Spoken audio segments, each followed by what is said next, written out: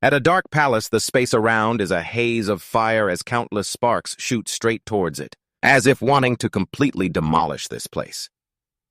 The final dungeon has been cleared. A person runs frantically shouting to announce that the dungeon is collapsing.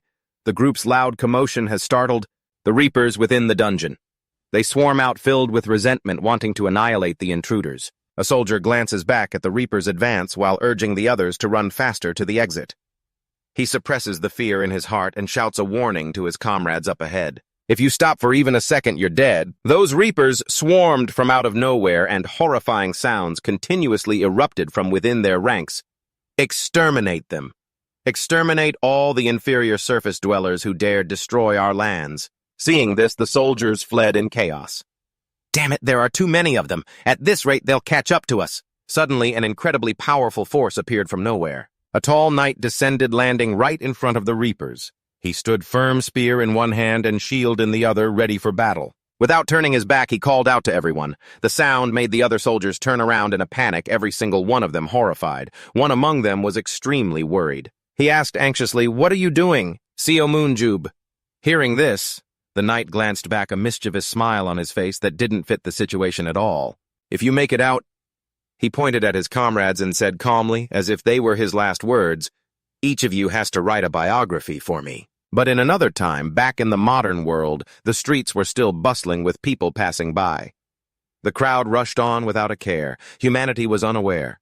A lonely, out-of-place shadow strode down the street, lost in thought. Humanity was unaware, that they were not the only living creatures. Just then, the person in black accidentally bumped shoulders with a young man walking in the opposite direction. The guy, his face contorted in annoyance, immediately spun around and cursed. "Hey, watch where you're going, you fucking dog." But as soon as the words were out, his expression changed violently. The face beneath that black hood looked like a Reaper's, its blood-red eyes flashing. A murderous aura began to erupt from them. "Building a civilization on Earth." The underworld. A deadly power enveloped the surrounding air. The street and the ground itself began to tremble. Humanity began to panic. The people who lived beneath the ground, the denizens of hell, a civilization completely different from what humanity had formed on the surface. A hand suddenly reached out from the hazy smoke. A monster appeared from nowhere, bringing with it a sinister purple mist, causing people to flee in terror. Time itself seemed to warp as hordes of monsters swarmed in, engulfing a corner of the city, and their numbers only seemed to grow due to the sudden invasion by the denizens of the underworld. Humanity faced the imminent threat of extinction. The military quickly appeared to engage them. Humanity launched a swift counterattack, but not a single weapon could inflict any damage on them. The monsters operated under the control of the Reapers. They possessed and seemed to be able to use mystical powers as they charged forward in a frenzy. They attacked the military forces, possessing something within them that could nullify all the army's attacks. But this situation couldn't last forever. However, not long after the situation changed. The mystical power possessed by the underworld quickly began to affect humans, and just like that, people seemed to gain a new source of power. And a small number of people affected by it became superhumans, mastering strange abilities that had never existed before. These superhumans also carried within them a heavy mission for humanity along with the new power they had obtained. They fought against the denizens of the underworld, and the tide seemed to turn for the better. As they destroyed the underworld's dungeons, one by one, humanity once again lit the flame of hope. And after it all, after countless hard-fought battles witnessed by tens of thousands of people at the final dungeon's gate, 7 exemplary youths gathered. Spring 2005. The 7 most powerful superhumans assembled. The 7 of them, representing all of humanity, conquered the final dungeon, the core of the world below, putting an end to the long, drawn-out war. For their contributions, their sacrifices, and that achievement, as they were called the 7 saviors of mankind, they returned to live in the utmost favor and respect of humanity, which was showered upon them whenever they appeared. Immediately, everyone's attention was fixed on them. They lived in endless fortune and fame. But no war is ever fought without losing some of its forces. One of them could not return. Humanity returned to a peaceful life, but they never forgot the sacrifice of that hero. The unveiling ceremony for the Seo Moonjo monument. Seo Moonjo, leader of the 7 strongest superhumans, was the only one who couldn't live in the glory of victory and its spoils. The monument was erected there, towering, They were all heroes and saviors, but the ones who survived became stars. The unveiling ceremony began. The cloth covering the monument was pulled away, revealing it in the presence of the other 6 saviors. And to the utter excitement of humanity, the fallen savior became a legend. And just like that, 17 years passed. Back to the present day in South Korea, the Seoul International Battleground Arena, the International Battleground Representative Selection Game. First match, South Korea versus France. Energetic roars erupt from the arena, a major development. The sounds of the match commentary ring out continuously, showing the intense mounting pressure inside the arena. France has begun their attack, but our players... The situation seems completely one-sided. They can't fight back. Nathan Berna. Nathan's extraordinary skill lets him easily defeat his opponents without giving them a chance to resist. Player Nathan attacks our team without hesitation. A dangerous black smoke radiates from him. He looks like an emotionless assassin. The commentator's shocked voice rings out. 6 kills. Nathan has single-handedly taken 6 kills. Nathan smirks arrogantly at his unprecedented achievement. Has any player ever done this before? Not since the day the International Battleground League was founded. Beck Joo, watching from outside, couldn't help but curse under his breath. Son of a bitch. The 2 commentators continued to update on the match. A performance just as we'd expect from the superhuman ranked 3rd in the league for his age group. Our national team has been almost completely wiped out without being able to put up a fight. At this point, only 1 girl remained on the field. The last player standing was Beck Hayan. Her power seemed to be no match for Nathan, a fight with an incredibly slim chance of victory, for her at least. But she didn't waver for a second, immediately rushing forward to attack. Player Hayan is charging toward player Nathan. She instantly closes in on her opponent using her signature skill. Her whip to face Nathan head-on, but he easily dodged her attacks. The spectators in the stands were captivated by every strike on the field below, but Jae-ho couldn't hide his tension either. Hayan continued her frenzied attack, but a voice suddenly whispered in her ear, just as expected from the daughter of one of the 7 heroes. Nathan had appeared beside her at some point. He immediately countered, "But you can never defeat me." His eyes flashed with contempt. Not with a team like that. A moment later, Hayan was defeated by a single one of his slashes. The announcement immediately rang out. Beck Hayan eliminated. Korea has suffered a complete defeat. The final winner and the MVP of the entire match is Nathan Berna of Team France. Our national team was unable to stop Nathan. In the second round, Nathan scored 7 kills, bringing the match between Korea and France to a decisive end, with an overwhelming score of 0-11. From the stands, voices of outrage immediately erupted. What a disgrace! Korea used to have so many superhumans, as the commentator's disappointed voice also rang out, with every sigh from Beck Joo. He who took down countless dungeons during the era of the Underground World War cannot keep up with the changing times. This was truly a humiliating result for him. Truly a disappointment. The commentary felt like a knife to his heart. For the nation that produced 2 of the 7 saviors, Seoul Moonjo and Beck Joo. His hands gripped the railing, trying to suppress the feelings swelling inside him, and just like that, the match came to an end. With one side so utterly crushed, the 2 commentators couldn't stop lamenting even though the match was over. France is a strong team, but there's no denying that last match was heartbreaking. I'm certain our citizens are incredibly disappointed. The netizens were also voicing their opinions about the result. So this is really a country that can't survive without Seoul Moonjo, huh? A stream of comments ranging from disappointed to accusatory flooded in. And this is supposed to be the homeland of Seoul Moonjo and Beck Joo. I'm honestly so heartbroken. LOL. I got slapped in the face by the government again. I should have known from the moment they said, "We will ban the battlefield because of its violent nature." LMAO, how are we supposed to compete properly when there are no battlefield players left in the country? The audience in the stands rose as one, starting to shout their criticisms. Get lost! And you call this an international match? Utter outrage was written all over their faces. Change the national team. Beck Hayan is the only one on the team with any actual skill. The harsh comments kept coming. Do you think we paid money to watch a pathetic match like this? Beck Joo stood silently to the side. He stood there alone, listening to all the harsh words from the audience. A single chaotic thought ran through his mind. This is one of the 7 heroes, Beck Joo. He silently gazed down at the arena. This is the 3rd loss since I became head coach of the national team. Just then, Beck Hayan was also getting up from her seat. Disconnecting link module. Connection terminated. Beck Joo watched his team helpless. Just as the audience said, other than Hayan, the rest were all just a bunch of nobodies. At that moment, Hayan couldn't hide the terror she felt either. Joo remained deep in thought. Korean superhumans were once known for their strength and iron will. But now that's just a story of the past. He didn't linger, turning to leave. Their mentality and their skills are at rock bottom. Anyone with real potential already left. As he thought of this, the image of his fallen comrades surfaced in his mind once more.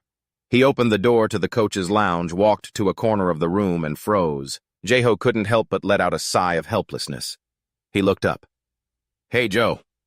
He gazed silently at the photograph before him, his voice filled with pain. "If only you were still alive." In the photo, a younger Beck Joo stood close to Seol Moonjo. Seol Moonjo wore that same arrogant, carefree smirk of his. Joo's heart grew heavy. He just stood there for a moment until a knock on the door broke the silence. An assistant came in to inform him, "Coach, sir, you need to attend the interview." The assistant paused for a moment. "Everyone is waiting, sir." Hearing this, Joo scoffed, then said bitterly, "Right. I need to go out and apologize to the public." He strode out, gently patting the assistant on the shoulder. "That's the only reason they pushed me into this head coach position." The assistant tensed up hearing that. "Coach." As he walked, he spoke again, hopelessly. "It's pointless." The assistant, alarmed, asked, "What do you mean by that, sir?" Joo answered nonchalantly. "This current team is impossible. They're too weak, and they lack the fundamental talent and mentality." The assistant quickly tried to reason with him. "It hasn't been that long since you became head coach, sir. We're only just getting started." But Joo was resolute. "No, I'm going to make a formal announcement during this interview." The assistant froze on the spot. "Head coach!" Joo paid him no mind and walked away without hesitation. "Unless Seol Moonjo crawls out of his grave, for me this is more than enough. I should just walk away, before my own reputation gets dragged down with it." The assistant was still pleading anxiously. "If even you leave, sir, then this team is completely hopeless." But Joo's mind was made up. "I can't let this chance slip by." His face was a mask of utter helplessness. "Finally, I can retire." Suddenly, his phone rang. "Why did you come out of that place?" Joo glanced at the name on the screen and thought to himself, "Is the association president calling to chew me out?" But he answered it right away. "Yes, Mr. President." A rushed voice came from the other end of the line. "Have you seen the news yet?" "Yes."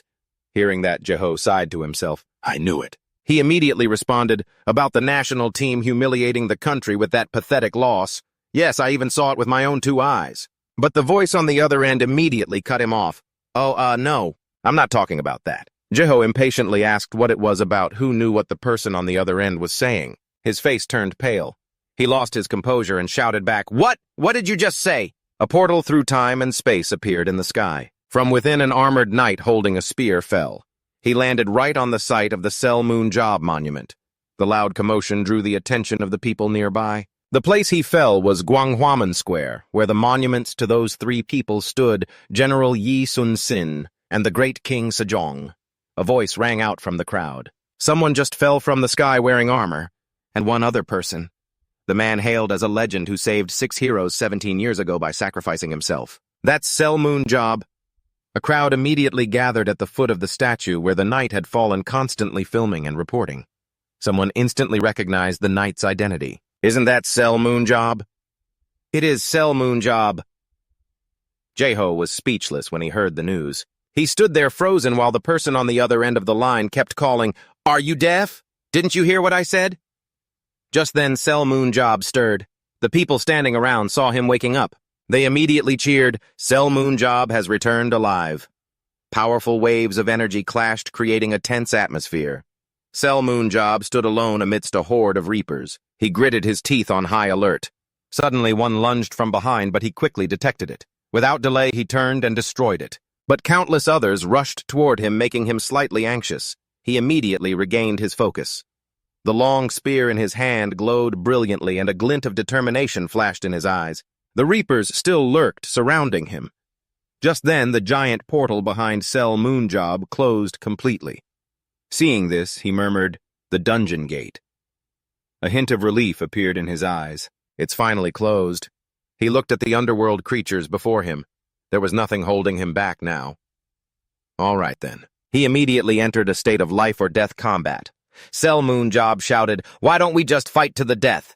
Back in the present, a pair of eyes suddenly shot open. After a nightmare, Cell Moonjob, dressed in a hospital gown, sat bolt upright. He sat gasping for a moment. Just then, a nurse walked in. "Oh, sir." "You're awake," dazed Cell Moon. Job rubbed his head. He stammered, asking the nurse, "Where am I?" The nurse immediately asked how he was feeling. "This is a hospital." Hearing that, Cell Moonjob was completely stunned. "What?" From the VIP hospital room of patient Cell Moonjob, a piercing voice cried out, "2022, not 2005. In disbelief, he clenched the blanket. "This makes no sense at all. When I entered the final dungeon, I'm sure it was 2005. Hearing this, the nurse didn't quite know what to do. But she explained patiently, "You must be very confused. I think I need to explain the current situation to you. But wait just a moment." Then the nurse turned and picked up the TV remote. She turned on the television and pointed to the screen. "Do you see that over there?" The news was on. The top story was about him. "This is today's news. Cell Moonjob is currently receiving treatment at the hospital," the news anchor's voice announced. Cell Moonjob listened intently. "Cell Moonjob, the leader of the 7 heroes, who was previously rumored to be deceased, has returned after 17 years and is currently receiving treatment." On the screen was footage of him right after he fell. Mr. Cell Moonjob fell from the sky in Guang. A Huamanen Yas was discovered in front of his own statue. Although he was unconscious, doctors say his life is not in danger and that he only suffered minor scrapes. The name Guanghwaman means Gate of Illumination. It is the name of the northern gate of Gyeongbokgung Palace. During the Japanese occupation, soldiers destroyed most of the palace and moved Guanghwaman to the east to diminish the palace's importance. After that, they built the government general building on the site of the old Guanghwamun as a symbol of their power. It was finally restored in 2010. And is a tourist attraction. Cell Moonjob continued to focus on the news, not missing a single detail. He is still wearing the exact same equipment as when he entered the final dungeon in 2005. And perhaps because he is a superhuman, his appearance has not changed in 17 years. But the next part of the report left him bewildered. Therefore, some experts are cautiously suggesting that a distortion in space-time may have occurred. This concludes our report, and that's all the news for today. After hearing the news, Cell Moonjob was still filled with disbelief and doubt. Have 17 years really passed? But it was 2005 just a few days ago. The nurse replied patiently, pointing towards the window. "Yes, that's why it's a madhouse out there." Cell Moonjob followed her gesture and looked down to see that a massive crowd of journalists and reporters had gathered. Since you were transferred here. The reporters have been camped out there ever since. The crowd of reporters stood there watching his every move, their cameras aimed straight up, as if afraid of missing the first images of him. Seeing this, Cell Moonjob gritted his teeth and cursed. "These bastards. They're just like they were 17 years ago." Then he turned to the nurse. "Let me borrow a mirror for a moment." The nurse quickly replied, "A mirror? Just a moment, I'll bring one for you right away." She quickly brought him a mirror. "Will this one do?" He immediately took the mirror and looked at his face. Seeing that it hadn't changed at all left him a bit stunned. "Have I really not aged a day?" He could hardly believe what he was processing. Hundreds of questions swirled in his mind. There's no way a 47-year-old could look this young. Did space-time really get distorted? Impossible. I've never heard of anything like this happening in the past 17 years. But if this is the world 17 years in the future, then right now I'm... Suddenly, as if remembering something. Wait a minute. His face turned pale and he stammered a question to the nurse. "By the way, my savings." The nurse, who was clearly up to date, was able to answer him immediately. "Oh, that... all of your assets from before. As per your wishes, they were all donated to the Children's Protection Association. For every child, Seol Moon Seob has donated all his assets." Hearing this, he cursed, "Damn it." He then stammered a few more questions, and the nurse patiently answered. "Then what about my house? Since it was the birthplace of the famous Seol, it has become a museum. And then my car. My car. Was it auctioned off for charity? After hearing the answer, Moonseob was devastated. He trembled, clenching his fists as he thought about his future. I can't live in a hospital forever. So not only am I broke, I'm basically homeless now. He was utterly dejected by his predicament. Damn it. If I'd known, I would have kept some of it. Hearing this, the nurse could only give a wry laugh. Ha ha ha ha ha! She tried to comfort him. Don't worry too much. You're the hero who saved the world. Do you really think anyone would forget you? In fact, Mr. Beck Joo heard the news about you and has already contacted us. I'll call him back and ask when he's coming. With that, she immediately contacted Joo. He says he'll be here soon. Seol Moonseob had calmed down a bit by now. I understand. Seeing that he was back to normal, the nurse left. Well, then I'll step out for a moment. If you need anything, please feel free to press the call button. The hospital room door slowly closed. After Seol Moonseob sat there stunned for a moment, he became lost in thought. Even though I've seen it with my own eyes, I still can't believe it. He decided to wait for his best friend to arrive. I guess I'll get the details from Joo later. For now, I should check my body's condition first. He then immediately activated his superpower Analytic Eyes. A status window appeared. Analytic Eyes. You can analyze and visualize the talents and abilities of living beings. Only the owner can see this information. This is the superpower that allowed me to become the world's strongest superhuman, he thought to himself. These eyes don't just check a target's current abilities. They can also see their future potential. It's a truly unbeatable superpower. That's the reason for his unparalleled strength. And that's why I was able to grow faster than anyone else. As a result, he became a dungeon raid leader early on. He soon appeared in famous newspaper headlines with epic taglines.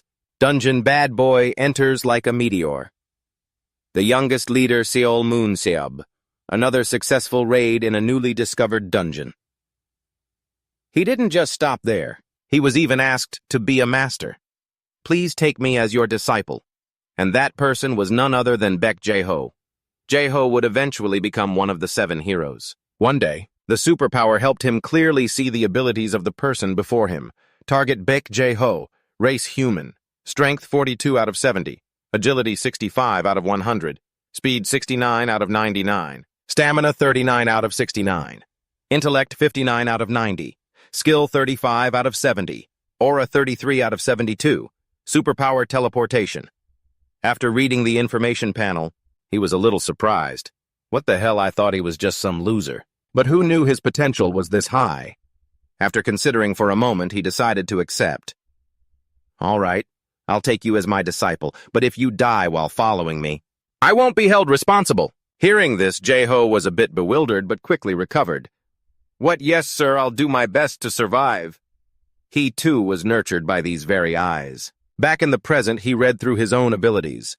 Target Seol Moonseob, race human. Strength 79 out of 79. Agility 97 out of 97. Speed 76 out of 77. Stamina 91 out of 91. Intellect 110 out of 100. Skill 100 out of 100. Aura 100 out of 100. Superpower Analytic Eyes. He muttered in awe as he read, strength at 79, huh? But one detail took him by surprise. Intellect, 110. Seol Moonseob couldn't help but wonder, isn't 100 the maximum for a human's potential? But here it's 110.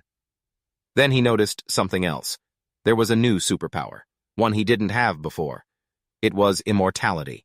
You are immune to death from physical causes. He sat there stunned. Did I have a skill like this before? Come to think of it, this must be a new superpower formed from that special situation. He speculated to himself, so it was formed from that battle. Then he seemed to think of something. Then maybe I... But before he could finish the thought, a voice called from outside the door, Seol Moonseob. He immediately looked towards the door and saw. Joo rushed over and he called out to him softly, his voice tinged with disbelief. Are you... Joo? The moment Joo saw him, his eyes welled up with tears. His voice choked with emotion. Joseph, you're really back. Seeing Joo like this, Sam Moonjob smiled cheerfully. Looks like you've gotten softer, huh? Beck Joo quickly wiped his tears, but ultimately couldn't help but look up. A childlike smile formed on his lips. What a relief. Later, as night fell over the city, Sam Moonjob and Beck Joo stood side by side on a rooftop. Gazing at the city glittering with lights before them, Sam Moonjob turned to speak first. "Hey, are you done crying yet?" Joo replied cheerfully. "You'll understand when you get older. The older you get, the more you cry." Sam Moonjob joked, "But I'm still young, so I wouldn't know." Then he changed the subject. "Anyway, you still kept your promise, right?" "Huh?" Joo asked, a little confused. "What promise?" Sam Moonjob promptly reminded him. "My autobiography, my friend."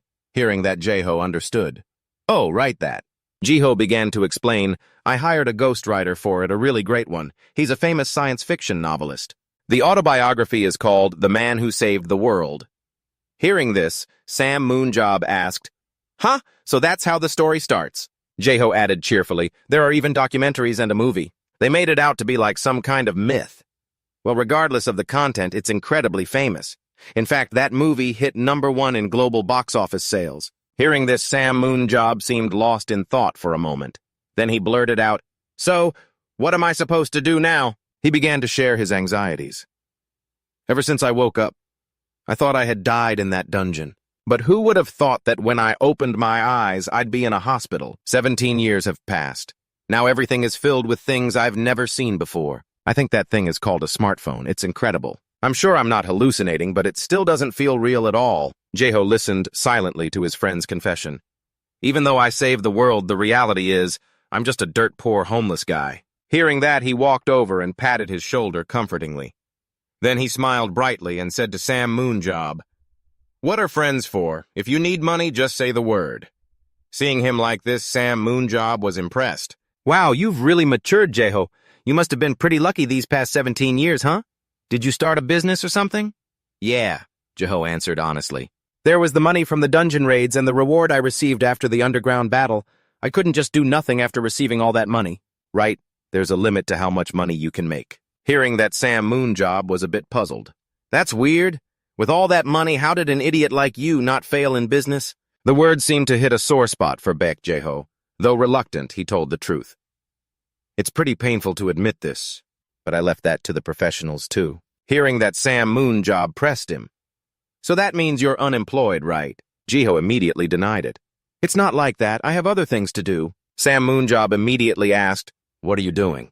Joo answered softly, his voice getting quieter and quieter, as if he really didn't want to say it. Head coach. Head coach of the national team."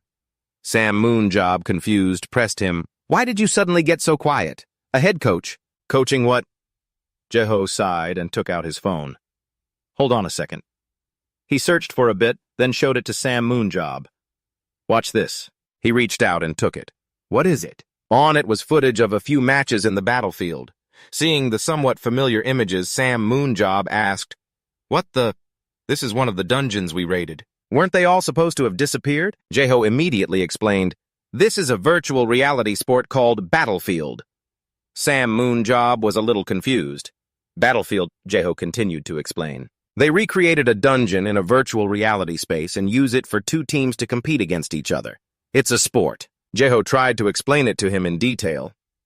"You can think of it as a new kind of business that utilizes the superhumans who became unemployed after the war, but it was so popular right from the start that now it's become the most popular sport." After watching the video, Sam Moonjob felt it was incredibly lame. "This just looks like a bunch of kids playing around. Are they making fun of me?" Hearing that, Joo immediately retorted, "No, it's not like that. The high-level players are not only on par with the 7 heroes, but winning the Battlefield World Cup is also a matter of national pride." After listening, Sam Moonjob nodded. "Oh, so that's how it is." Then he suddenly asked a question. "So what is Korea like these days?" Joo looked at him blankly. "What, seeing this?" Sam Moonjob teased, "Getting old, so your hearing's going." He then repeated his question, "What is Korea like now?" Without waiting for an answer, he offered his own guess. "Even though our population is small, we have a lot of strong people, right? If it's just a children's game, then I'm sure our ranking is really high." Holding the can, he raised his hand, preparing to toss it into a trash can in the distance. A distance so far Joo didn't quite know how to put it. He stammered, "That..." Then he spoke awkwardly, saying something so Korean. Joo paused before daring to speak the last 2 words. Two words that made Seol Moonseob lose focus and miss the can, throwing it outside. After Seol Moonseob was frozen stiff by Jaeho's words, the atmosphere became a little awkward. Seol Moonseob struggled to turn and look at Jaeho in bewilderment. Then he couldn't help but gape in astonishment. What? Night had fallen, but cars were still bustling along the road. Beck Joo spoke softly. When the great demon disappears, the next demon will be the first to act. Seol Moonseob, sitting beside him, was a bit confused. Huh, what are you talking about? Jaeho then explained, that's the reason our country has become so weak in the arena. Hearing this, Seol Moonseob was a little surprised. What, that's ridiculous. Jaeho explained it to him. After the war ended, many of the higher-ups were worried about the superhumans who had nowhere to go. They didn't know when each one might turn against them or something like that. Hearing that, Seol Moonseob understood immediately. Those guys never change. As he drove, Jaeho gave him more information. That's why the battlefield was normalized. Under the pretext that superhumans possess harmful powers, they wanted to put those with abilities under national control. It was the same for me. I'm only seeing it now. Hearing this, Seol Moonseob already understood. I get it now. All the superhumans considered strong Koreans in the past have naturalized in other countries and become players or coaches. Yeah. Jaeho was a bit embarrassed. That's right. Seol Moonseob continued. Even when I was there were so many people who wanted to exploit us in every way. I should have just broken their knees. Hearing that, Jaeho teased him, but you badmouth everyone. From politicians to the president. Seol Moonseob replied nonchalantly. Because I was angry they wanted to use me. I was actually going easy on them. Jaeho looked a bit troubled now, but he continued. Anyway, because our starting point was so low, the average player level is quite low. Then he looked carefully at Seol Moonseob. So Seob... But before he could finish, Moonseob flatly refused without a shred of hesitation. No! Jaeho was startled. Hey, I haven't even said anything yet. But Seol Moonseob didn't give him a chance to speak. It's obvious, isn't it? You want to drag me into this league or something? Jaeho tried to persuade him. Hey, you're only 30 years old. Your skills are in their golden age. Don't you think it's a waste? But he seemed completely uninterested in any of this. I'm not wasting a thing, so don't worry. He stated his wish firmly. I don't want to live as a superhuman anymore. My life as a superhuman is over. It ended heroically in the final dungeon. Jaeho still tried to salvage the situation. You don't have to fulfill any of those obligations anymore, it's just a sport. But Seol Moonseob didn't believe a word of it. I never fulfilled any obligations. Do I look like someone who would fight for others? He sighed in frustration. When I was a kid, I fought to survive. And after becoming a superhuman, I fought to be recognized. Then he asked Jaeho in return, wasn't it about time I lived for myself? Then he thought about his name appearing in all sorts of news articles. Besides, if I said I'd join the league, the reporters would go crazy. The world's savior Seol Moonseob will now save Korea, something like that. They'll automatically have expectations and rely on me.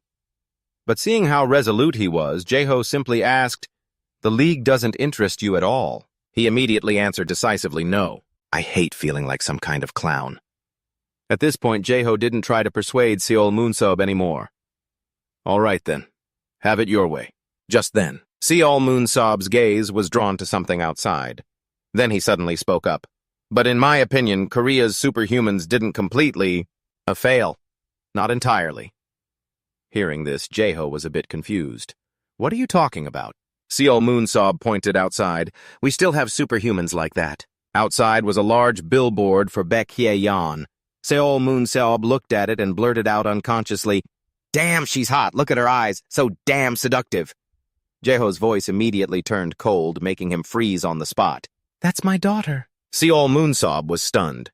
Hayan, isn't she 6 years old? Jaeho's face darkened as he spoke. 17 years have passed. She's 23 now. Seol Moonseob was too embarrassed to speak. Oh, really? She's very pretty, but looking back she looks down on 17 years ago, huh? But Jaeho immediately cut him off. Seob, that's enough. Seeing Jaeho like that, Seo Moonjo could only apologize. I'm sorry. The car continued to speed down the road, but the people inside were silent, no longer continuing their conversation. A little while later, the two of them arrived back at Beck Jaeho's house. The notification sound chimed, You have arrived at your destination. As soon as they entered the gate, they saw a woman standing there waiting. The moment she saw the two of them, her eyes lit up. Oh my. That woman was Han Sung-hee, 52 years old, a Spectre and Beck Joo-ho's wife. Sung-hee greeted Seo Moonjo warmly. Joe. The joy was clear on her face. It's been too long. It's so good to see you. Seo Moonjo replied cheerfully. Yes, well, for me it's only been a week. Sung-hee chuckled and sighed. Oh my, I aged so much during that week. Seo Moonjo knew just what to say. Not at all. You look like I've only been gone for a week. Hearing that, Sung-hee was overjoyed. Ha ha ha, Joe, you're too kind. Then she turned to her husband, asking with concern, You must be tired from driving, honey. Jae-ho didn't see it that way. It's nothing compared to my friend who I thought was dead coming back. Seo Moonjo stood to the side, taking in this warm, happy scene. It was only then that his mind could completely relax.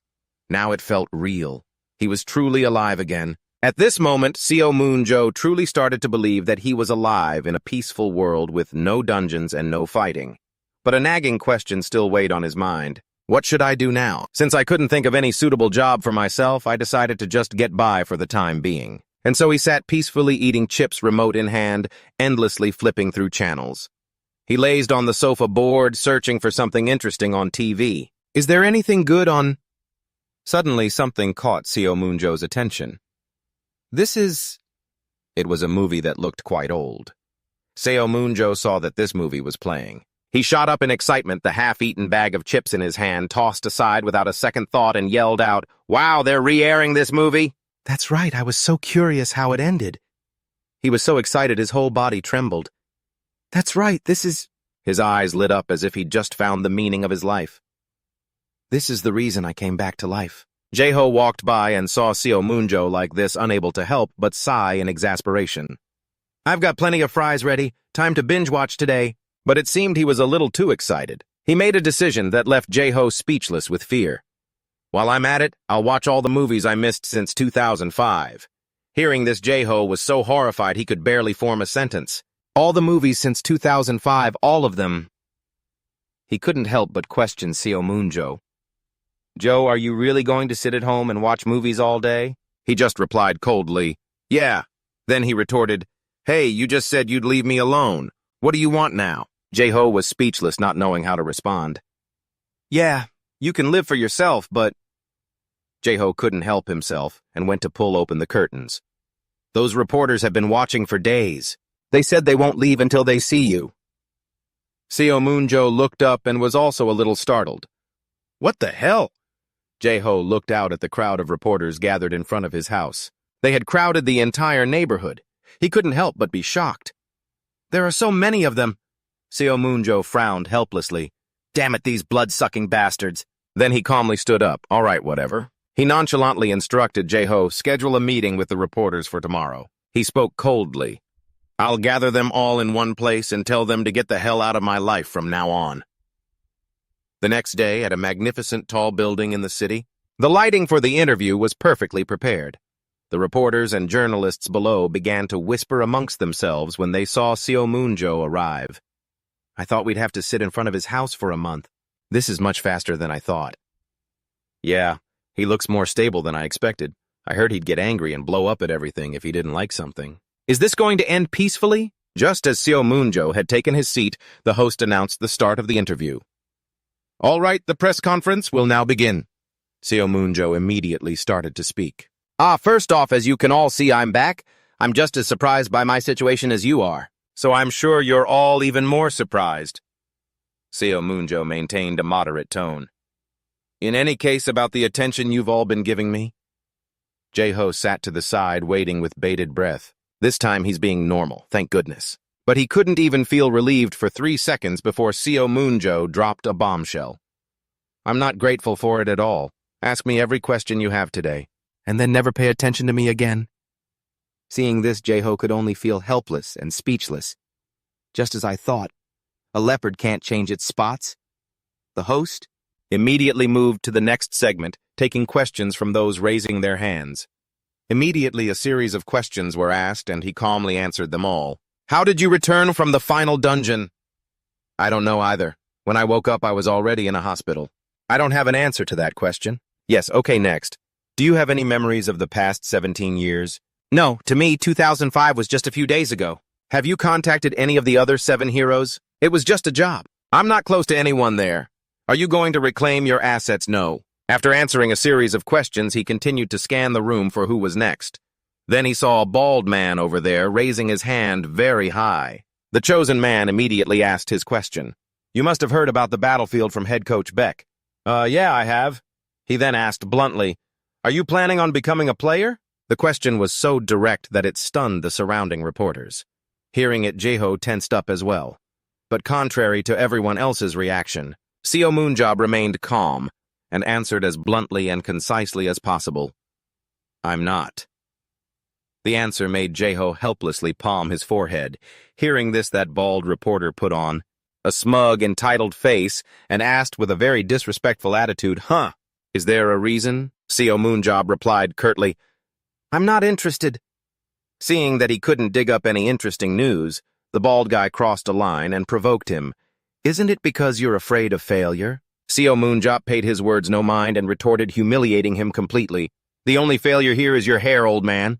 Then he said seriously, I have absolutely no interest in the battlefield. I don't find it fun at all, so don't expect me to be your clown. At this point, the host took the hint and moved to end the press conference. Okay, that's enough. Thank you for your answers. The press conference will end here. Seo Moonjo added one last thing. I hope everyone's curiosity has been satisfied. Don't bother me anymore. And with that, he was done. So goodbye. Seeing him leave, Jae-ho stepped forward to say a few final words on his behalf. Thank you all for gathering here. So please. Suddenly, someone from the crowd shouted up, Wait, I have one last question. The person didn't hesitate to ask, Yesterday, the player Walker mentioned you saying, The 7 heroes are nothing, and they can't even touch me. What are your thoughts on this? He was a bit surprised after hearing the question. Gerald Walker. The reporter immediately explained, He's a battlefield star from America. He's also known as the pride of the American tankers. Hearing that, Seo Moonjo seemed a little interested. Oh, is that so? Is that Walker guy the strongest player? Hearing him ask that, the reporter found it a bit difficult to answer. Well, the thing is, there's a top 3 strongest players on the battlefield: Nathan Bana from France, Roy Meyer from Iceland, and Daniel Mansky from Germany. After listing those 3, he returned to this Walker fellow. He hesitated for a moment, then had to say, Walker is an excellent player, but he still hasn't reached... Before the reporter could finish, he was cut off by Seo Moonjo's scoff. He held his forehead, looking fed up. Seriously, even after 17 years have passed, there are still guys like him. He looked up, stared straight at the reporter, and said mockingly, If he can't even make it into your so-called top 3, then he has no right to speak. Then he declared to everyone attending, The press conference below, if you want to fight me, don't look for me on the battlefield. Find me in real life. Losing his patience, he flipped off the cameras below. I'll bury you in your own backyard with these 2 hands. This image was broadcast all the way to America. At the U.S. player headquarters, Cherrywood was reporting the incident. And that's what he said. Walker! That Walker guy, hearing this, angrily crushed the object in his hand. He turned and called out, Wood! He was completely provoked by Seo Moonjo's words, his anger now uncontrollable. He immediately ordered, Get a plane to Korea. Now! Jae-ho exclaimed, A match against the American team. He continued yelling into the phone, How could you spring this on me so suddenly? Huh? Moon thought to himself, annoyed, Ugh, so loud. He spoke up, Hey Jae-ho, you're being pretty loud. You should take your call outside. Jae-ho sighed, holding his forehead. I understand. He ended the call and slumped into a chair with a sigh. Seo Moonjo continued to complain, I can't even watch TV because you're so loud. What is it, buddy? Jae-ho replied, We have a match against the U.S. in 2 weeks. He rolled his eyes. I know, I don't care. Jae-ho snapped, This is all your fault. Don't you remember Gerald Walker? Seo Moonjo scowled. Who the hell is that? Jae-ho crossed his arms and reminded him, The guy who tried to provoke you. The one you said you were going to bury in his backyard. Seo Moonjo replied dismissively, Oh, him. Jae-ho sighed. He's obviously furious after you publicly humiliated him. Seo Moonjo remarked, How childish. All because of that. Yes, Jae-ho continued. You said he wasn't part of the top 3. He's clearly very sensitive about that. He wanted to meet you, but since you don't play on the battlefield, I think he wants to take it out on the Korean team instead. Seo Moonjo asked again, "What does that weirdo want with me?" Jiho sighed. "Oh, for the love of... I don't give a damn. Good luck with that, pal," Seo Moonjo said. Jiho's face went pale with anger. "You..." But Seo Moonjo interrupted. "Huh, but if they're having a match between the national teams, if you're pointing at him, doesn't that mean Hajan will be there too?" "Just as you were saying, the kid is a national player," a loud voice called out from the door. "Mom, I'm home," Selman muttered, annoyed. "Geez, you scared me." His gaze flickered over his expression, quickly turning to surprise. Hayan's mother smiled. "Oh my, you're home earlier than planned, dear." Hayan grinned brightly. "I rushed home as soon as I heard you were at our house, Uncle. And I wanted to see you and Dad, too." She continued asking, "Where is he?" Her mom replied, "He's watching TV in the living room." Selman waved to her. "Hey!" Hayan beamed. She ran over and threw her arms around him, exclaiming, "Uncle!" He replied, "Hayan, think about how big you are now. You nearly crushed me." She didn't seem to care about that in the slightest. "You're really back." He laughed and replied while ruffling her hair, Yeah. I was worried you might have already forgotten me." Hayan explained, "How could I ever forget? I used to play with you all day long. I loved it when you'd always bring me cookies or chocolate. Mom and Dad never bought me things like that." He continued, "But you're definitely all grown up now. They say kids grow up so fast." She joked, "Of course, I'm 23 now." He then asked, "So you came back for AMET, right?" Hayan retorted, "No, I came back to see you. That other thing is just a side quest." Selman replied, "I see." Hayan asked again, "But Uncle," she said curiously, "I have a few things I want to ask you. Are you really not interested in Battleground?" He asked, annoyed, "Did Jiho tell you this?" "Sorry, but I have no interest in that kind of thing." She cried out, "Why?" He explained, pointing at the TV. "Your uncle has a lot on his plate." She clung to him. "Even if I ask you like this." Selman Jop instinctively refused. "No way," she pouted. "You've changed, Uncle," Selman grumbled. "I think everyone else is the one who's changed." She continued sadly, "The old you always used to listen to my requests."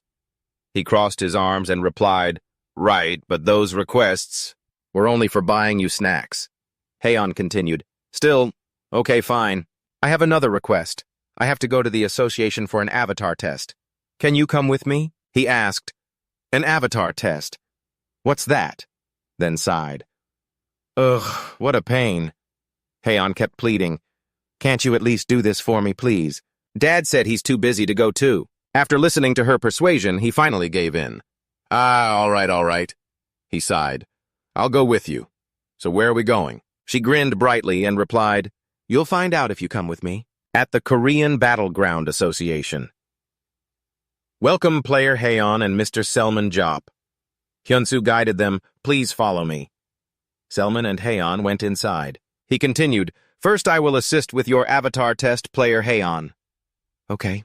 A system voice announced, "Checking weapons and armor. 3, 2, 1, check complete. Synchronizing with avatar now. Connecting."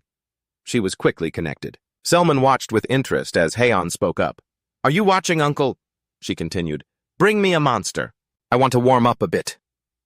A monster quickly formed. It was a dark wolf. Selman and Hyunsu watched Hayan on the monitor and Selman spoke up. "Huh, so they can do things like this too?" Hyunsu replied, "Battleground is a virtual reality sport that uses the association's advanced technology. We can recreate dungeons, monsters, and players in virtual reality." He continued to explain, "That's why players who are participating for the first time must come to the association and initialize an avatar." Selman thought for a moment, then replied, "It looks really realistic, huh?" He looked at the screen and muttered, "I guess I'll see how good Hayan really is." The wolf moved. It lunged to attack Hayan. Without a hint of fear, she cracked the whip in her hand. A piercing sound rang out as the wolf was instantly ensnared. Hayan choked it, causing it to struggle in pain. Then she leaped up and swung her sword for the finishing blow. Hayan smirked. Hyunsu announced, "Avatar synchronization rate has been confirmed. You may log out now." Hayan grinned. After logging out, she rushed over to Selman. "Uncle, how was I?" He gave her a thumbs up and offered some perfunctory praise. "You're not bad for a 6-year-old, though you still have a long way to go." She huffed. Then why don't you give it a try? Besides, I'm 23 now, he replied. I already told you I'm not going to compete. She had no intention of dropping it. No one's asking you to compete, I'm just telling you to try it out for a bit. As she kept pleading, I couldn't help but be curious. I've heard so much from my father about how strong you are, but I want to see it for myself. By the time I was old enough to watch you fight, you had already disappeared. Selman was swayed by Hayan's words. He sighed and agreed. All right, I'll do it. Hayan's face immediately lit up with excitement, making Selman have to add a reminder. I'll only do it this one time, and only because you're the one asking. She continued. Really, thank you, Uncle. Hyunsu explained. Mr. Munjob, would you like to give it a try? He laughed and explained, normally we'd have to run an incarnation test after measuring all your stats, but since you're not actually competing, in a real match, I think we can do an incarnation test right now. Hayan chimed in. Right. It'll be so much fun, Selman asked. So I just need to go inside. Hyunsu explained. If you go in now, it's like entering a connection module. Your avatar will be bare-handed. He instructed while two others struggled to bring out some weapons. First, you need to take your weapons. Selman held them and thought, These are quite different from what I usually use. They're too light for their size. Hyunsu presented them. What you're holding is standard-issue field gear. Players usually use custom-made equipment, but because this is a testing facility, we only have standard-issue equipment. If they don't feel comfortable, you can request that we make something else.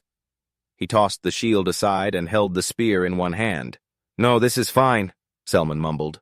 A spear is enough, and this thing is a nuisance. Let's just do it. He quickly connected to the combat machine. A connection to a virtual dungeon. I guess I'll see how this goes.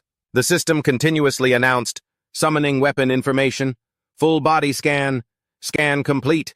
An avatar will be generated with the scanned information. Hyunsu's voice came through. Mr. Seo Munjob, can you hear me? The place you're standing in is a virtual area. It's an exact replica of the real testing area. I see, Selman mumbled while feeling his new body. The sensation is quite similar to passing through a dungeon gate. Hyunsu continued to instruct him through a monitor. Look at the control panel. It seems there are no errors in the synchronization between your avatar and your real body. Hayan chimed in. You can do it, Uncle. Selman stretched as he spoke up. So try throwing whatever you threw at Hayan at me. Hyunsu replied, Okay, understood. He then pressed a button and a monster gradually formed. It hovered over Selman's head. He muttered, A Salabun is it? Outside, Hayan said to Hyunsu, This one looks a little different from the ones I know. He replied, You're right. That's a special Salobun monster. Only an aura can damage it, but we created it based on the data of the strongest specimen we've ever recorded. It growled and lunged to attack Selman. He didn't even bother to move his eyes fixed on it. He threw his weapon away, muttering, Oh, why bother carrying a spear? It just gets in the way. Then using his bare hand, Seomun touched it, and with a single flick finished the monster in one blow. Hyunsu and Hayan were stunned. The girl exclaimed, That's insane! You killed a Salabun with just a flick of your finger. Selman replied, What's with all the shouting? Oh, so this is what happens when it dies, huh? Hyunsu added, A Salabun isn't the most difficult monster, but it's definitely not something you can kill with one finger. He looked at him and continued to speak. Hey, clean up that trash and summon a new one. I want to test something. Hyunsu immediately agreed, and another monster was created. Okay, understood. Selman thought to himself while looking around. This place really isn't any different from reality. Looks like I can test that thing in a place like this. Ugh, he said aloud. Even though it was the strongest one, it didn't surprise me at all, so I couldn't warm up properly. But I guess it can't be helped. A voice echoed, Well, your title is the strongest superhuman, after all. Of course, a single Salabun isn't going to satisfy you. Selman then looked in the direction of the voice. Outside, a confused Hyunsu and Hayan observed the control panel. What is this, why all of a sudden? She asked curiously. What is it? He continued, The problem is, the screen flashed a bright red warning. Hyunsu explained, Someone is trying to connect to this place using an external module. A man named Gerondo Walker appeared. He landed, looked at Selman, and spoke. Is your previous invitation still valid? Selman looked at him without answering. He continued, You invited me, so I came looking for you, but why aren't you saying anything? You look like you're scared shitless because you didn't expect me to show up. Honestly, I don't care if it's the 7 heroes or the 8 heroes, but I'm going to prove that title is nothing but an empty name now. With that, he rushed forward to attack. Die! Selman didn't even try to dodge. He swung his weapon down and thought in astonishment, he's not there. Scared shitless, you say? Selman's voice came from behind, startling Gerondo. He appeared behind him and continued, not a chance. Selman smiled. I was just thinking about how good this test is going to be. He faced off against Gerondo. He held a shield in one hand and a spear in the other. In contrast, Selman only held a single spear. Hayan was amazed. How is that possible? Jinti replied. Don't worry too much, miss. The door opened and Jinti and a few others were standing there. He spoke, I've already permitted this, so there's nothing to worry about. Hyunsu and Hayan were surprised. Chairman, Father, I thought you were busy. He continued, this was discussed beforehand. But I suppose you two weren't informed. My apologies for making you worry. Park Jin-T smiled. Will this suffice? The Emma Motion manager replied, Thank you for your cooperation, Chairman. Even though our request was a bit difficult, he chuckled to himself, recalling his past with Selman. That guy owes me a lot. If he has any conscience, he won't be able to say a thing. He should be the one grateful for this. He watched him calculating how to use this opportunity. That guy might be interested in the arena. Selman swung his spear and Gerondo parried, retaliating without holding back. Then they both backed away, Selman on one side, Gerondo on the other. He observed his opponent, thinking, this guy, he's better than I thought. Using his analysis eye skill, he was astonished. Strength and stamina are both 100. He's a true beast, and his willpower is 87. He thought to himself, I thought he was just some hot-headed idiot, but it seems he's got the guts to make up for his stupidity. The other guy urged, What, not gonna fight anymore? What are you staring at me for, Selman thought. This guy. He smirked. So he can back up his talk, huh? If someone like him had existed 17 years ago, we might have taken him to the final dungeon. He calculated, his superpower is a perfect fit for a beast. Now that I think about it, that thing I found when I woke up in the hospital, I was planning on using it to fight Saloon. But now I've run into this guy. Let's try it on him. With that thought, Selman charged forward recklessly. Gerondo swung his weapon, gritting his teeth and thinking, if that's all you've got, he swung down. I can see your move perfectly. Then his eyes widened in shock as Selman stopped right in front of him. Selman smirked and said, I'm going to show you something really interesting. And then he took a critical hit from Gerondo. The observers outside were stunned. Hayan cried out, Uncle, why are you just standing there? Why would you deliberately let yourself get hit and die? He had the same thought. Yeah, that kid's right. He recalled in shock how Selman Jop had stopped his attack and hadn't backed away at all, as if he wanted to die. Just what is he? As he was thinking, Selman's voice rang out. Ah, damn, that hurt more than I thought. In an instant, he lunged at Gerondo, forcing him to dodge immediately. He let out an annoyed grunt, then looked at him in shock, muttering, How? He didn't even bother to block. He should have died instantly. Selman coughed dryly, then muttered from within the smoke, This is insane. Did they even replicate the smoke? The spectators outside were amazed, but Gerondo, also in disbelief, uttered, Impossible. The smoke gradually cleared, revealing Selman dramatically. How about that? He smirked. Told you I'd show you something interesting, didn't I, Immortality? You are immune to death by physical causes. Selman asked again, How about that? I told you I'd show you something interesting, didn't I? Skill 4, Immortality. You are immune to death by physical causes. Gerondo in disbelief. How is that possible? I got this badass superpower after I almost died, Selman muttered, so now I'm really immortal. The test was a success. He continued to think, but not only did I not die, it even healed my wounds.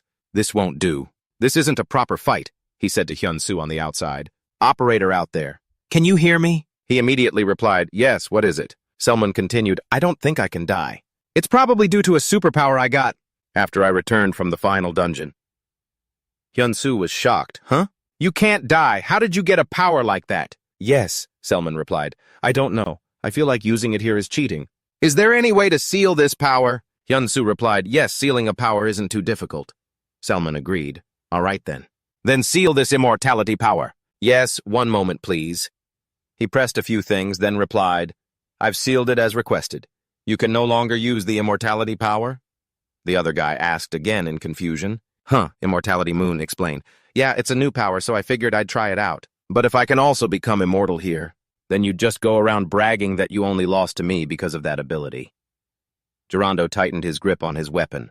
He walked closer to him and spoke while tossing the weapon back to him. You really are as arrogant as the rumors say. Now let's see if your skills are as good as the rumors claim. Then Selmoon easily caught his own weapon. Of course, reality has to be different from the rumors. Because I'm much stronger than the rumors say, he retorted. I'll see that for myself. Now get up, you're out of excuses. Let's fight then. Selmoon continued. Why don't you go beat the top 3 first? You can't just skip the 4 lords and go straight to fighting the Demon King. That's just not polite. I mean, I heard you couldn't even make it into the top 3. His words successfully infuriated the guy. He charged forward as Selmoon asked again. Did I get on your nerves? He moved lightly, dodging his attack. Durando leaped back, astonished, thinking to himself. He disappeared. Selmoon appeared from behind him. Over here! Durando's gaze immediately shifted. He thought to himself as he watched Selmoon's movements. He's going to attack from behind. The tip of the spear appeared in front of his face. Durando quickly jumped back. Selmoon smirked, thinking he can react that fast even with his vision blocked by the shield. Not bad. But it's time to end this match, he thought to himself as he got into his stance and took aim. Then Selmoon charged forward to attack the guy. Durando and his shield were sent flying, slamming hard into the wall. Selmoon smirked. Durando got up with an annoyed grunt. He remembered his opponent's movement. He intentionally aimed for my side, using the shield to block the incoming spear and changing its trajectory right before it struck. His control is terrifying. So this is Selmoon Saab-un. He spoke up. I win right. Durando refused. Not yet. The spear just grazed me. I'm not dead, he replied. That's because I did it on purpose. I went easy on you and you still have the nerve to talk back to me. He continued his reply. You'll never beat me as long as you're using that huge shield. Oh, he asked. Selmoon continued with a suggestion. You don't need to use one that big. Switch to a smaller one. He was confused. Why are you suddenly... Selmoon answered. Your big brother here is being kind enough to teach you because you're not just good at running your mouth. Your vision is blocked by the shield, he continued. I bet you were teased as a kid for having bad eyesight. His words made the guy freeze for a moment. Selmoon continued. I bet that's why you chose a large shield so you could both protect yourself and observe the fight. But that's not a perfect solution. It'll backfire. When fighting a super strong person like me who knows how to use your vision against you, you should switch to a smaller shield. Consider using your intellect and your control as well. It'll be more beneficial for you in the long run. Durando looked at him suspiciously and asked, You're not lying, are you? Selmoon replied, Why would I lie to you even if I told you everything? You're still no match for me, you idiot. He was annoyed but had to agree. Fine, I'll give it a try, it can't hurt. The people observing from outside were confused. Jeho thought to himself, why would you tell him that? Idiot, he was already a tough opponent. Then Selmoon continued. The rest is up to you. That's all I'm doing. I'm out of here. I've got to get home and watch some movies. He added, oh, and hey, and since your big brother here was kind enough to teach you, make sure you pay your tuition fee when you get home, okay? All right. He agreed and then added while getting up. But I have one condition, Selmoon repeated. A condition. What condition? He pointed a finger at him and proposed, I want to fight you one more time. So let's fight in the A-League match in 2 weeks. Selmoon looked at him confused. You're ridiculous. I already told you I'm not interested in the arena.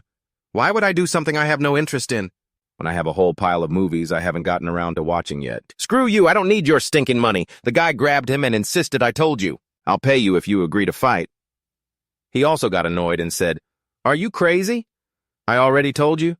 I don't want to get lost. Durando pleaded, I'll be different next time. Selmoon thought to himself, this guy is seriously insane. He raised his voice. You have to join the arena. You can't just waste your power. It's my damn business how I use my power. The two argued back and forth for a while, and Park Jin-tae saw an opportunity in it. He smirked, thinking to himself, looks like I can take advantage of this. The next day, the TV was playing a show that Selmoon was following. So, Sassoon and Mr. Jr. are finally going to get together, huh? He mumbled. But a strange voice cut through his show. The live stream has been interrupted for an urgent announcement. Selmoon sat up. What? But it was just getting good. The TV was reporting news about him. Mr. Selmoon has publicly and firmly stated that he will not participate in the arena, but we've just received word that during his recent duel with Zero Walker, There are rumors that this might change.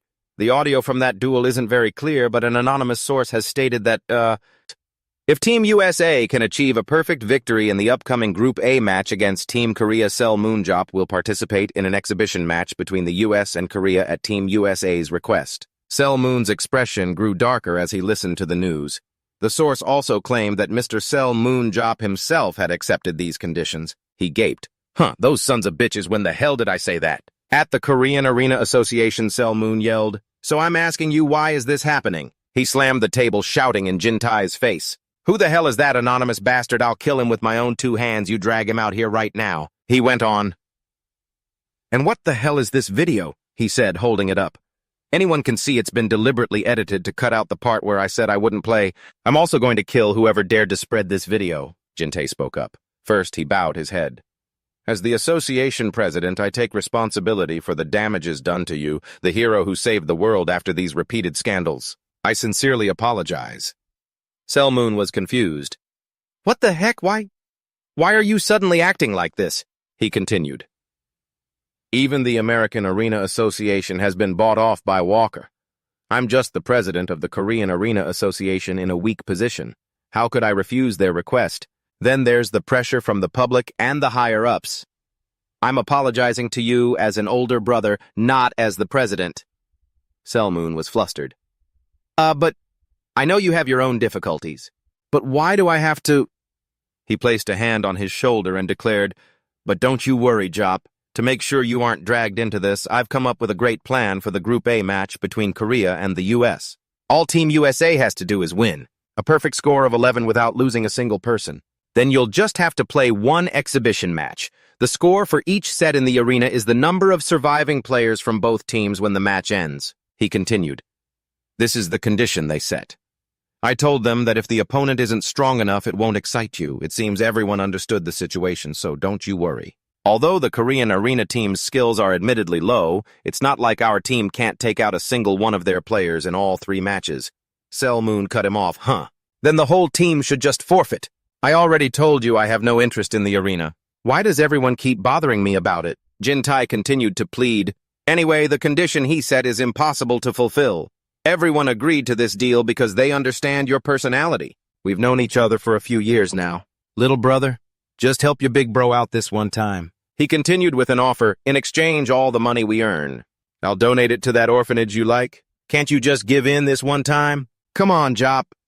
He was furious, thinking, so much for our friendship, but sighed. Moon agreed with him. Fine. I get it. But this is the only time. Park Jin-tae was overjoyed. Oh yeah, of course. There won't be a next time. Thank you so much, Jop. He continued. If you'll let me, how about a kiss? He refused flatly. That's enough. He continued. Anyway, if I manage to take down even one American player, I'm not playing. I won't give in even if you cry and beg. He laughed. Of course. No matter what, I'll keep my word. He continued, well then, now that we've dealt with all this troublesome stuff, let's all go get some dinner. Hold on, are you treating? Ginty laughed. Sure, what's the big deal? I know a great tuna sashimi place. Let's go there. He glanced down at the documents on the table, thinking to himself. If he thinks I'm actually going to keep my word, then I'll just apologize in advance. Sorry, Jop. The TV was constantly reporting on the match. Live news from the Korean Arena Association. It's true that Solman Jop has accepted the offer from the American side. To Solman Jop, the man who once said he didn't want to play in the arena. Breaking news. Solman SLB Group A match. The arena announcer yelled angrily. Damn it! They won't show the movie, all they do is report about me. He cursed himself. God damn it, this all blew up because of one thoughtless moment. I should have cut ties with this karma for good. The TV continued, broadcast schedule change. Live coverage of Seolman Jop will replace the previously scheduled program Low Kick. Seolman swore, damn it. He looked outside and sighed to himself. Oh, my life. He glanced around, then looked outside again, thinking, what's that sound? Hayan was training. Solman exclaimed, oh my God. Jaeho tossed a ball and she immediately chased after it, catching it with her whip. Solman thought, looks like Hayan is training. Yes, Jaeho said. Hayan, your reaction speed was pretty fast that time. But you need to be even faster, she replied. Yes, sir. He continued, you're playing the role of an assist DPS to support the other members. You should focus on increasing your movement speed. I know. If you can just increase your agility, Solomon observed, thinking that Beck Joo is starting his lectures again. He used his skill Analytic eye. Solomon noted Hayan's speed and agility are already high enough. However, her agility has already hit its limit. In addition, the growth limit chart for speed and agility, even the old Joo never reached this level. It's impossible for Hayan to perform as Joo expects. However, her growth potential for strength and stamina surpasses Joo's. How can he ask Hayan to be an assist DPS? He thought Beck Joo that method might have worked for you, but it's wrong for Hayan. She sat down on the ground, tired, to rest for a moment. So tired. He looked at her. If even Hayan, the ace of the Korean team, is like this, then... He thought, we might not even be able to take a single life from the American team. She looked at him excitedly. Uncle, did you watch me train, see? Now I don't need to train to increase my agility anymore. Joo interjected, no. You're still a little lacking. Just try a little harder and you'll get there. Solomon retorted, Beck Joo Hayan isn't you. What did you say? I'm telling you to stop training her for speed and agility. It only shows your weakness now that you're no longer in your prime. The kid has already reached her agility limit. Even her whip technique is the same. It's a superpower with the same style of speed. You want to raise her to be an assist DPS like yourself, but you two are not the same. Hayan, he asked. After you bind an opponent with your whip, what do you do next? She replied immediately. I'll pull them off balance, then tie them up and toss them to a teammate. He pointed at her. Wrong, you're wrong. You have to finish him yourself. Playing as an assist DPS in your father's style won't be effective. Your teammates are weaker in speed and agility. They won't be able to finish the opponent. Not like your father could. That's why strength and swordsmanship are what's important for you now. You have to finish them directly with a sword. He picked up a sword and said, I'll show you once. Watch closely. It's not hard. He got into a stance, a whip in one hand and a sword in the other. Then Solomon spoke. Like this. He cracked the whip binding the target and continued, as soon as you catch them, strike. He swung the blade. Hayan was stunned. Solomon asked again, Did you see that clearly? Neither of them answered. Solomon continued, Since you can't suffocate the opponent with the whip, you have to be able to handle a sword as skillfully as you handle your whip. That's why I said training your strength and swordsmanship is essential. Hayan, from now on, you're not an assist DPS anymore. Switch to a close-range DPS position. Understood, Supervisor. The other two said in unison, Huh? He didn't wait for their reply and gave his command. All right, then let's start with a light strength exercise, 500 sets. Easy, right? They were horrified. 500. Solomon asked menacingly, What are you still standing there for? Aren't you going to train? Do the 500-set strength exercise. There are 14 days until the Group A match. From now on, I will be training Hayan. At the U.S. team's Korean training ground, and dorm voices could be heard. What on earth is going on, Walker? The one speaking was John Kim, their representative and manager. He was amazed by his performance. In just a few days, your abilities have improved by leaps and bounds. He asked in astonishment, My combat ability has gotten that much better. Of course, I was wondering why you suddenly demanded a new shield right after meeting Solomon Job. Ahem, it feels like you've had a breakthrough in just a few days. You've overcome a weakness you've had for a long time. If you can maintain this form, you can definitely be in the top 3. He continued, Of course, you'll need a lot of practice. To make a big change, however, it might be a bit difficult for us to face speed-oriented players like Nathan until you've mastered it. But in the long run, it'll be a huge gain. He asked again if this advancement were converted into money. How much would it be worth? The other person replied instantly without thinking, In my opinion, it's worth more than $10 million. If you can master this skill, the next time you re-sign your contract, you'll get a salary of at least that amount. He muttered, $10 million, huh? Then he continued, In that case, send $10 million to Moonjo right now. The manager, shocked, asked, What do you mean, a consultation fee? He replied, We must drag him into the arena. Just wait a little longer. A star Moonjo at the Seoul International Stadium. The group. A match between Korea and the USA. The commentator began, The day has finally come. The day of this historic match. Dear viewers, all eyes are on the outcome of today's game. The hero, Moonjo, and his crucial match against the American team. The success or failure of this dream match all depends on today's results. Now, I would like to introduce Hayan. the players from both teams who will participate in today's fateful match. The members of both teams are making their entrance one by one. The aces of both sides are here today. Let's see what kind of performance they'll show us. I'm especially looking forward to player Beck Hayan. This is her first match since changing her position. Selman thought to himself, Hayan, you've got this. The dungeon for this match is an ancient castle in the underworld guarded by skeletons. The Palace of Mataborni, a dungeon with 3 floors with a boss located on each floor. The first floor will be the Skeleton Warrior. The second floor, the Death Knight. And on the final floor, the Bone Dragon awaits. And to all the spectators here for today's match, let's go over the main rules of the match.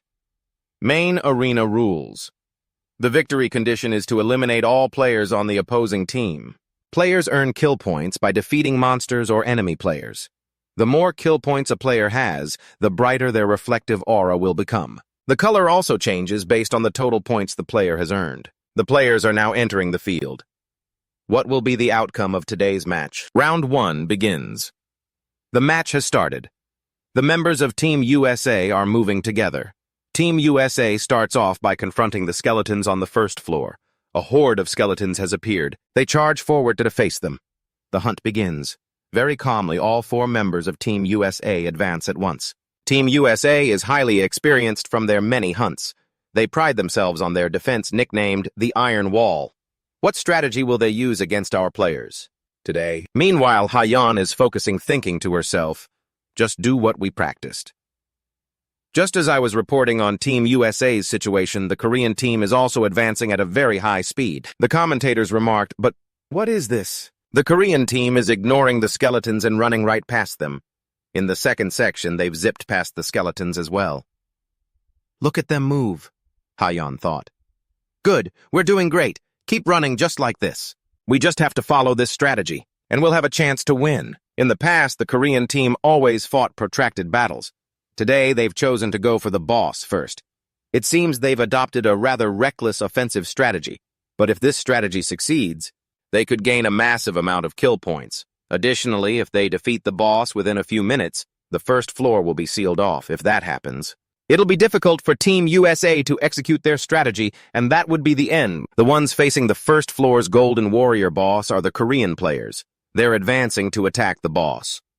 Someone said, Walker, wait. An unexpected situation has developed. So Power is done scouting. What do you mean, an unexpected situation? What are you talking about? Howard reported to him. The Korean team is currently fighting the boss on the first floor. It seems they're using a different strategy than usual. The other members of Team USA smirked. Oh, so they're trying for a decisive blow and a rush to the second floor before this one collapses, huh? He replied, let's hurry up and finish this hunt. First, let's head to the boss area, but my legs can't go any faster. Well, then I guess I'll just have to borrow your psychic ability. The first floor boss lets out a threatening roar. Someone yelled, they've engaged it. The Korean team charged towards it. Hayan, you finish it. Everyone else hold your support positions, the commander ordered. But suddenly she was attacked. In disbelief, she thought, where did that come from?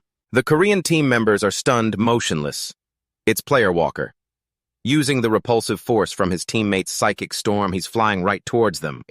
Jiho muttered, annoyed, this is insane. How could they attack so fast? Beck Hayan is knocked back. An announcement rings out. Beck Hayan has taken damage. She was horrified. Beck Hayan is dead, he said, to abandon everything just to fight the first boss. It's not a bad strategy. However, even if that strategy had succeeded, it wouldn't have affected the outcome of the match.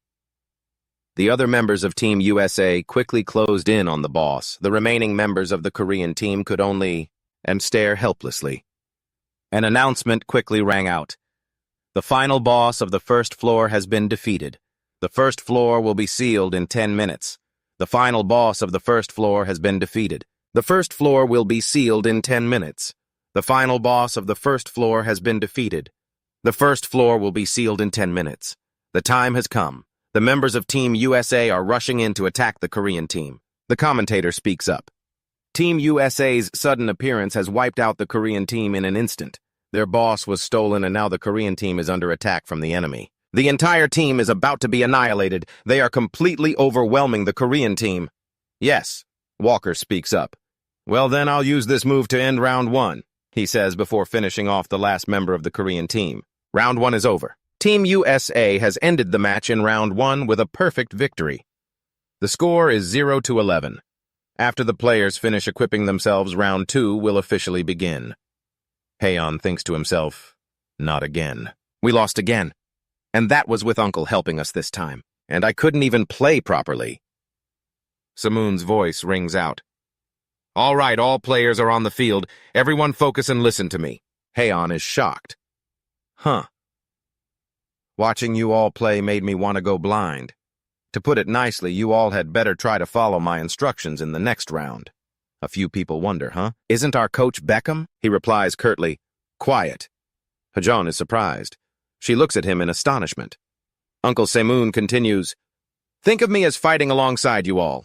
Got it. I'm trying to raise our win rate as quickly as possible, so there will be some shortcomings. Your combat abilities are just too weak. The moment something unexpected happens, you all fall into a panic and just end up courting defeat. With your abilities, it doesn't matter if you fight 10,000 times, 1,000,000 times, or 1,000,000,000 times, you'll still lose. Your chance of victory is absolute 0. However, if we just leave it at that and do nothing, it would be too pathetic of a loss. So listen carefully. No matter how hard it is, I will make you all catch Walker. Madabani's palace is one of the dungeons that I personally raided with the association president back when I was young. Though raiding it isn't too difficult, fighting the skeletal ghouls on the 3rd floor takes quite a bit of time, but with your skills it'll be difficult to even get that far. So let's put that aside for now, and think back to this previous match. The strategy you all used in round 1 was actually pretty decent. Of course, that's assuming everyone had followed the assigned strategy.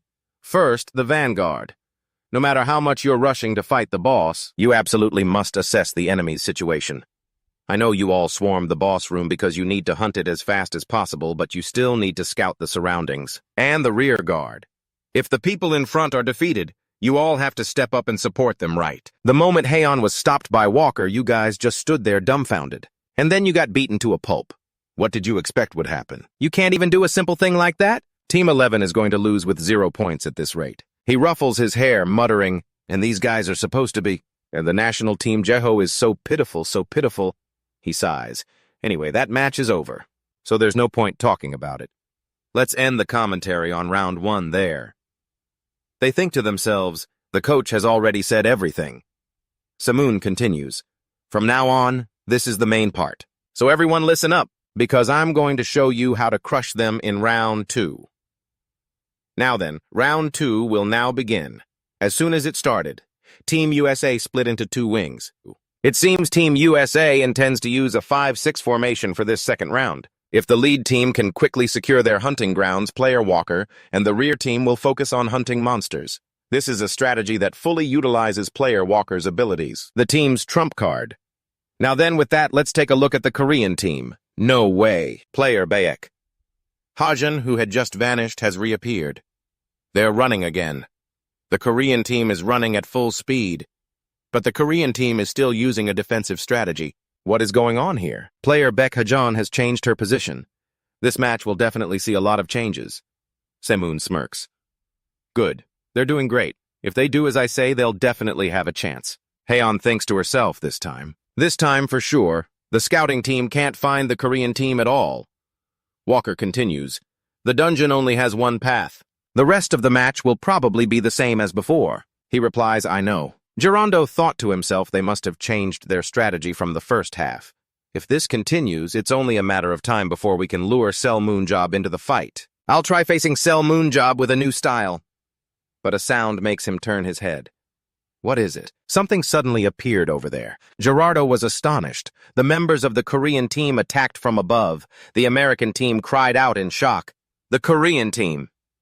How can they be here? Sam Moon explained, I'm only going to say this once, so listen carefully. First, scouting. The fastest one, Hayan, will go scout and confirm the situation over there. And if their group, including Walker, has fewer than 5 people, we won't kill any mobs or fight any bosses. His words shocked them.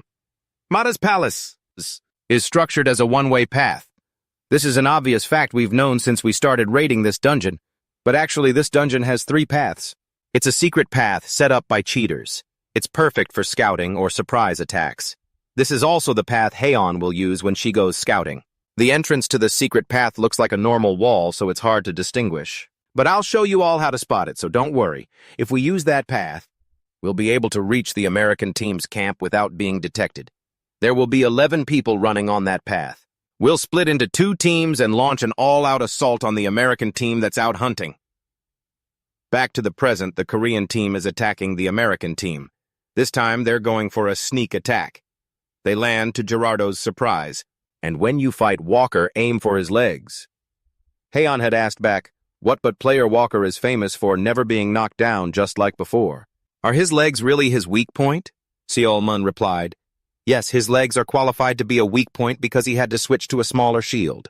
So the area he needs to protect has increased, and protecting his teammates will also become more difficult. From what I can see, he hasn't fully adapted to this yet. If it were him, he could eventually adapt completely. But really, in his current state, it's not entirely accurate to say his legs are his weakness. However, their side is under pressure not to let a single person die. And they're trying to secure a victory. In that situation, being ambushed by double the number of enemies while also having to face an extremely agile and highly mobile opponent, who won't miss any opportunity. With these conditions, the situation is bound to change drastically. So trust me and give it a try, Hayan thought to herself. Thank you. As he finished speaking, she charged forward with the Korean team. The Korean team attacks quickly before the American team can get into formation. It seems player Beck Hayan, who received the concentrated firepower ability from a support, will face off against player Walker. Concentrated firepower consumes one's own mana to enhance the abilities of their allies. They launch an all-out attack on Walker. Gerardo Walker Bacon, he thought with annoyance. She used instant teleportation to get past me. The thing she was aiming for from the start, Beck Joo, was to attack the support team behind me. He turns his head when he sees the opponent attack. Damn it! He counterattacks. Zarundo Bakin. This guy is the commander of the American team.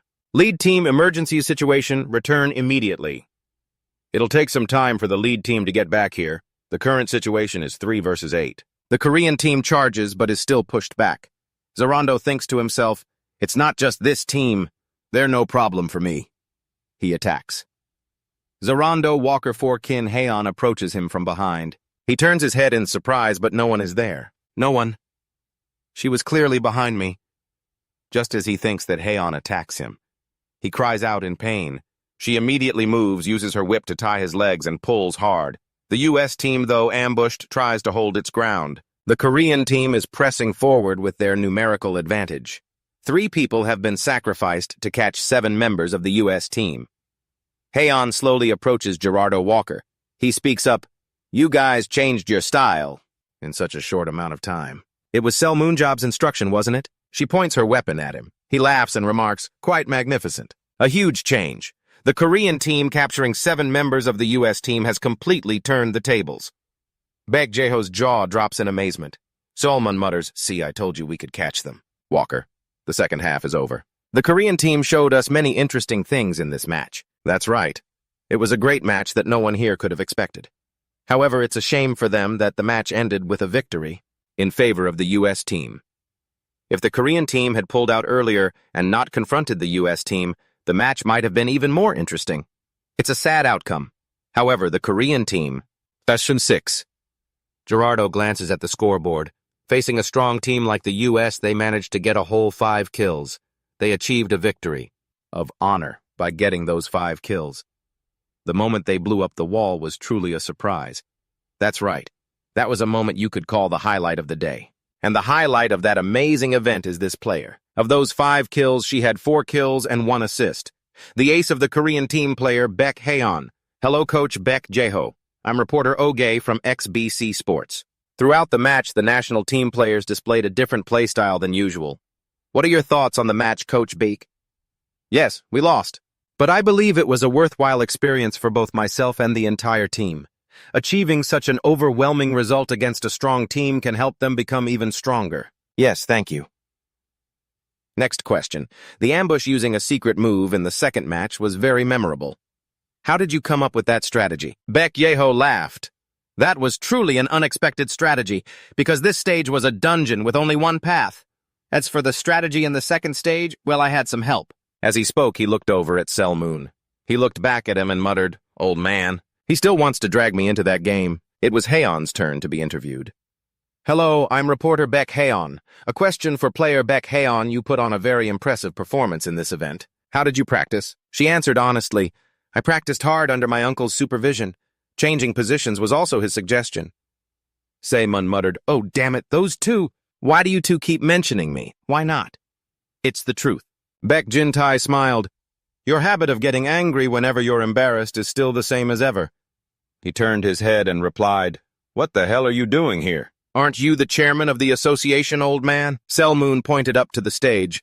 "Then go out there and do an interview or something." Jintai asked back, "What's an old man supposed to do up there? Standing in the back is the best." He replied, Yeah, sure. So why do you have to show up next to me?"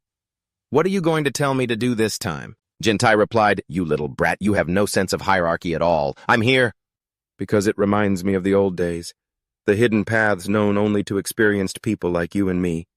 You were the one who came up with the strategy for the second round." Selmoon replied, "Well, yeah."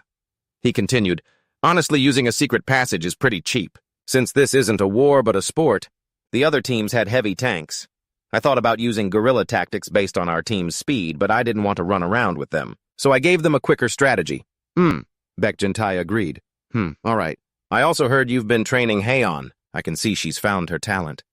Do you think that could happen in just 1 or 2 days?" He continued, watching Selmoon stand up.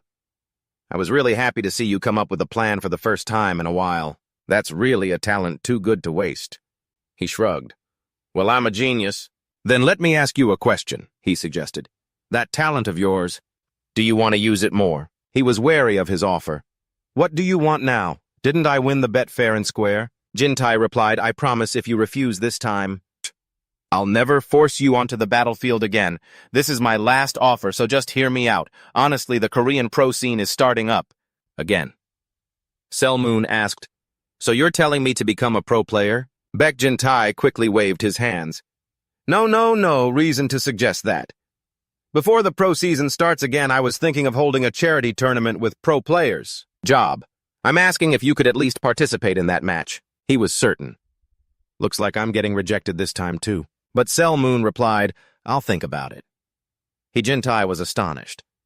"Huh?" He repeated, "Job, what did you just say?" He snapped, "Old age must be making you deaf. I said I'll think about it." He thought in disbelief. This guy would just say no if he didn't want to. Selmoon explained, "It's nothing special but watching Hayan's performance in the match. I felt a little pumped up. Of course, acting is fun, but it's different from fighting for fun, so I thought I'd fight a quick match to kill some time for once." The more Jintai heard Selmoon talk, the more he couldn't believe it. Since all the dungeons disappeared, this is the only place left to fight anyway. He put his arm around his shoulder and head. "Right. That's a very reasonable way to think. Good boy. What's more, the moment a video clip of this A-rank match was uploaded, it shot up to 10 million views in less than an hour. The comment section exploded. Korea got 5 kills against the US team. That's insane. Player Beck Hayan is a legend and Selmoon.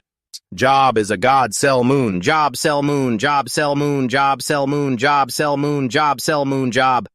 I couldn't even eat the chicken that I just ordered while watching this match. This is the first time I've ever seen Korea get 5 kills. Whoa, Selmoon yelled. I get it.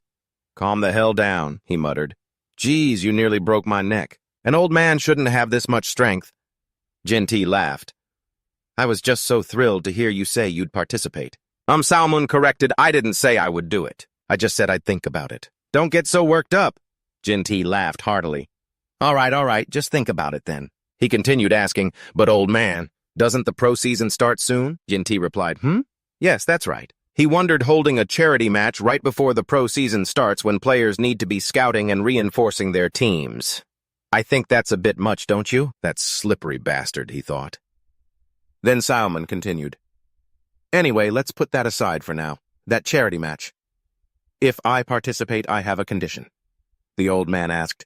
A condition. I don't know what kind of condition it could be. But if you agree to participate in the charity match as the president of the association, I will agree to anything. Selmoon asked, Really? He smirked. All right, then. So at Jaeho's house, what is this? Beck Joo, who was in his training clothes, exclaimed, "What's this situation?" Salman replied, "What do you mean, what situation?" "It's exactly what you see. Old man Jinti agrees to all my conditions. I'm going to be a special guest at the charity match." He continued, "In this second life, I had planned on spending my days just watching TV, but..." Salman trailed off.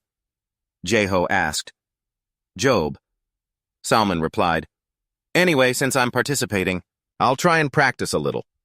Although looking at the condition of those kids who were dropped from the national team, I really don't think I need to prepare at all. I don't know who taught them, but they're all completely useless."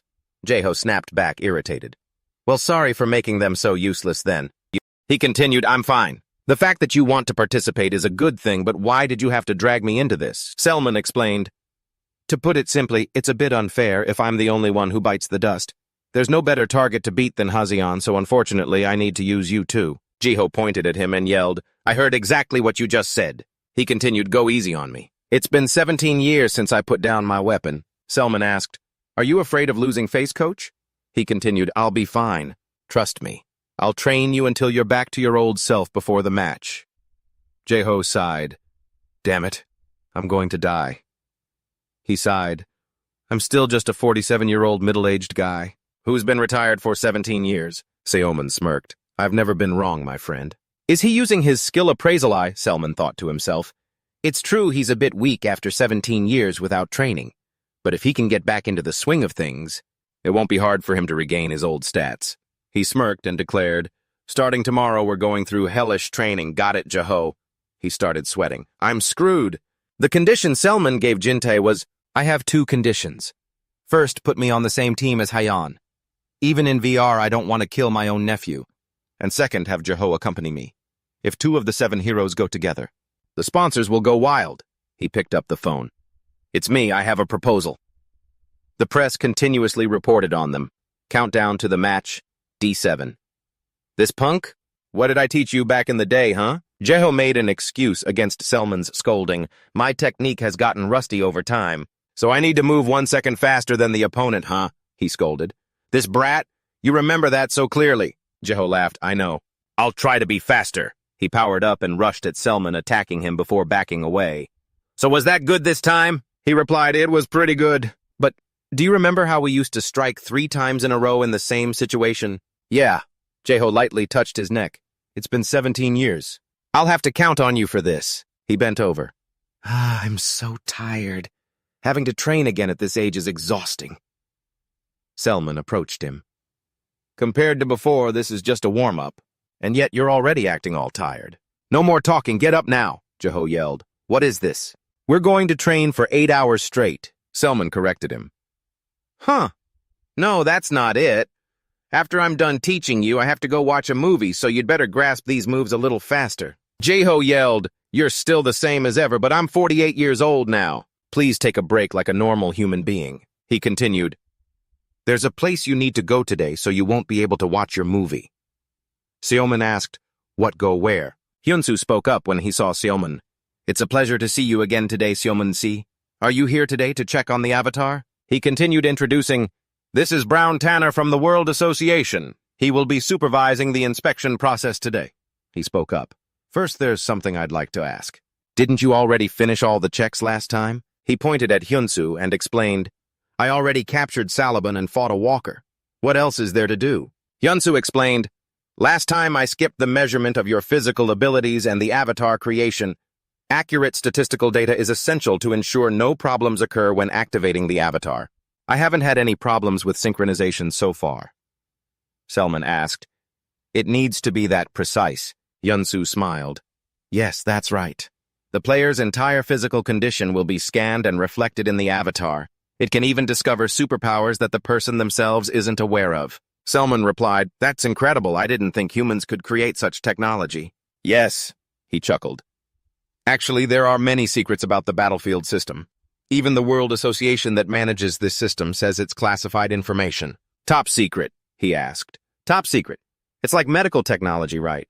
"Yes. I heard it's a system built using someone's superpower." "What?" Salman muttered. "How strange. Are they copying the underground civilization?" Hyunsu laughed. The underground civilization. He continued explaining that's what they're doing now.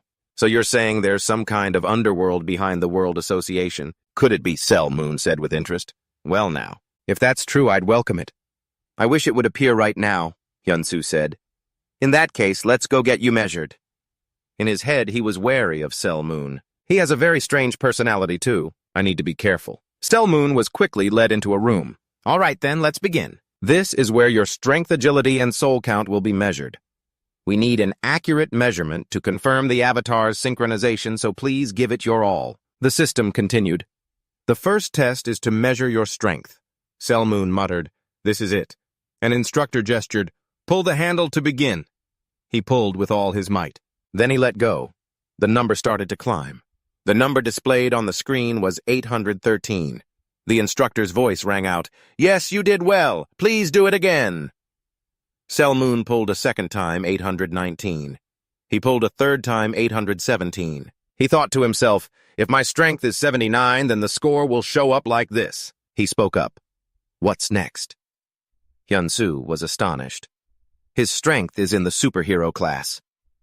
The next step is to measure your agility. See the switch next to you. From the moment the start signal sounds until the end signal, just alternate pressing the switches on both sides. He smirked. Got it.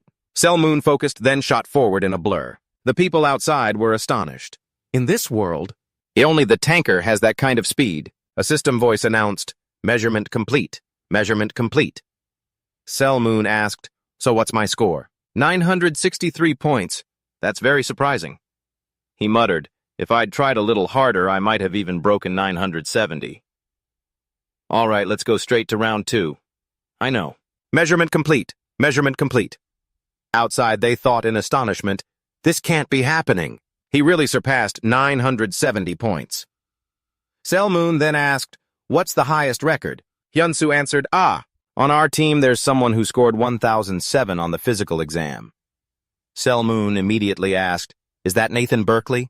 Hyunsu asked curiously, you know him? Since I said I would participate in the charity match, Jae-ho showed me some videos. I saw him in one of them. He's as fast as Jae-ho was in his prime, so I'm a little wary. It's not every day you just run into someone as fast as Jae-ho who had a score of 100 agility in his prime. Well then let's take another measurement. A voice from outside rang out and Cell Moon got excited. I'm happy to raise my score. All right, this time I'll hit 975. Cell Moon closed his eyes and took a breath, thinking to himself, focus, focus.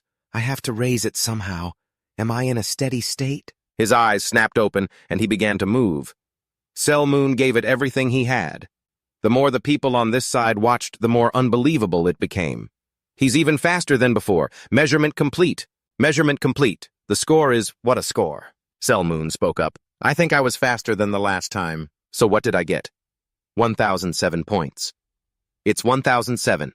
You're tied with Nathan, the fastest Superman in the world. He was stunned. Tied. Cell Moon calculated, my agility stat is 97, a bit lower than that Nathan guy and Jae-ho in his prime. But the record is the same. Yes. He thought to himself, well, I did give it my all just now. He then suggested, I'd like to measure my strength again in a bit. I want another try. Hyunsu replied, yes, I understand. You can come back whenever you want. The measurement method will be the same as before. When you're ready, just come here. Holding the rope, Cell Moon thought, focus. I have to concentrate. He pulled with all his might. The score. The score was already so high. Cell Moon asked again. How much? Jae-ho replied, 890 points, much higher than before. Are you going to rest for a bit now? Cell Moon refused. No, I just need to focus a little more. He thought to himself. Again, just like with the agility measurement, did I just use muscular strength that surpasses my own limits? How did this happen? Did I get stronger? He thought, no, that's impossible. Analytically, my abilities haven't changed at all, but for some reason, I still have this feeling like this has happened in the past. This feeling. Cell Moon suddenly remembered it from somewhere. That's it. It was then. I've experienced this feeling once before. I was left all alone in the final dungeon and fought desperately. I remember. I displayed incredible power in the face of death. When mental strength surpasses human limits, it amplifies other abilities. That's the kind of effect it had. He scratches his head. I don't have to fight anymore, but my willpower and immortality just keep growing. It's as if they're urging me to fight on some final battlefield, which is this soul measurement. Look at the orb in front of you. You place your hand on the orb and channel as many souls as you can into it. The orb will then change color. Samoon commented, "How strange. Back in the day, infusing souls into weapons was a very crude process. Laughter rings out from outside. Now it's measured in the thousands of points because of the soul count. A massive amount is generated upon awakening, so it's also a criterion for evaluating potential." Samoon added, "It's actually very difficult to raise your soul count through training. But I remember, during my first evaluation, my soul value was 96. To get those last 4 points, I had to meditate and learn breathing techniques. I went through so much hardship." He places his hand on the orb. The people outside wait excitedly. How much will my soul count increase? Right now, my soul is at 100. That's the maximum a human can possibly have. Measurement complete. Measurement complete. The men watching from outside could only exclaim, "Oh my God, 1030. Selman asks, "What's the score now?" They stammered, "Yes, it's..." "You've just broken humanity's highest record," Hyunsu said. "You've just set the highest record in all of human history. The previous record was set by another of the 7 heroes, Suran, with 1012 points." Selmoon asked, "What the hell? That kid held the record before this?" Hyunsu explained, "That's right. We thought that record would never be broken.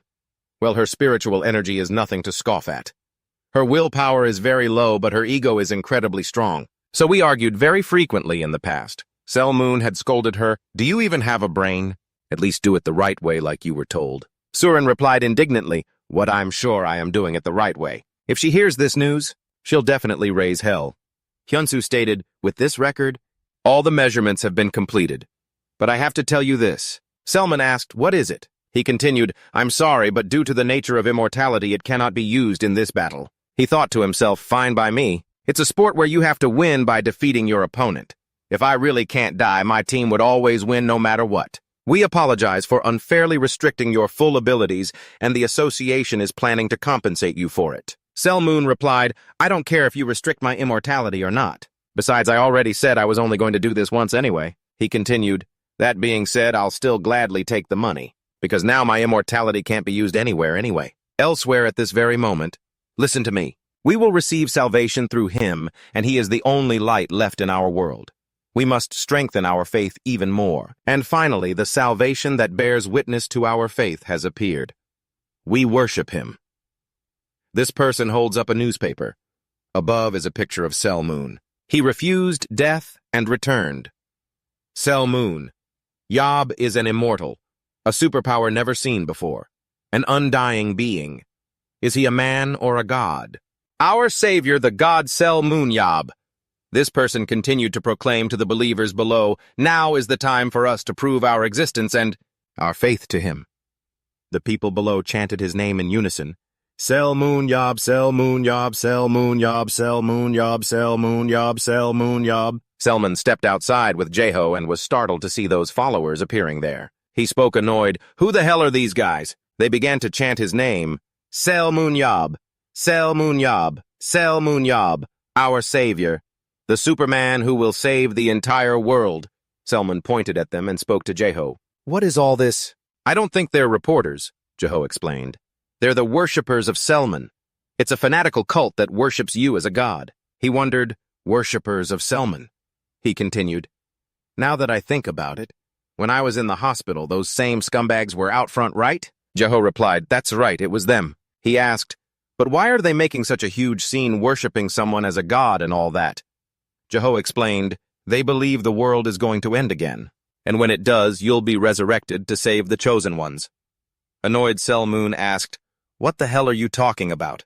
Aren't they all insane?" Jeho explained, "I thought so too, but you really did come back to life." The more he explained, the darker Selmoon's expression became. "And now they're acting like this. Hoping for the end of the world?" he said.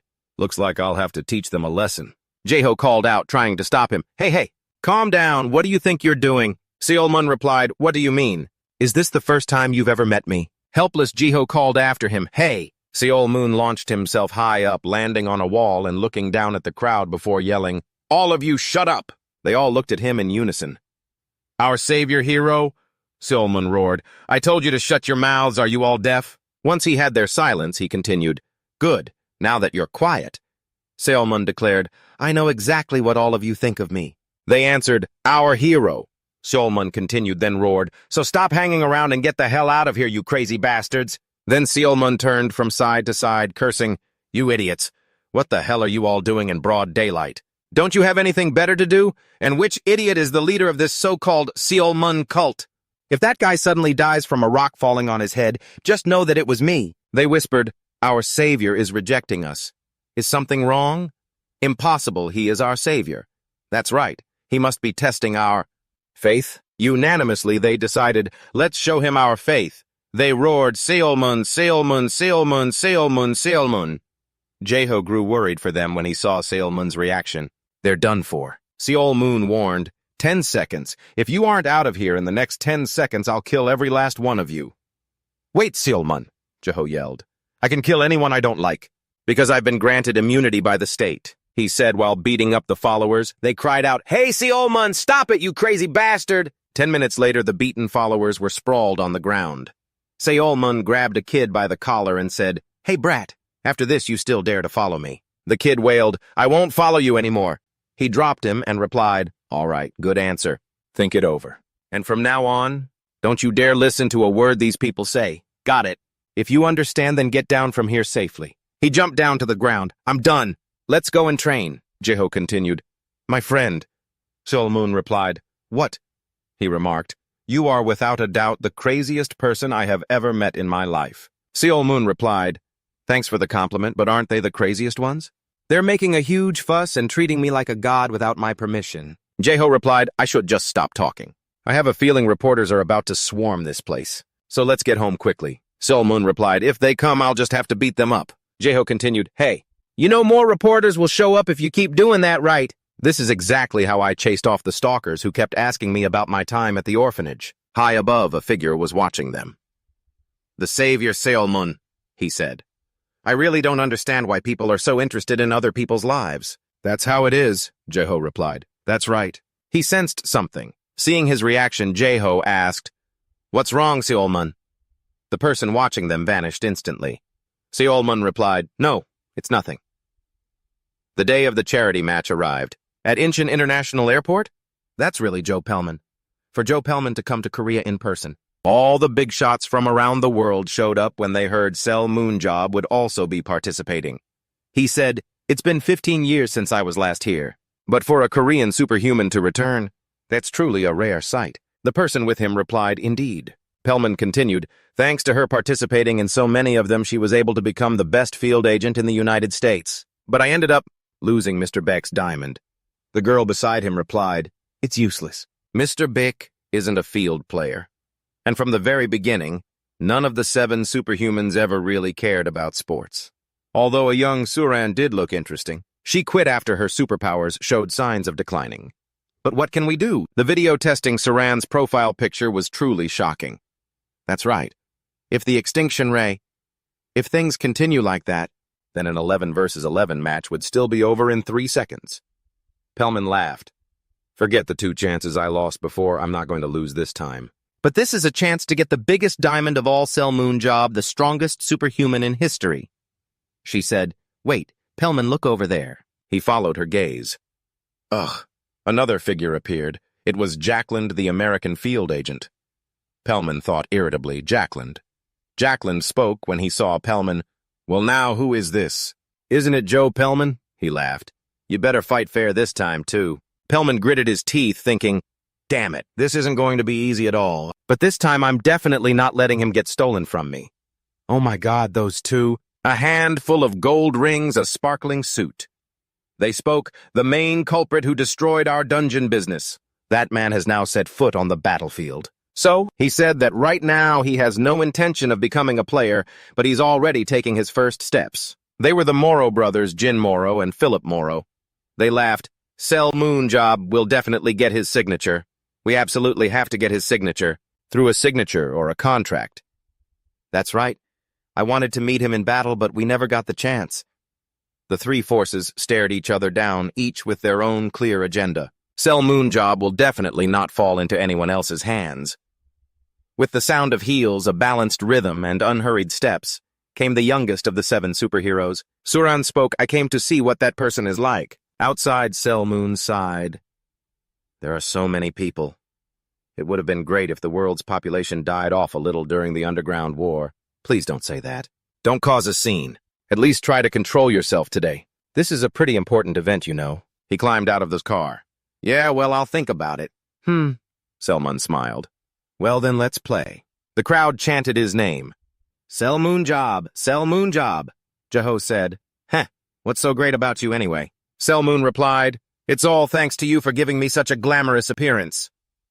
From afar, reporters came running in droves. They called out, Selmoon job, Beck Joo, can we have a moment for an interview? Hey! Jiho pushed him forward. I'm leaving this to you. Don't say anything weird. What, hey, Beck Joo, he yelled. You son of a bitch, you'll pay for this. How dare you use me as bait? A reporter asked, CO Moonjob, what was your reason for assaulting members of the CO Moon organization? You've caused numerous controversies regarding your violence. So do you feel any regret for yourself? Now that you're participating in the charity match today, how are you feeling? Yeah. You're so dead, Beck Joo, he thought. The hero Ms. Suran has come to Korea. Please tell us how you feel about seeing her again after 17 years. Selmoon was shocked. Huh. Suran, did you just say Suran? They replied, yes, Suran has come to Korea. She said she's here to watch the charity match. Selmoon pressed on. Why is she here? The reporter explained, she said she came to meet a younger brother she knows who is participating in today's charity match. He gritted his teeth. Wait a minute. That younger brother. Don't tell me it's me. Selmoon opened the door. The people inside were buzzing. It's really Selmoon job. Let's see how powerful the main character of the Gwangwon Square real estate incident is in real life. We get to watch him live today. Selmoon approached Jaho. Hey, Jaho, did you hear the news? He replied, huh, what news? He exclaimed, Suran is in Korea. He mumbled, she's here. Hayan added, wait, Suran's in Korea. The man put a hand on his shoulder reassuringly. Take care, my friend. For now, always keep a shield with you. Selmoon asked again, was I really that awful to her back then? Jaho sighed. You cursed her out. Suran wasn't even fluent in Korean, but she got the gist of it and just burst into tears. He continued, still, but hopefully she's not here today for revenge. She's not going to shoot a death beam or something, right? Let's see. After 17 years, she's older now, so she's probably forgotten all about it. But I bet she's still the same person deep down. Right then, 17 years ago, 4 Chinese superhumans. Suran, one of the superhumans selected to attack the final dungeon, was the only daughter of a rich family. She possessed terrifying superpowers and had the full backing of the government. This 17-year-old girl grew up like a princess. It couldn't be helped. It just couldn't. Suran's screaming annoyed Seomun. She was the exact type of person Seomun Jop hated the most. So Seomun Jop let her have it. Just do what you're supposed to do. Is that head of yours just for show? He insulted her. A little faster. Are you a sloth or something? You can't even use your powers right. Then he insulted her again. A chicken could use its powers better than you. You idiot. What's the point of having superpowers if you don't know how to use them? Hajan sighed and shook his head. Man, I'll be praying for you. There are going to be 2 funerals soon. Jaho held his head. Jeez. Anyway, let's deal with that later. We have urgent business right now. He announced, everyone your attention please, you all understand the format for the charity match, right? He continued, we have some players experiencing the battlefield for the first time today, so I'll briefly explain the charity match. It will consist of Team Charity and Team Hope. We'll be splitting into those 2 teams. As you know, Team Charity is the national team. Team Hope consists of selected players, with the exception of Beck Joo. In his place, Team Hope will have the national team's coach. That's me, Bakem, and Solman Jop will be participating as players. He waved. Hi there. Beck Joo scratched his head. It's been a while since I've used a weapon, so I'm a bit worried. I'll do my best. The captain of Team Hope, Beck Chun-ho, smiled. Ha-ha, Director, don't worry. We'll all work hard together. Solman thought to himself, good answer. Even if he's rusty, Jaho is still 1,000 times better than these kids. With these stats, even just the 3 of us could pull this off. The rest of them, he thought as he analyzed their stats. Nothing special.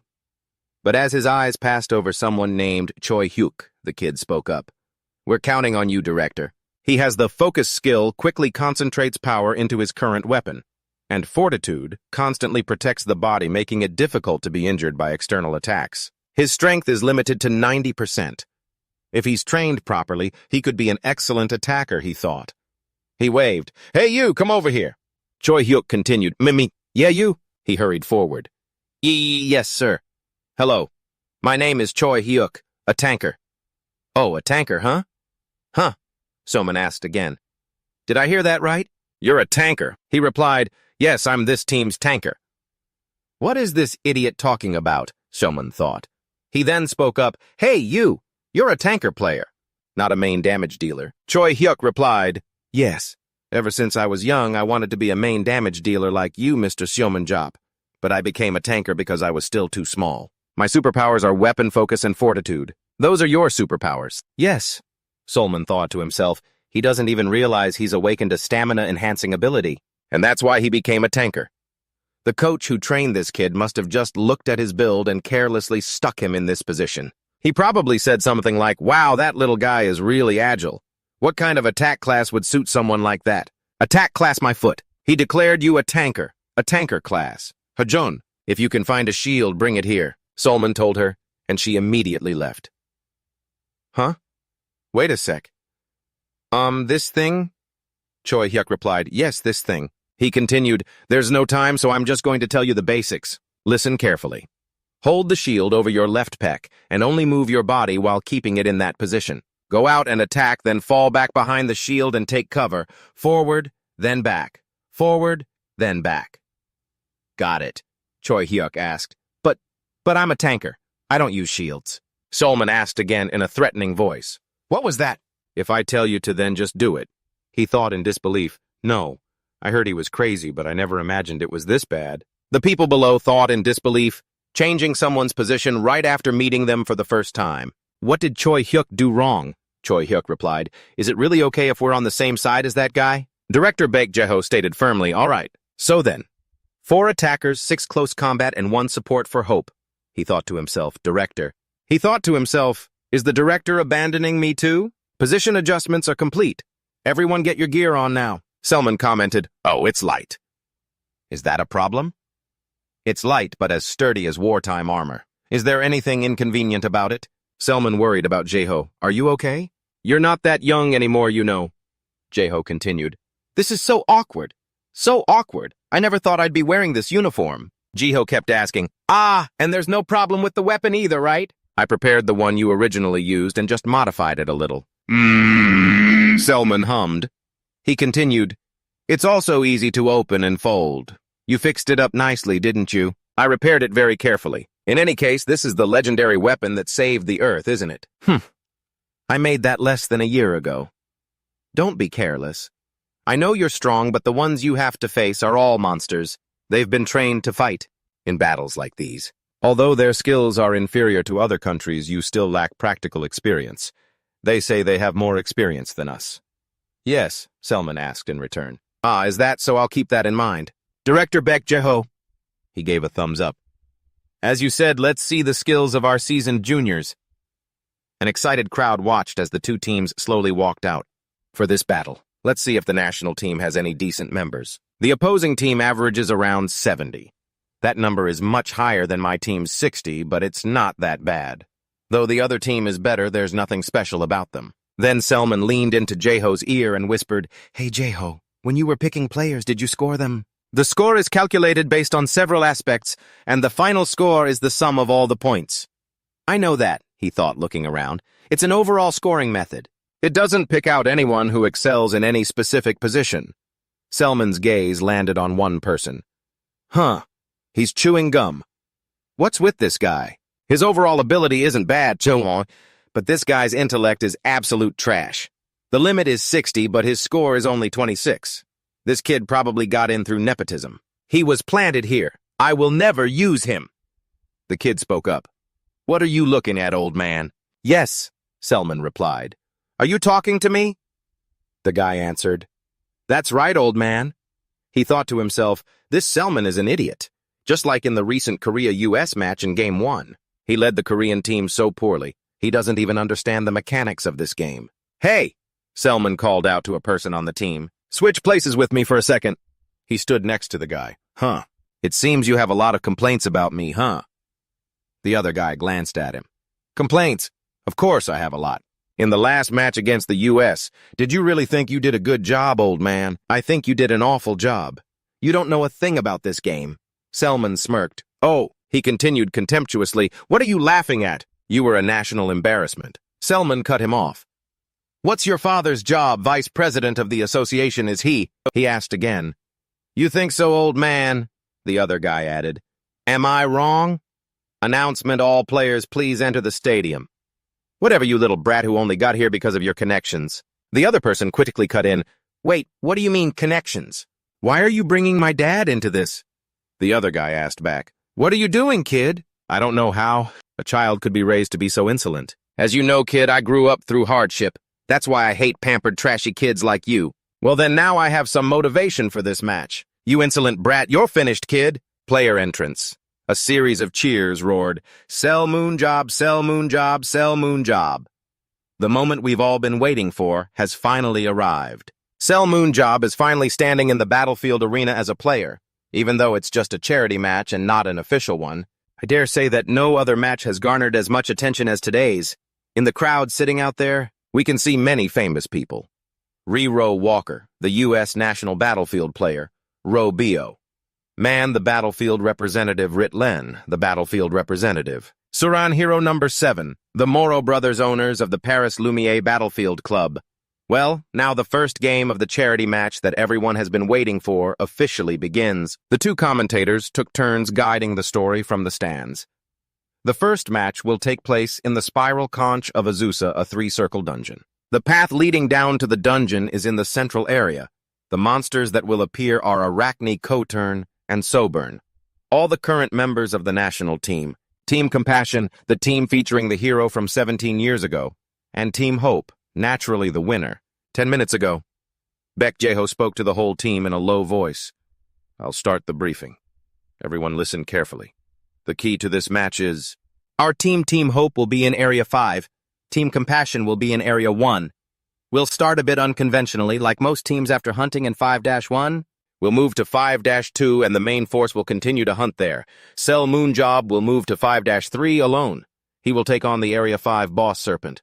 Because Serpent is the boss of Area 5 if it's captured, Area 5 will collapse. That's the perfect time for us to finish our hunt simultaneously. Sell Moonjob, standing to one side, replied, Got it. I'll do it.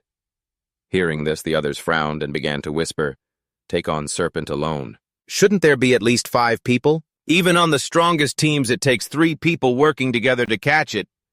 Before they could finish, Beck Joo cut them off. After that, we'll infiltrate by making a small circle, and through that passage into Area 6. From that point on, we will seriously engage the other team. If we encounter an opponent, I, Beck Joo, and Sell Moonjob will fight to buy time.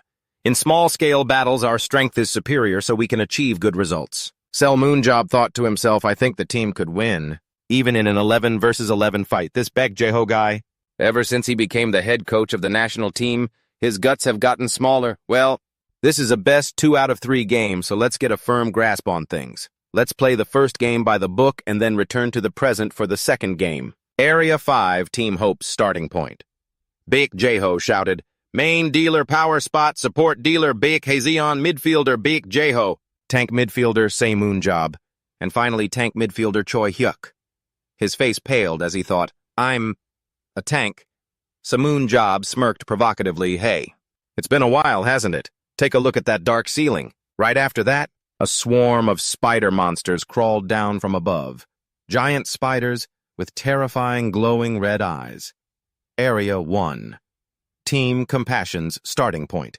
The captain of Team Compassion, Chae Woo-hyun, frowned and shouted loudly, Yang-soo attack Arash. He immediately retorted, I know what to do even if you don't tell me, and attacked. Sim Yang-soo launched a large fireball towards the spiders. They were quickly incinerated by the blazing red flames. Team Compassion's main dealer, Sim Yang-soo, gritted his teeth and cursed relentlessly, Damn it! That bastard dares! He knows who I am, this punk, this insolent little brat, you're dead! I won't let you get away. Damn it, Sell Moonjob. Hero number 7, my ass. No matter what happens, just die. Sim Yang-soo continued to launch powerful flames at the spider monsters. "You're going to die by my hand, Sel Moonjob." At the same time, on the other side, Sel Moonjob smirked and said, "Let's go Beck Joo." In a flash, the two of them had moved toward Team Compassion's position. Beck Joo jumped onto Sel Moonjob's shield. He used it to launch himself high into the air. Then Beck Joo quickly drew his sword. In an instant, he had wiped out a swarm of spiders. Their corpses and blood rained down slowly, disgustingly squishy. He shouted loudly, "Oops, I fell!" The other immediately replied, "I'm coming." "Got it." Beck Joo kept jumping on the shield and just like that killed another swarm of spiders outside. At that moment, the two commentators and the audience were all extremely excited and stunned as they watched. This fight is incredible. A legendary duo in action. It's really hard to deal with Arachne, even with a group of 10, but those two are taking them down in just moments. After they wiped out the entire swarm of Arachne in this area, neither Beck Joo nor Seol Moonyob had a single scratch on them. Okay, finished clearing the ceiling. Oof, my back. All right then, let's take care of the other side now. The two continued their perfectly synchronized assault, wiping everything out. Wow. Joe Hayek could only stand aside and watch in silence, unable to contain his complete astonishment. Although Arachne have relatively low durability, if you can't pierce their hard shells, all your effort is useless. So how is he killing them so effortlessly? He doesn't even look that strong. Right after Seol Moonyob gripped his sharp spear, he used his superpower to amplify his attack. Seeing this, Joe Hayek was startled. Look at that. He used his superpower aura concentration to quickly focus his aura into his weapon. This is my first time using a shield, so it's still pretty unfamiliar. I'll just use the ability on my weapon like usual. He's not just focusing aura into his weapon, but his shield too. He followed Seol Moon's lead and charged forward, determined to try it out for himself. With a single slash, Joe Hayek took down an Arachne. He thought to himself as he fought whether I'm attacking or defending its aura concentration. Seol Moonyob stood to one side watching him. He thought to himself, "Oh, that guy's improved his skills, huh? Good, good. I can't just stand here and watch either." Next, another Arachne rushed towards him. It shot out its long, hideous tongue, spewing a wad of poison.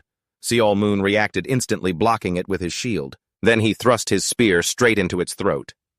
But he wasn't done yet. The others swarmed him one after another, but they were all taken out by Seol Moonyob in the blink of an eye. The Boro brothers saw this and were incredibly excited. They shouted, "That technique! That's Seol Moonyob's signature technique, the 100-centimeter throw. Right, Miss Suran?" Suran coolly replied, "Yes, that's right." She thought to herself, the 100-centimeter throw. At a glance, it just looks like a normal spear thrust. In reality, it's a technique that applies his super throw power. When he uses throw, the spear immediately reaches maximum velocity. Before the spear even leaves his hand, meaning before it travels 100 centimeters, he has already grasped the spear's endpoint. It's truly a thrust with immense velocity. He generates far more power than if he just used simple strength. But while using this insane skill, which is like catching a bullet you've just fired, he gets this look of ecstasy on his face. To a normal person, it just looks like a regular thrust. It's a technique, with absolutely no flaws in the entire process of throwing and catching the spear. He does it as naturally as breathing, 17 years ago. So unlucky for them now. On the other side of the room, Seol Moonyob smirked confidently. "Guess I'll finish up over here." Just then another Arachne lunged at him from behind. Seol Moon reacted instantly and whipped his head around. Where? He drove his spear straight through its body. "Gotta be quick." Then Seol Moon raised his spear high.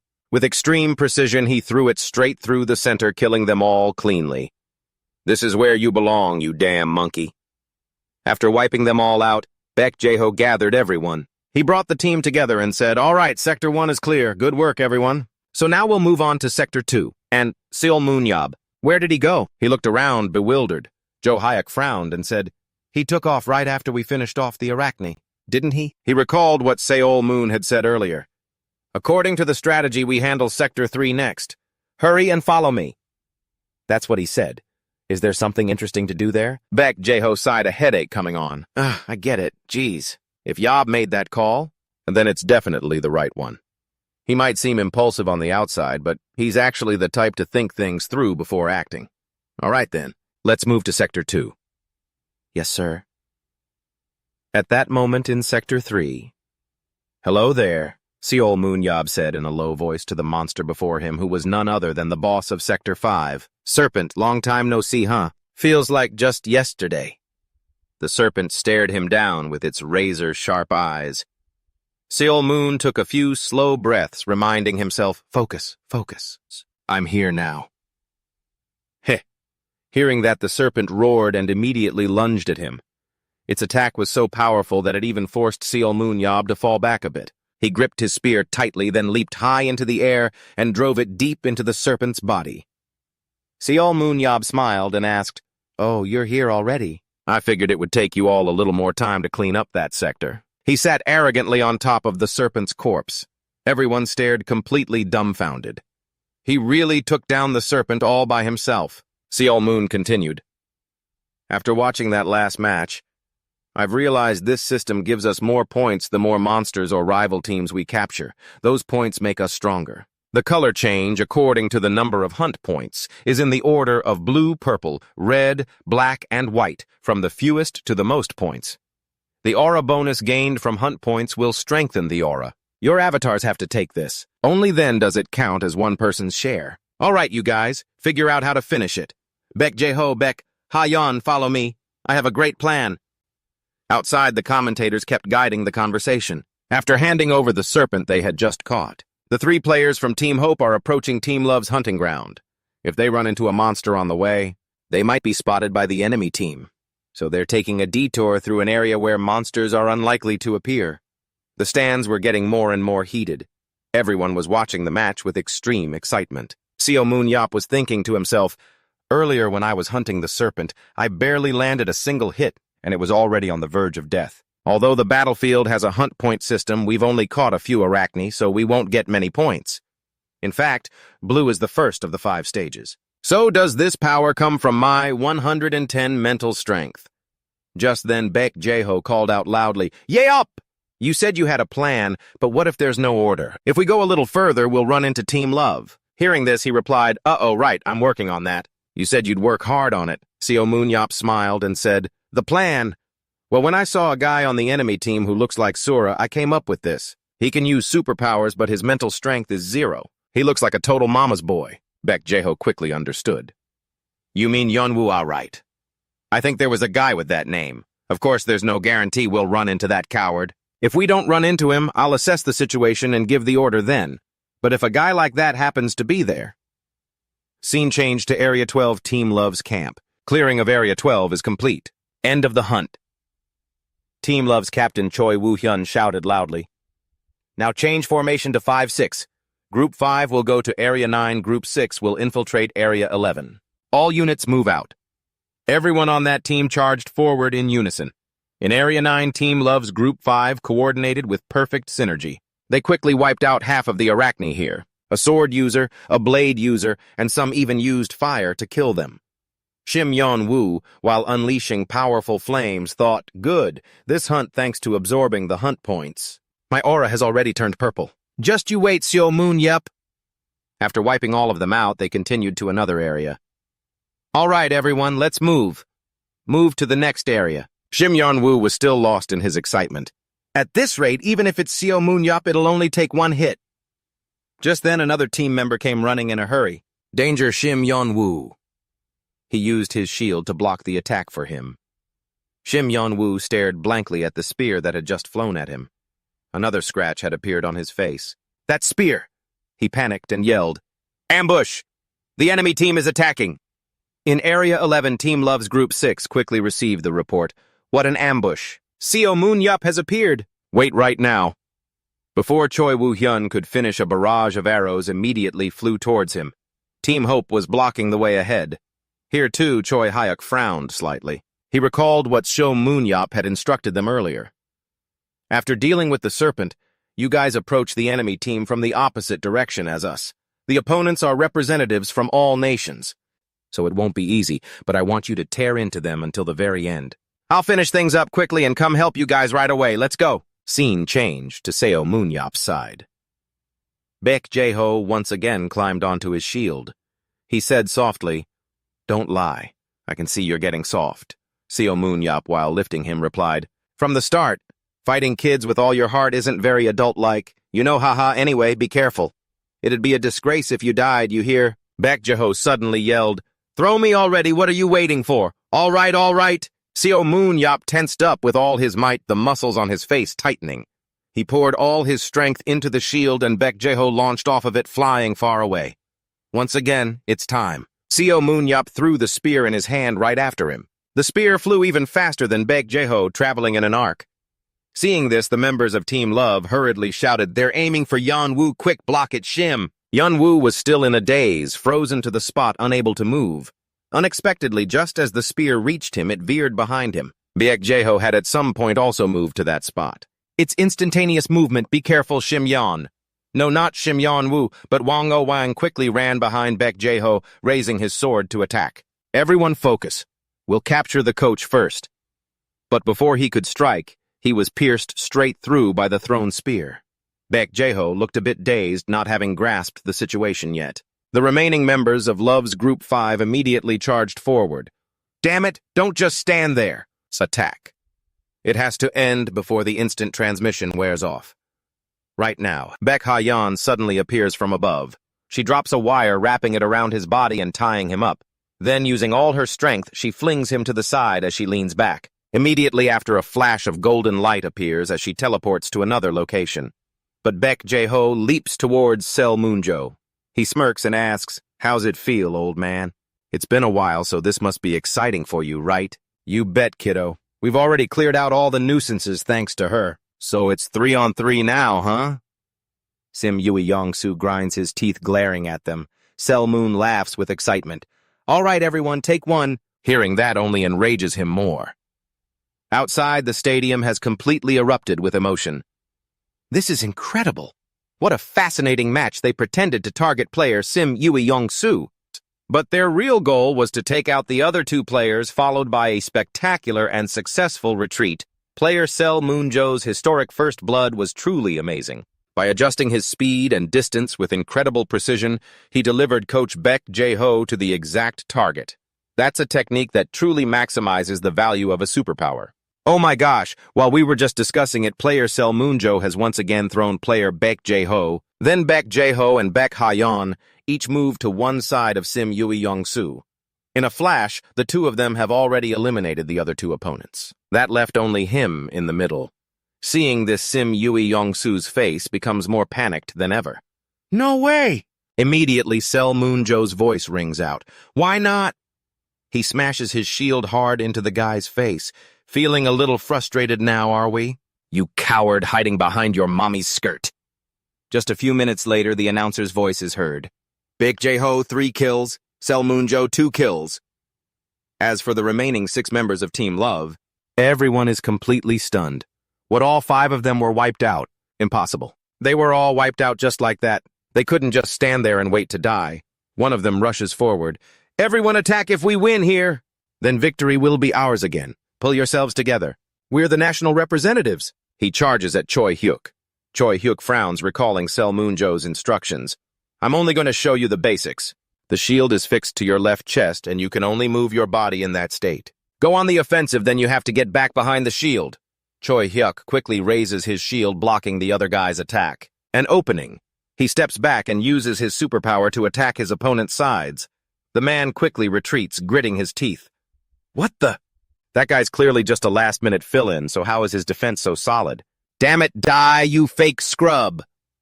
The man continues to attack with his sword.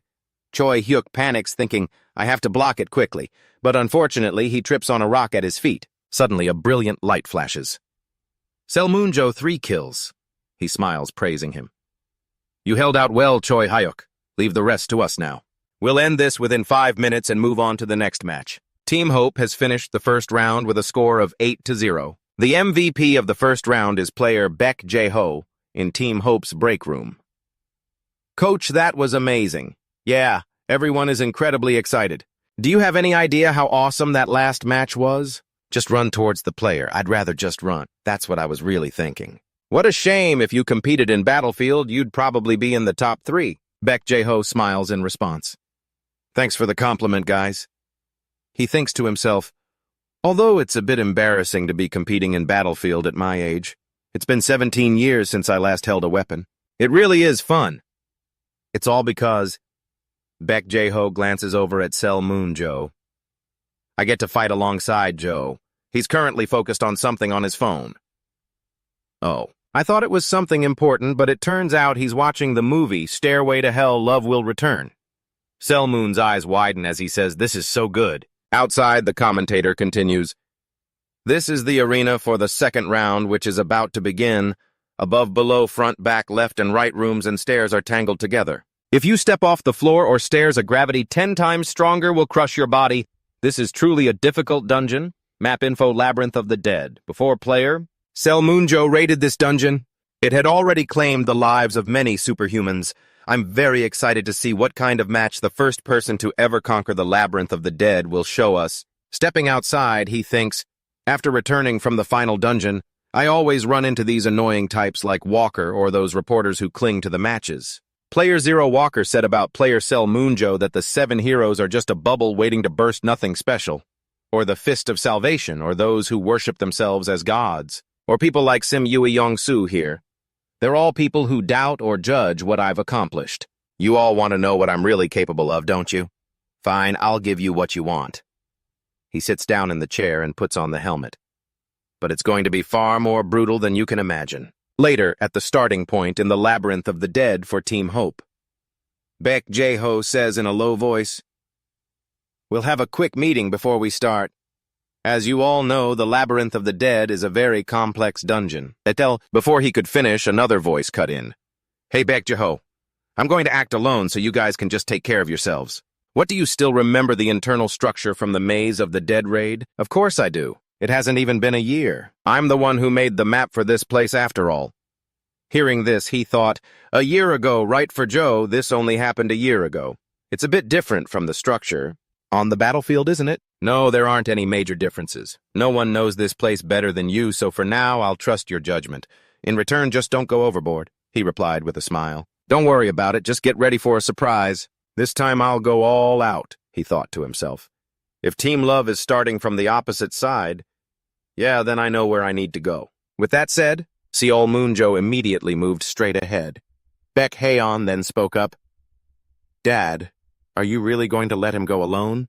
"Yes, normally he's sprawled out watching movies like a bum, but when it comes to his judgment inside a dungeon, no one can keep up with Joe. He definitely has a plan." "I see. He really is amazing." Beck Joo said uncertainly, "You do have a plan, right? You do, don't you?" Meanwhile, on the other side, Moon went straight toward the mob of monsters. The monsters he had to face this time were these armored skeletons. "My memories of this are still so vivid. It's great to see you again, you bastards."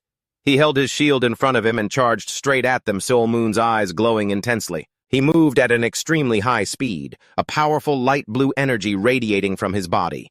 Moonjo threw his shield at a skeleton. It knocked the creature backwards and he stabbed at the rest in a sweeping motion with his spear, but they quickly got back up and lunged at him.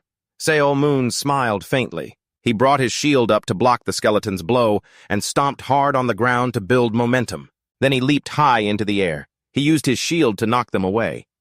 The Maze of the Dead. 1 year. No, it's been 18 years. Any area that isn't a floor or a staircase has 10 times the normal gravity. If you're not familiar with the maze's layout, it's easy to make a fatal misstep. But Moonjo used his momentum to leap high into the air. Without hesitation, he threw his spear straight down. "I just need to know how to use it. After that, I can just grab the spear, do a flip, and jump down. It'll be a piece of cake." But Moonjo was already heading straight for Team Love. He wasn't traveling on foot, but leaping through the air. He wanted to avoid fighting those skeletons. When they saw him, every single one of them was utterly shocked. "He's here already. The match only started 10 minutes ago." Then Moon said, "Your skill levels were completely exposed after the first match. So you might as well consider yourselves already dead, you pathetic cowards." A thick, murderous aura radiated from his body, overwhelming all of his opponents. Team Love's captain, Hyun, frowned and shouted, "Everyone don't panic, retreat for now. He definitely didn't come here alone. Retreat quickly and regroup." Moon calmly thought to himself, "What a wild guess. Sorry, but I came all by myself." Still, retreating isn't a bad choice. If they just charged at me like that, The match would be over right here. Since that's commendable, I'll play with you a little longer. Eagle eye analysis. He used his power to observe the abilities of the frantic crowd, scurrying around like ants. Not him! Not him! Not him! That's him! Moonjo hurled his spear at one of the fleeing men. He cried out in pain, lost his balance, and fell out of the match's boundaries. Damn it, Moonjo took one of them out instantly. I was sure he wouldn't be able to dodge that. Agility 51 out of 54. It's a bit of a shame the status window can't calculate every stat, but those 3 are enough. Have they all run away? If so, he looked up and said, I'll try going up there. On the other side, after running for their lives, the members of Team Love stopped in a relatively safe place. Let's regroup here. Che Yu-hyun frowned and said, He won't chase us all the way here, will he? Damn it, he showed up so unexpectedly, the others replied. But he must have really come alone. We waited, but none of his other teammates showed up. Well, in that case, he should be easier to deal with, right? That's right. But there's no guarantee he's alone. If a few more are hiding, we'll suffer heavy losses. Either way, we have to stay on high alert from now on. We could be ambushed again at any moment. Meanwhile, Moonjo was now standing quite a distance from them. The commentator spoke with concern. Player Moonjo, is he moving from above again? He's just standing there in the middle of nowhere. What's his plan? 2. Moonjo was observing from above. This spot seems good. Considering their movement speed and the time that's passed since they retreated, the place they'd regroup must be right over there. He grinned, full of confidence. The probability is 55 to 10, so I might be wrong. After that, Moon gripped his spear tightly. He used his superpower to envelop it in a layer of strengthening energy. Then he raised the spear high. With all his might, Moon threw the spear straight down from above, knowing it would return to him in some miraculous way. The spear didn't travel in a straight path. It swerved right, then left. Even so, its attack power and speed didn't diminish in the slightest. In fact, they just kept increasing. At that moment, Team Love was busy discussing a new formation. They were completely unaware of the danger rapidly approaching, and sure enough, just then, the spear thrown from above pierced straight through one of them in a single shot. Che Yu-hyun was completely blindsided by this. What's happening? Where on earth did that come from? The commentators were just as shocked. Oh, that there. That is an unbelievable sight. Moonjo gets a kill. He smiled and asked, Oh, so that 55 to 10 chance was right after all, huh? You could say we've just witnessed the most spectacular kill in the history of Korean battlefield. Moonjo, 2 kills. Moonjo, 2 kills. The announcements rang out continuously. Young-soo went berserk with anger. Oh, for God's sake, don't retreat, charge in and fight. If one person wavers and runs, 2 will die. Moonjo is obviously by himself. If we just leave Moonjo alone, we'll constantly have to watch out for him, and we won't be able to hunt. Che Hui-un frowned and said, Calm down, Young-soo. He shouted even louder than before. While we're standing here talking, he's out there hunting with ease. Why don't we just send a team to pin him down then? Nam Won-hyun's head was throbbing. We're already short on people. If we send a team to contain him, our forces will be spread even thinner. You've got to be kidding me. Then what kind of strategy is that? While they stood there arguing, Moonjo had already moved into position. Oh, are they starting to fall apart? Young-soo gritted his teeth and roared, You're all a bunch of cowards. This is so frustrating. All I have to do is hit him with my superpower once and it'll be over. No, you have to save it. Using it now will drain you too much. Can't do this, can't do that. As he spoke, he activated his superpower shooting flames directly at Moon's hiding spot. Then how about this? Whoa, what the? An explosion erupted instantly. Young-soo laughed, looking extremely pleased with himself. What's with the act? That's what you get. Everyone knew you were hiding back there. Before he could celebrate for even a few seconds, Moonjo's voice rang out. You idiot! He was standing there completely unharmed. In his hand was a solid shield.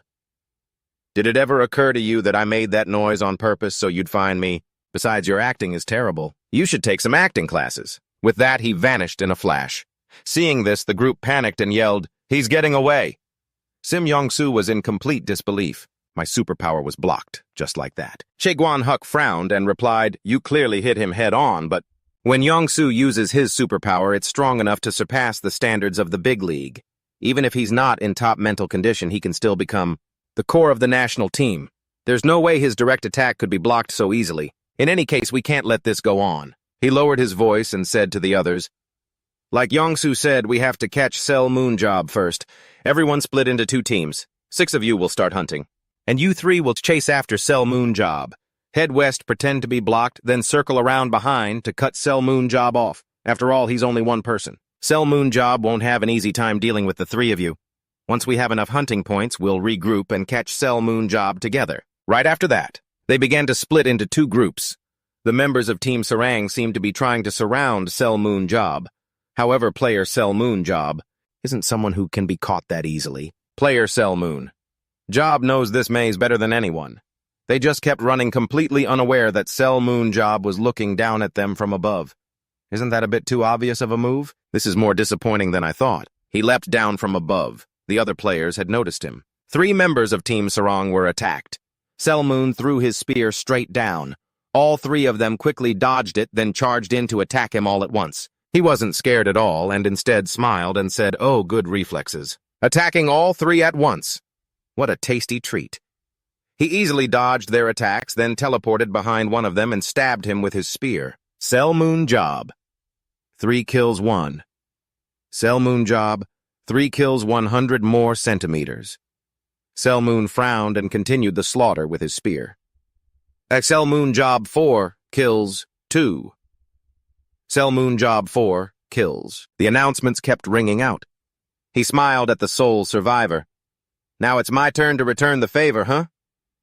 The guy stared at him blankly, his face pale. He quickly jumped up, trying to escape. But before he could even take 3 steps, Sel Moonjob easily killed him too. Sel Moonjob 5 kills. 5 kills, huh? So that means there are only 6 left. Right? Sel Moon. Job smiled confidently. All right, let's take care of all of them at once. Outside, all the spectators were on the edge of their seats. Whoa, is he really our country's superhuman? He took out 3 people in less than a minute. That's insane. It was over in just a flash. With their current power level, if the players on this battlefield fought against the heroes of the past, I wonder what the result would be. This is a hot topic that many people are curious about. After the match with player Walker, I rechecked today's schedule. Suran was no exception. Her eyes widened as she said, "It's really here. Player Sel Moonjob is completely overwhelming his opponent's 5 kills in a row. What on earth did you do?" He smiled and replied, "Nothing much. Now I'm going to paint them red." "What so fast?" "Fine then, let's meet up." "Where are you, Sector 31? Ah, so you're there. But I'll be done before you get here." "What, don't call me now. I'm going." Sel Moon stood up. "Hey, Sel Moon." Without waiting for Beck Joo to say more, he quickly used instantaneous movement. In a flash, he appeared where the 6 remaining members of Team Love were gathered. "Have you been waiting long? I'm here." Choi Woo-hyun hurriedly said, "Everyone don't panic. First scatter." After that, they each went in a different direction. Seeing this, he asked, "Oh, what are you planning now?" "The 6 of them. 2, moving to each side, surrounding me from all directions, trapping me in the middle." "Are they planning to surround and attack me? But even if you surround and attack the first one to strike, seems to be you the one with the best mobility, huh?" Sel Moon smiled and used Eagle Eye to observe each person's abilities. Target IU Becko. Race human. Strength 68 out of 72. Agility 79 out of 79. Speed 80 out of 80. Stamina 65 out of 75. Spirit 67 out of 80. Skills 70 out of 85. Aura 70 out of 71. Superpower, instant acceleration. Instant acceleration continuously consumes aura to increase one's own movement speed by 30% for 30 seconds. He quickly rushed in to attack. As Sel Moonjob blocked, he thought, that's a pretty good superpower. Looks like his agility temporarily increases to 102 and his speed hits 104. For 30 seconds, he'll be the fastest superhuman of all. At that moment, the guy was also thinking, oh my god. Shim Yong-soo, use your fireball now. Die Sel Moon Job. Quick block. Sel Moon Job's vision.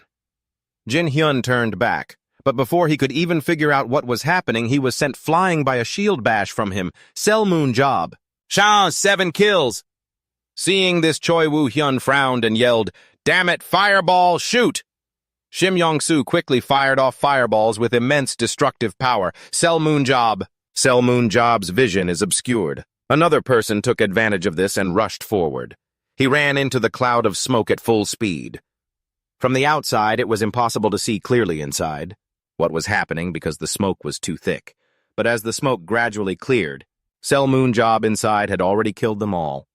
Sell Moonjob 7 kills, impossible. He held 2 spears, 1 in each hand, then moved forward and killed 2 people at the same time. Sell Moonjob 8 kills, Sell Moonjob 9 kills. At this point, only 2 people were left, Choi Woo-hyun and Shim Yong-soo. Let's see. Now it's 2 against 1, huh? The 2 of them couldn't help but tremble. That's psycho. Even when we fought the French team, it wasn't this bad. Then Sell Moon used Eagle Eye to observe. Target Choi Woo-hyun, race human. Strength 82 out of 85. Agility 75 out of 80.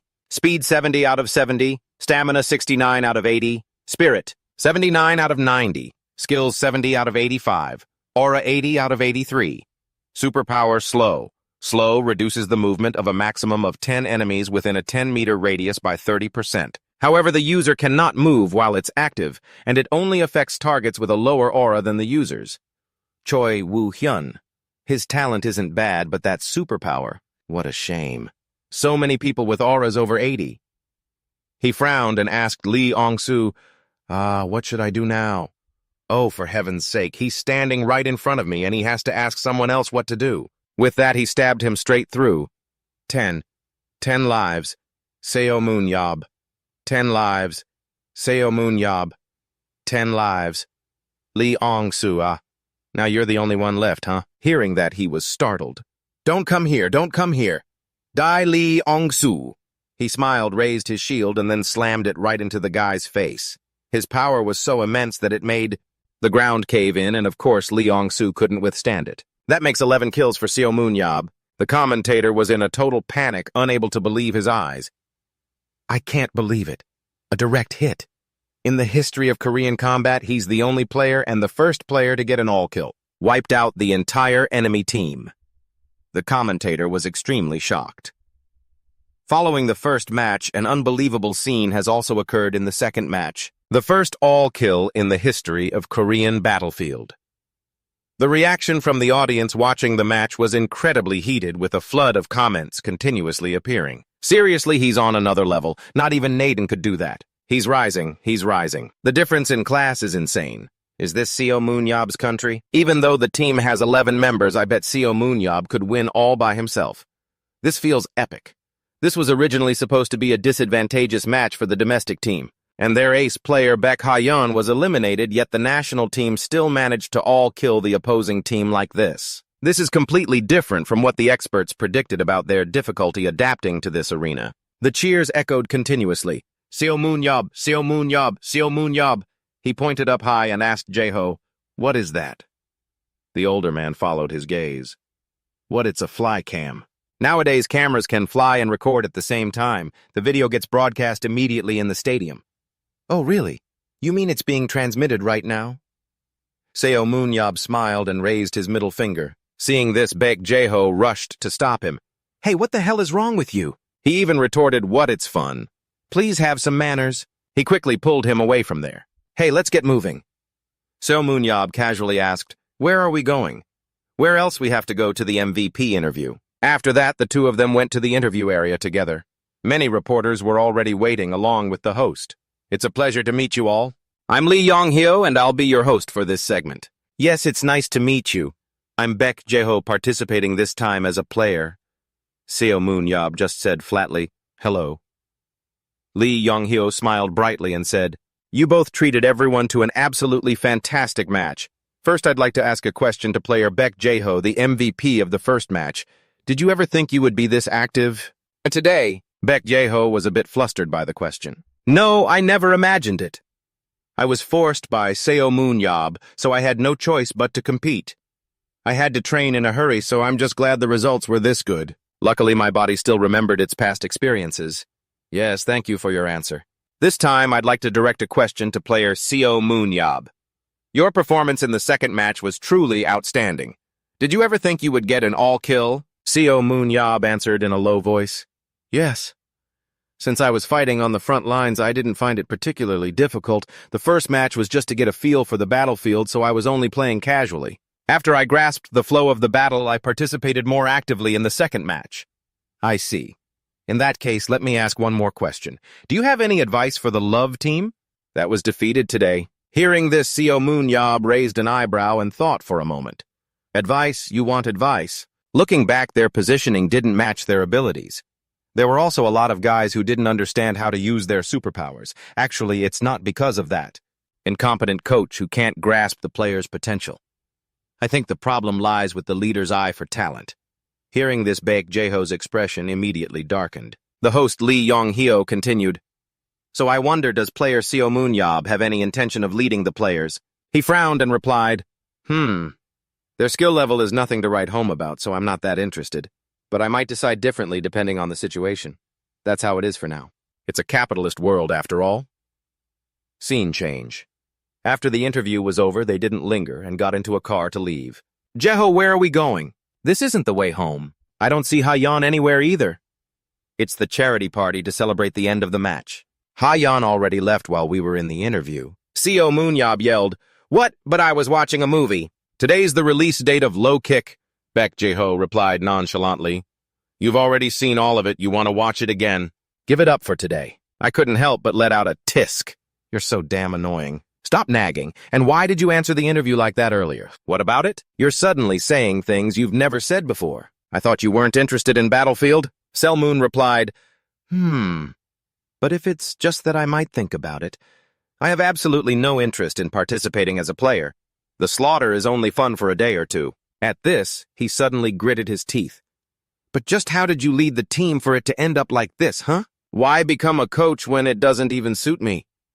Beck Joo frowned and said, I'm only doing this because I have no other choice. He thought to himself, I thought I could be a coach after 11 years of working side by side with Co Moonjob, but becoming one has only made me realize how brilliant he truly is. Even so, I thought it would be fine with everything I'd learned from being by his side. Fellow Seven Heroes colleague Emre Kasa was also inspired by Job to become a global coach.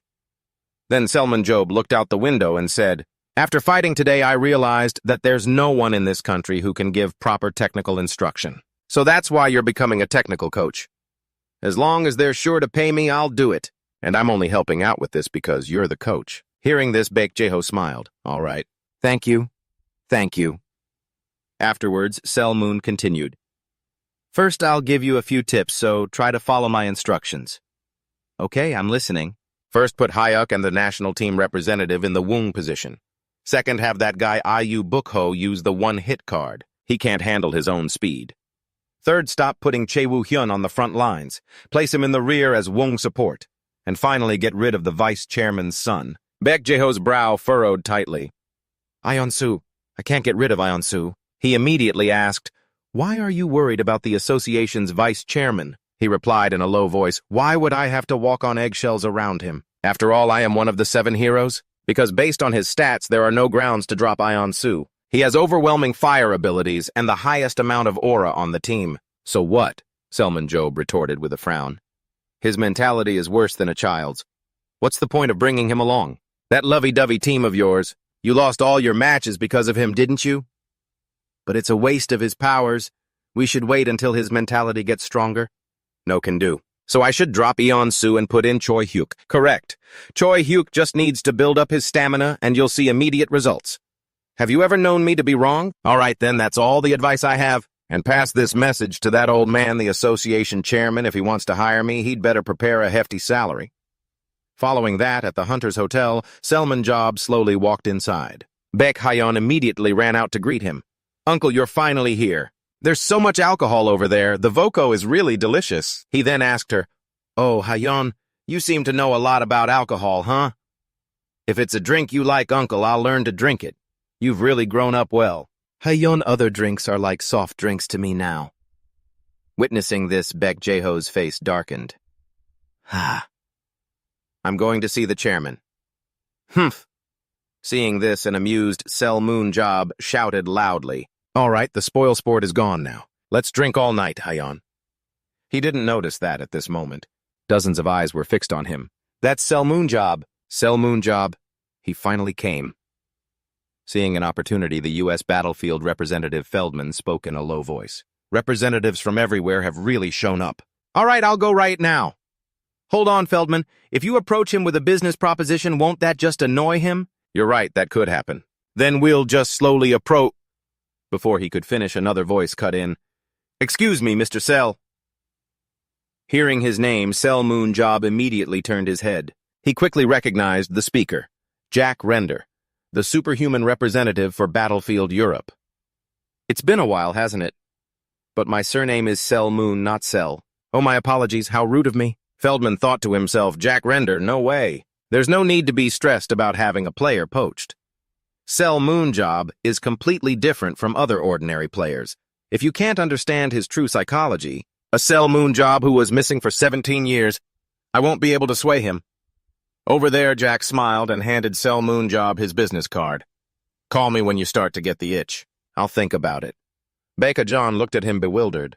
What was that, Mr. How are you so good at English? I heard you dropped out of elementary school and entered a dungeon at 53. He raised an eyebrow and shot back. What school? Why would I need to go to school? If you go from place to place, you'll naturally become fluent in their languages. And you use English when you meet walkers, too. Huh, is that so? Then why can I only hear you speaking Korean? Anyway, you're so petty, mister. I thought you didn't go to school either, just like me. Seo Moonjob couldn't help but chuckle softly. Is our Hayan an idiot? She yelled in anger. You're so mean. Fee-man was still staring intently at them. Jack Render is gone. All right this time. But before he could move, someone else ran up and cut him off. Excuse me. Hello, Sel Moonjob. Can you speak English? He gave the two Boro brothers who had just run up a cold look. I also speak French. Oh, as expected of an outstanding, superpowered individual. You're the Moro brothers, the French arms dealers, aren't you? Hearing that they were extremely surprised. You even know who we are. Beck Joo whispered quietly into Sel Moonjob's ear. Mister, they don't deal weapons anymore. They're the owners of the battlefield club called Paris Roy Mia. Ah, is that so? Yep. They're the best team in the world. Nadan Bermak, one of the top 3, is also a member there. He thought to himself, ah, the guy who's as fast as Jeho was in his prime, huh? Seo Moonjob asked them in a low voice. If you're club owners, does that mean you want to recruit me too? That's not it. Oh, the two brothers took turns speaking. We know you won't do things you're forced to do. Of course, it would be absolutely wonderful if you came to us, but we're also interested in this beautiful young lady. They all pointed at Beck Joo. She was a bit bewildered at being singled out. Huh, me, why me? They want you to join. What really? Wow, what an honor. Thank you, Mercy. Seo Moonjob scowled and warned her. Don't make yourself so cheap. The Moro brothers smiled at that. We've been watching her for a long time. He asked them again. So you really didn't come to invite me?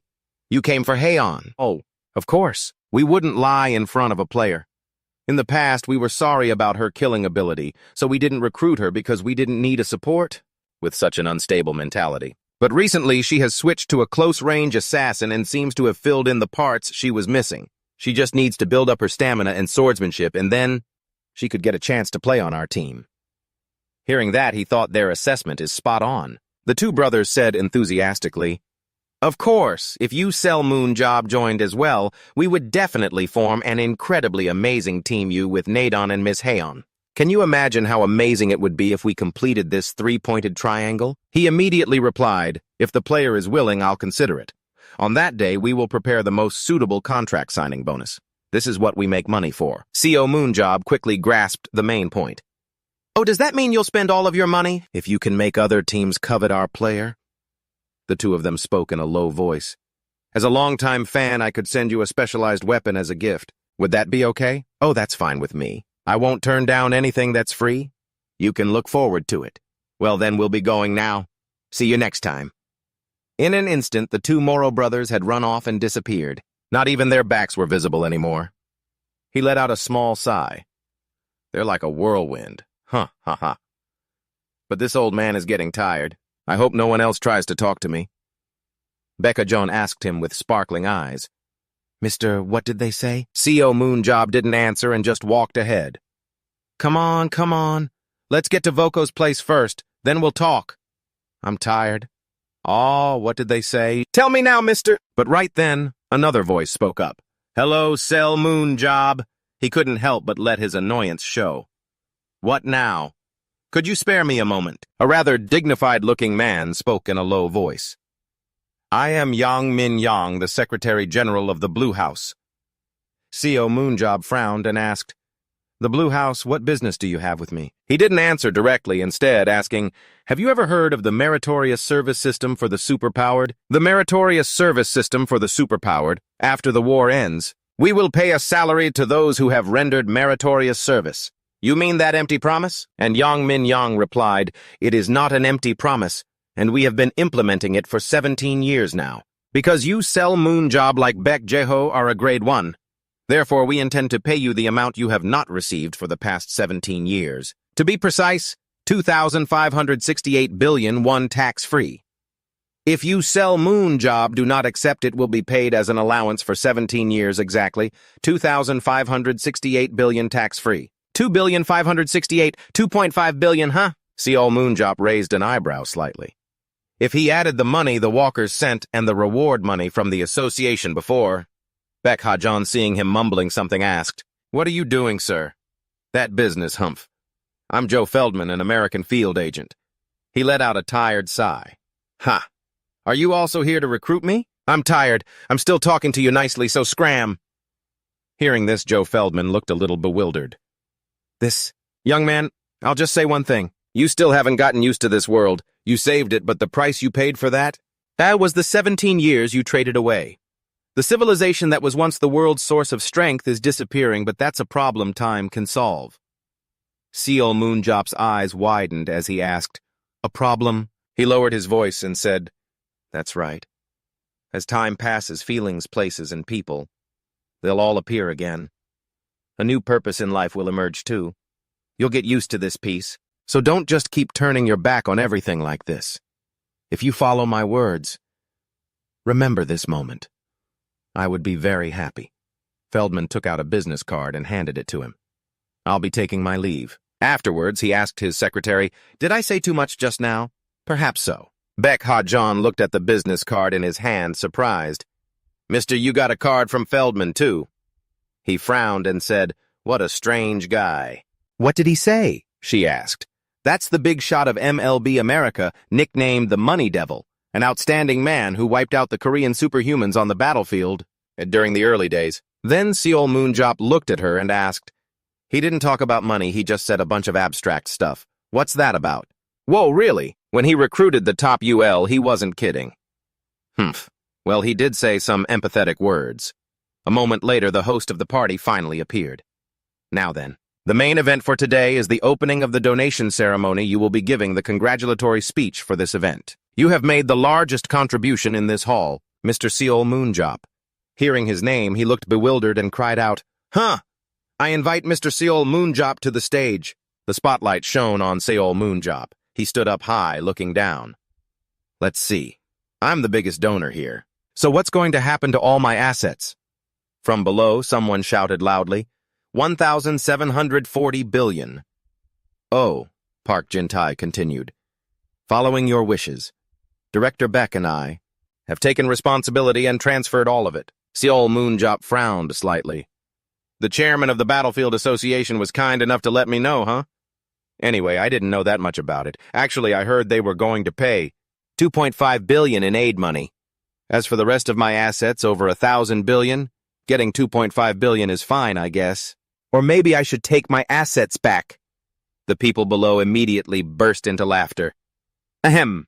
Seol Moonjop said with a serious face, Those assets were all donated 17 years ago. I only just returned from the dungeon a short while ago. So much has changed. Everyone says I saved the world, praising me for what a noble sacrifice I made. But it wasn't noble at all. I'm just a guy who likes dungeons. Civilization didn't collapse. I once hoped someone would be by my side. So that praise for saving the world, I can't bear it. I don't feel proud. I'm just happy that it's over. But there is one thing that makes me proud, and that's the children who can grow up because of that money. More than saving the world that is truly meaningful. I don't want to see any more children suffer the same misfortune I did. Then he slowly walked down. Slowly walked. Yes, Thank you for your speech, Mr. Seol Moonjo. Next up is, you've got quite the silver tongue. Park Jin-tae was waiting below. Ending your troublemaking with just 1,700 billion. Seol Moonjo immediately replied, Don't misunderstand, sir. I'm actually a very gentle person, but life just pushed me into becoming this way. He frowned slightly. That's a terrible excuse. From what I see, you've always been the trouble itself. Stop beating around the bush and just say what you mean. Fine. Let's talk. You've become a senior. Are you planning to corrupt the children who represent our nation like this? He didn't answer, but asked back. So after becoming the chairman, is that how you plan on raising them? Park Jin-tae wearily covered his face. This charity battle really is a problem. Is the KB tournament now going to become a playground for the kids? Seol Moonjo snatched away. He smiled playfully.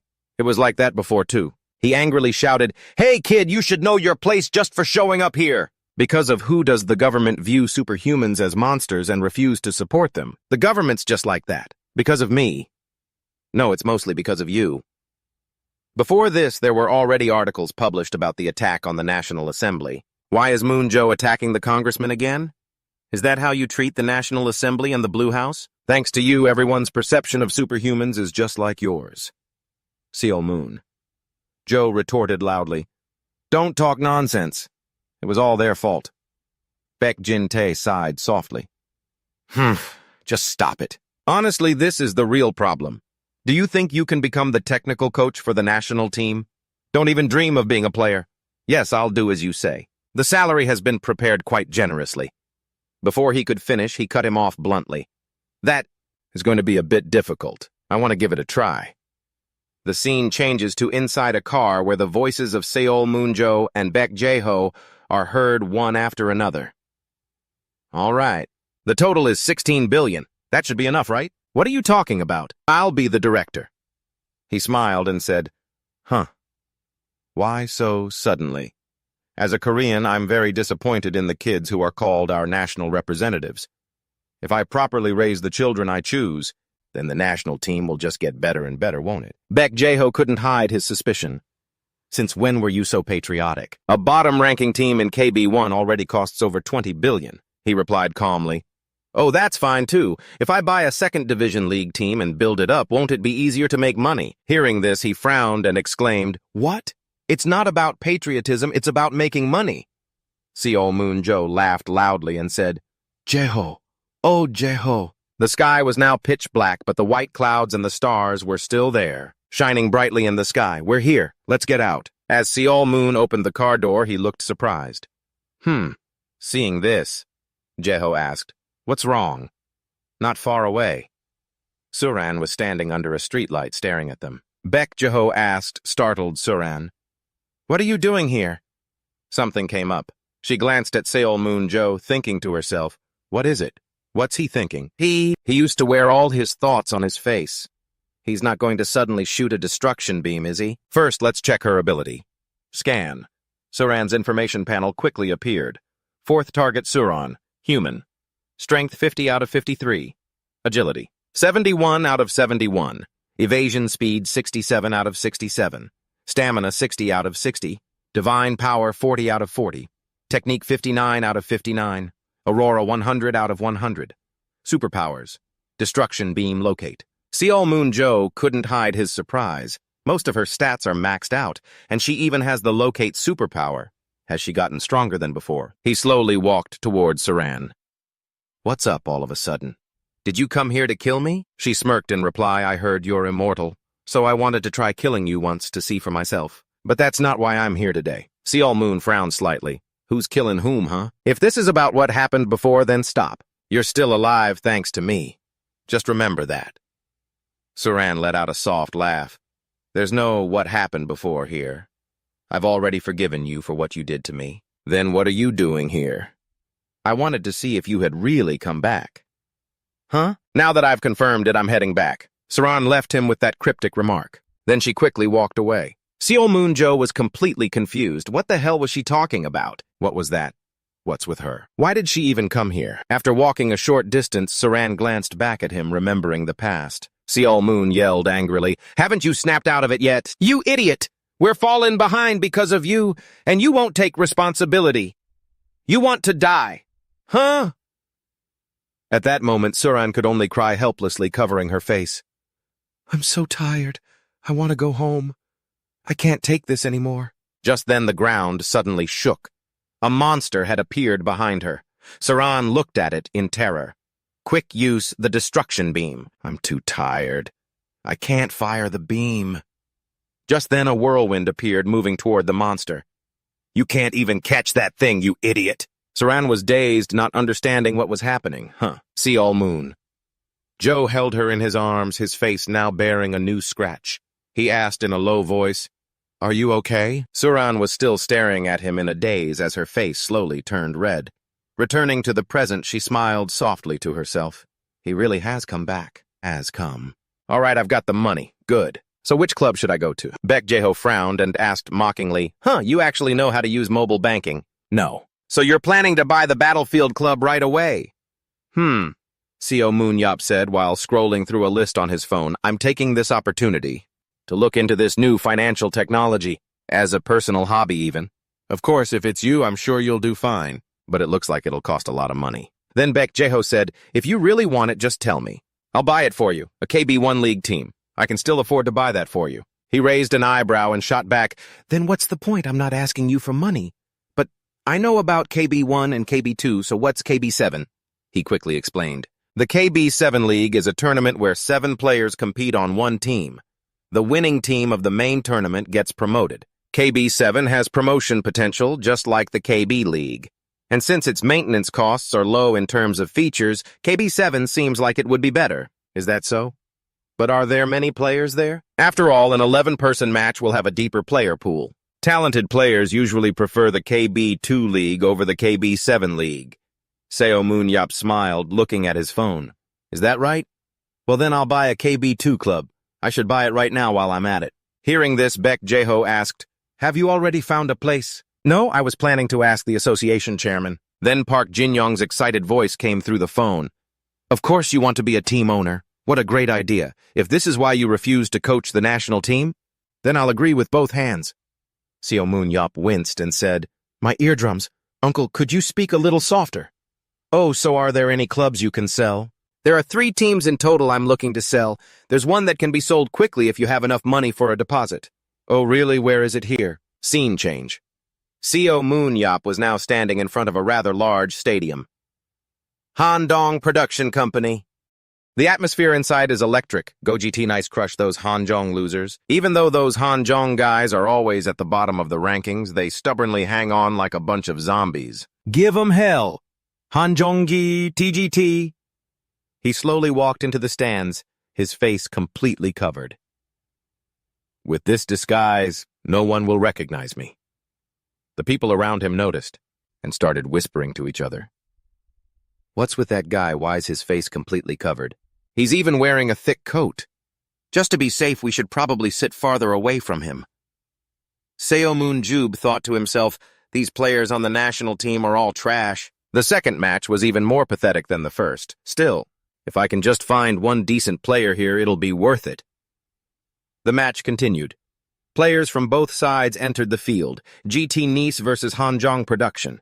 He scanned each person's stats. Terrible. Awful. Awful. Average. Awful. Awful. Oh, the last 2 are coming out.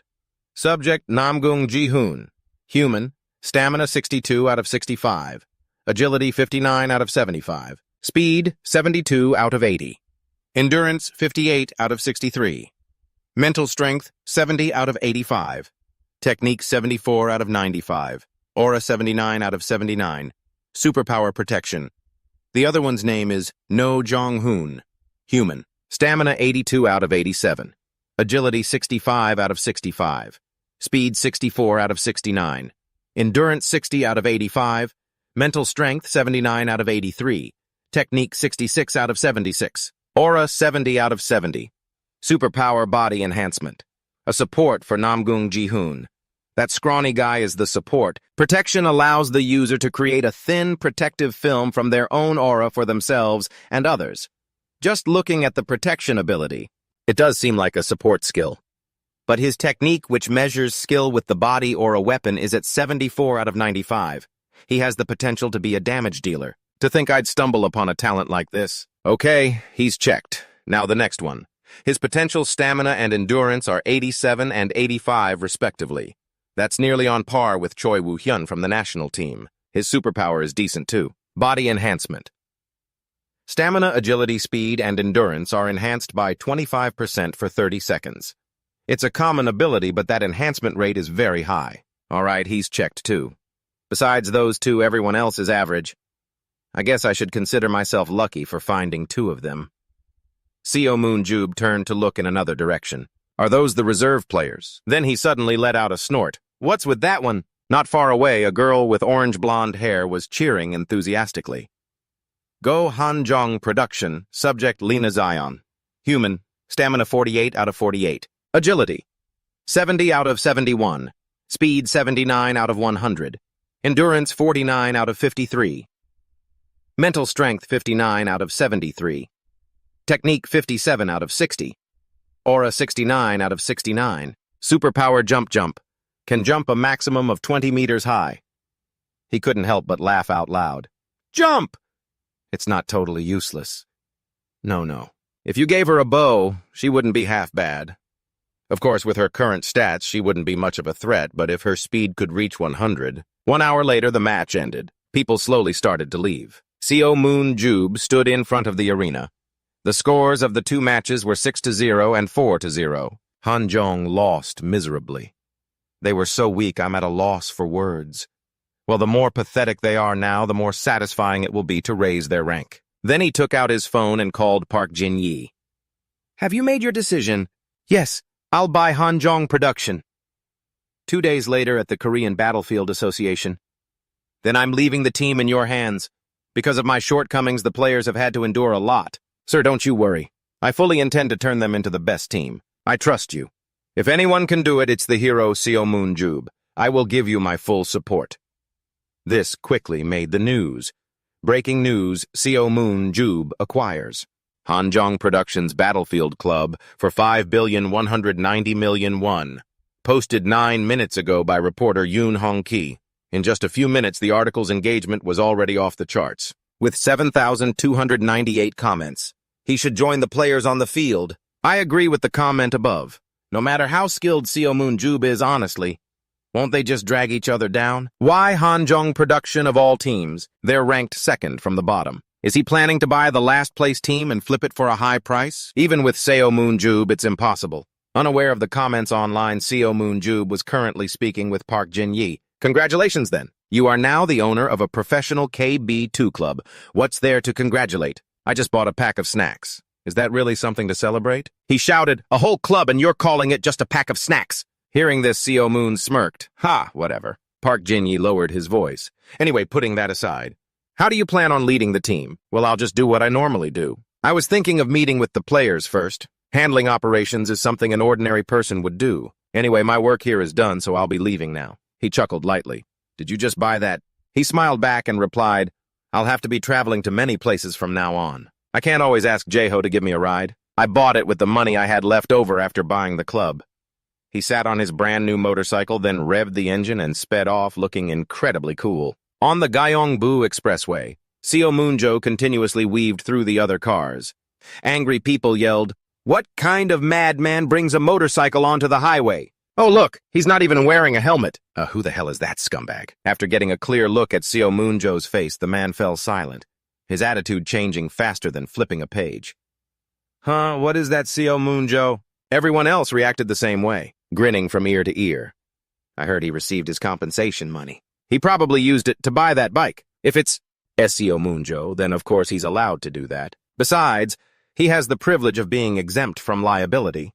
It's a good thing he wasn't wearing a helmet, otherwise the police wouldn't have known it was Seo Moonjo. That's right. If it's Seo Moonjo, he can do that. Scene change. The sky was beginning to darken as the sun slowly set, giving way to the moon.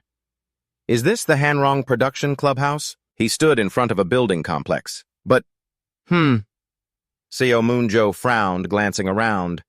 This place is... Still, it's pretty big, isn't it? Just then another voice suddenly called out, Who's there? Outsiders aren't allowed! Before the man could finish, Seo Moonjo turned to look at him. Oh, the man flusteredly corrected himself. I didn't know you would be visiting so late. Chairman, I heard you just bought this place today. I'm the coach Cho Young-jun. Ah, is that so? He thought to himself, good physical stats. Does he have a superpower? Analyze eyes. Choi Dong-jun asked a little confused, Is there something you need today? Seo Moonjo didn't answer right away. Instead, he observed the man's power analysis chart. Target Choi Dong-jun. Human. Strength 37 out of 52. Agility 38 out of 55. Speed 42 out of 60.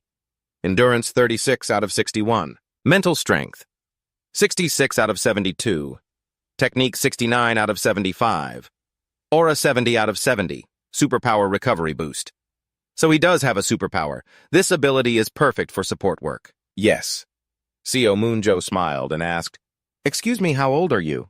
Oh, my age, I'm 43, born in 80. He smiled, slinging an arm around the man's shoulder, and said, Oh, I was born in 76. So that makes you 4 years younger than me, right? Yep, that's right. I'm 76, you're 80. Correct. Choi Dong-jun was intimidated by his sharp eyes. Ah, yes, that's right. All right then, from now on I'll call you Little Brother Dong-jun. Little Brother Dong-jun, feel free to just call me Big Brother. No, I think I'm more comfortable calling you Chairman. All right, little brother. Can you give me a tour of this building? He quickly led Seo Moonjo to the important rooms in the building complex. The players' cafeteria, the office, the physical training room, the dorms. Those are the facilities. And the total number of affiliated players is 14. Yes. Seo Moonjo glanced around one more time. I already knew all this before I bought the place. But the number of players is definitely not good. However, it does have all the necessary equipment even though it's all old. Choi Dong-jun replied with a forced smile, Yes, because the lot is so large they prepared all the equipment. Finally, the training ground. He opened the door to a room. He immediately looked around and commented, This place is also big and old, huh? But there are only 11 modules. Don't you have 14 players? Young-jun said with a pitiful look, About that. Because the modules are so expensive, we could only manage to prepare 11 of them, and only for the main players who see actual combat. When he heard that, he thought this guy has healing abilities, so why is he so destitute here? He could just work at a hospital. Yes, although I'm not completely satisfied with this place, having a coach with both support and healing abilities isn't so bad. And now the biggest problem is the players. All right then. Well then, let's go meet the players first. Yes, so suddenly, I'm going to go meet everyone now, so go call the ones I told you about to come here. Later in the break room, Sel Moonjob sat in a chair, smirked, and asked, You've all heard the news, right? I am Sel Moonjob, your new team leader. That praying mantis of a girl quickly replied, I'm Lena John. It's a true honor to meet you here, team leader. Seeing this, he thought to himself, she really is tiny, just like a praying mantis. Sel Moon looked down at her hands and asked, Looks like you've been practicing archery lately, huh? Lena John jumped in surprise. Whoa, how did you know, sir? I'm Sel Moon, that's how. Just by looking at those calluses, I can tell. You have high agility and speed, but you lack stamina, so you can't operate close to the dealer. You must have thought about it a lot, huh? Because no matter how hard you try, your abilities just don't improve. Nathan gloomily nodded. Yes.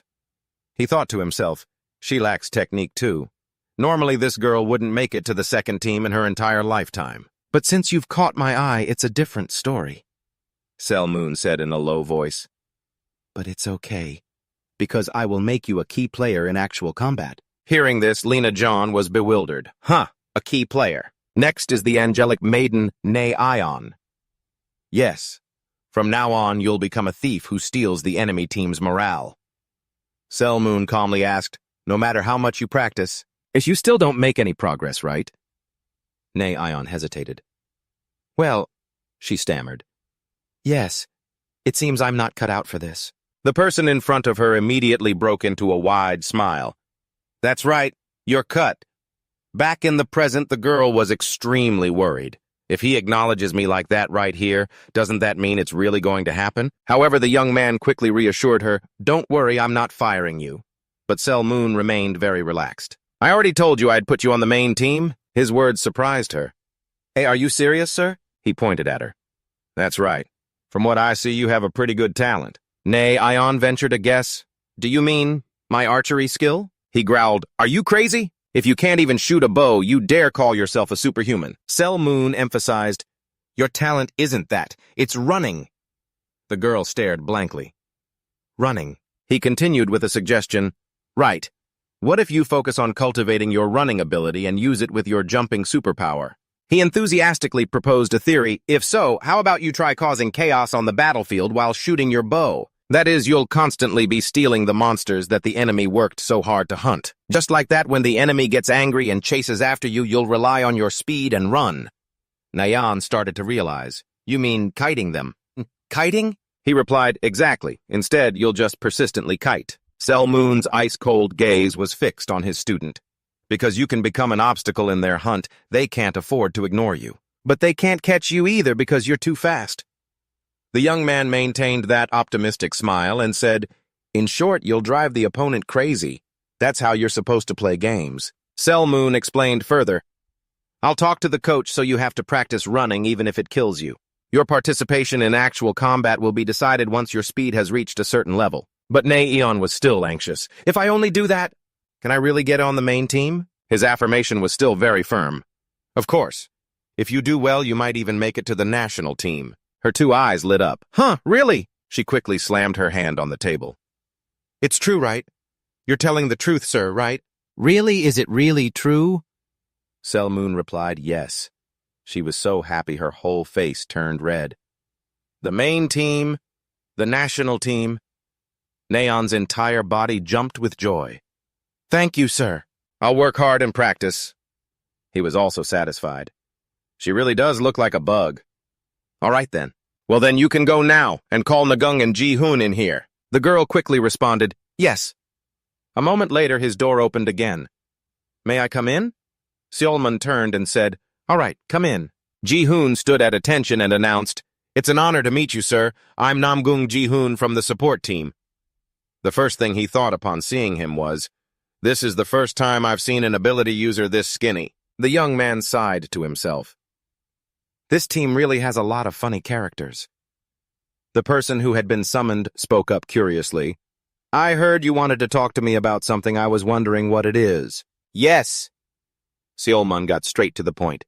You won't be a support anymore. Ji-hoon was startled and flustered. Huh. But I am a support. He mumbled his objection. I'm clearly a support. Did I hear him wrong? His voice suddenly became frighteningly harsh. You punk. From now on, you're not a support anymore. Ji-hoon was stunned while Seolman checked his stats. He suddenly calls me here and tells me I'm not a support anymore. What is his problem? Subject Namgung Ji-hoon. Race human. Stamina 62 out of 75. Agility 59 out of 75. Speed 72 out of 80. Endurance 58 out of 63. Mental strength 70 out of 85. Technique 74 out of 95. Aura 79 out of 79. Superpower is protection. Yes, Seolman made his assessment. From what I can see, you're better suited to be a dealer. The young man was so startled he jumped. Huh, me. The other man was firm. I can see you have a talent for swordsmanship. I'm not just bringing this up out of the blue. It's not without reason. Ji-hoon was doubtful. Have you seen me on the battlefield before? Seolmoon stiffly turned his head away. Sorry, but I fell asleep during your match. Then again, if I hadn't even bothered to look into these things, how could I have acquired this team? Ji-hoon was still hesitant. But my reflexes and agility stats are very low, he pointed out. That's just because you've been in the back line using your ability. He retorted, the support role isn't some trivial position. Seolman's patience snapped. This one seems to be good at talking back. Do you think you know more than I do? Terrified, Ji-hoon retracted his statement. No! He continued to state his case.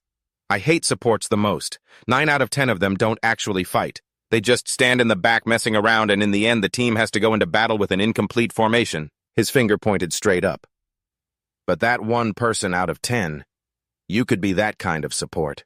In his eyes, Ji-hoon looked different, because those kinds of people have a minimum of 2 protection abilities.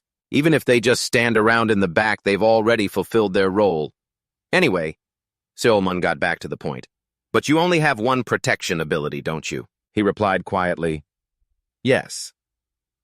Seolman smiled brightly and proposed, so I'm going to equip you with another weapon. Ji-hoon asked innocently, you mean You're going to train me to be a support who's good at swordsmanship. A vein throbbed in Seomun's temple. What? He grabbed him by the shirt and threatened, a dealer who has the superpower of a support, you moron? Ji-hoon leaned back in fear. I'm sorry. He suddenly interrogated him. Why are you so obsessed with being a support, huh? Or are you just scared to fight on the front lines? He quickly let him go, thinking that was the reason. With that attitude, you'll never be a core fighter. If you want to succeed, you'll listen to me. Ji-hoon wondered, if I do that, can I really be successful? The hero replied with absolute certainty. Yes, though there might be variables depending on how much effort you put into your training. The other man was still probing. And what if I just want to remain a support? Seolmun drew a hand across his throat. Do you even have to ask? Obviously, I'd eliminate you. Then he held out his hand. So what will it be? Do you want to live as a reserve member of the bottom-ranked team? Ji-hoon stared silently at the hand. Or do you want to change your own destiny? Without hesitating, he grabbed it. I'll become a dealer. Seolmun was the last one to leave, so he calmly closed the door. The person waiting outside quickly asked, Clubmaster, is the interview finished? He made a request. Hey, little bro, find me a decent coach, will you? Someone who's good with a sword. Dongjun was surprised. Huh. A coach. His voice was hesitant. If you mean a coach, we already have 2 of them. Seolmun specified, we need a coach to teach swordsmanship to Namgung Ji-hoon. Dongjun looked even more incredulous. But he's a support. He immediately corrected him. Not anymore, he's a dealer now. The manager exclaimed, What? He didn't linger and quickly walked away. We also need to teach Lee Na-yan how to run, so prepare for that as well. Dongjun watched him go with a worried look in his eyes. Will any of this actually work? Seolmun stressed. There's a reason for everything I'm telling you to do. Yes, sir. Also, he added, the guys on Team 1 need to work on building their endurance. I noticed last time that GTI Nikon has excellent stamina. The manager immediately replied, yes, of course. He also gave a parting word. All right, I'm heading out. Dongjun answered clearly. Understood. Please be careful. Right. As he got to his car, Seolmun suddenly froze. That's right. His eyes were looking up at the company building. Those old letters up there made him wonder, what should we change the team name to? The next day, things continued as usual. Seolmun was at home looking furious. His expression made Jae-ho curious. What's got you so deep in thought? I'm busy thinking, don't talk to me, he answered curtly, his hand pointed at the TV. For you to even skip watching a movie like this, that's why I had to ask. This guy, is it because of the Hanjong production? He rambled on, but they only have 14 players there. Aren't you going to go coach the players? As he was talking, he suddenly shot up. Recruit more players! It startled Jae-ho. Hey, what are you doing? Where are you going? But Seolmun just headed straight for the window. Recruit people. Recruit people. How? He kept muttering to himself. I have to do it. Recruit more people. Outside, a large crowd had gathered, and conveniently there were loudspeakers everywhere. But reporters and journalists were still persistently surrounding the gate. He opened the window and made a call.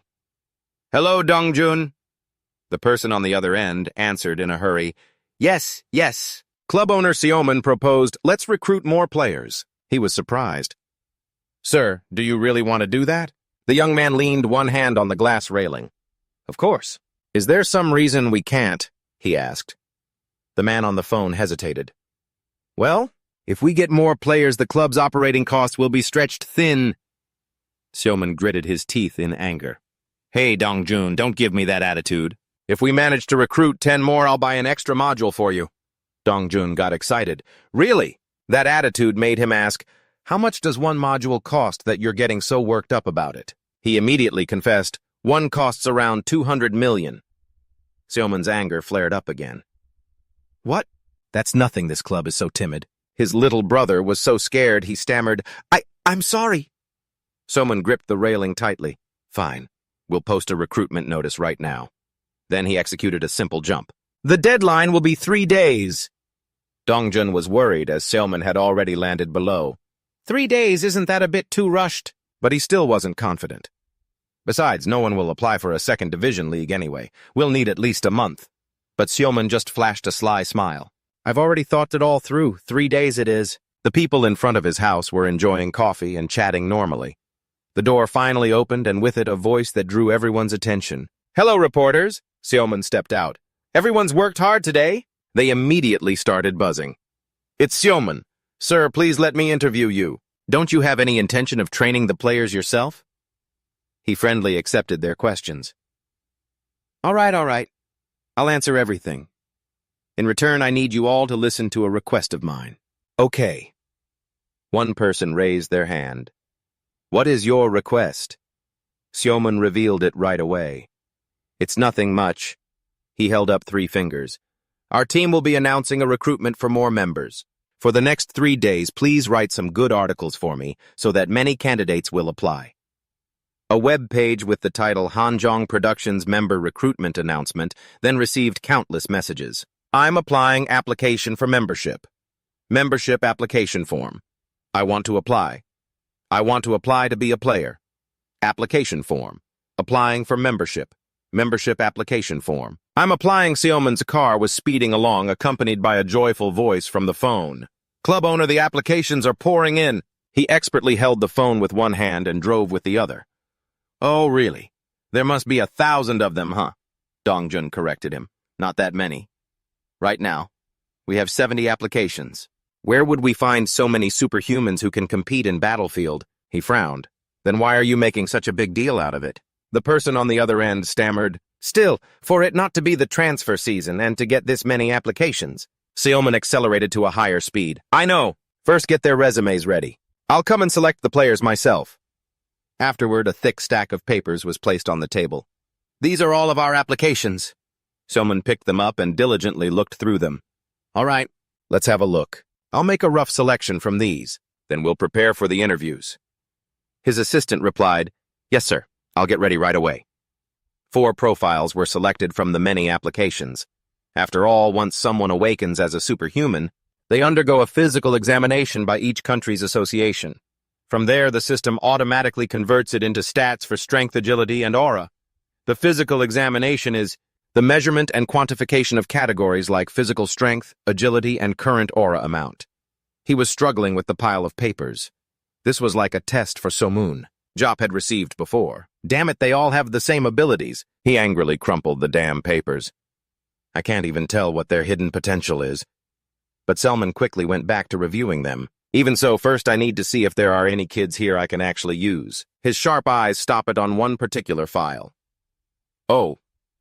The person inside is named Jo Seung-ho, male, age 22, stamina 329, agility 438, power 612, superpower, can teleport objects to others. Can share his own field of vision with others. Experienced delivery man for Tito Company for 2 years. What the hell is this guy? A delivery man. His gaze shifted to the information panel next to him. According to the analysis label's stats, his stamina is 33 and agility is 44. Those numbers are only 1.5 times that of an Olympic gold medalist athlete. The face in the attached photo made him think. Although his physical abilities are worthless, he can move objects for other people.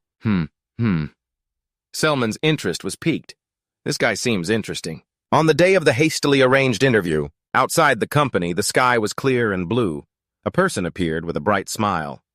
"Hello, Mr. Seo Moonjop. I'm a huge fan of yours." He and Dongjun sat on the opposite side conducting the interview. "Yes, Mr. Kim Jin-ho. I heard you've been playing Battlefield since high school," he answered enthusiastically. "Yes. After graduating, I realized it wasn't the path for me, so I gave up." Moonjop raised an eyebrow. "Seeing as you've applied to join us, does that mean you've changed your mind?" The man stated his reason nonchalantly. "No, I only applied because I wanted to meet you in person. I'm an incredibly passionate fan of yours, Mr. Seo Moonjop." His voice was a threatening growl. "Get out." Jin-ho was bewildered. "Huh? What did you just say?" Selman immediately repeated it. "I said get out." The young man looked shocked. "Get out. How can you treat a devoted fan who came all this way to see you like this? If word of this gets out, I wonder what you'll—" A stapler flew straight into Jin-ho's head. He crashed to the floor.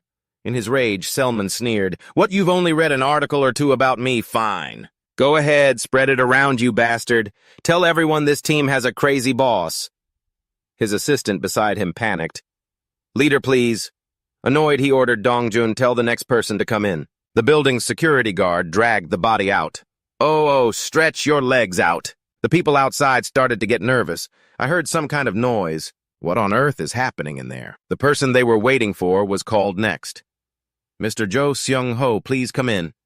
He walked in with a solemn demeanor and addressed the two of them. Hello, everyone. I am Jo Seung-ho. Dongjun glanced over with a surprised look. Oh my. With ability stats like these, how could he? He whispered to Selman, Leader, that young man. Why would you? The leader was currently using his analysis label skill.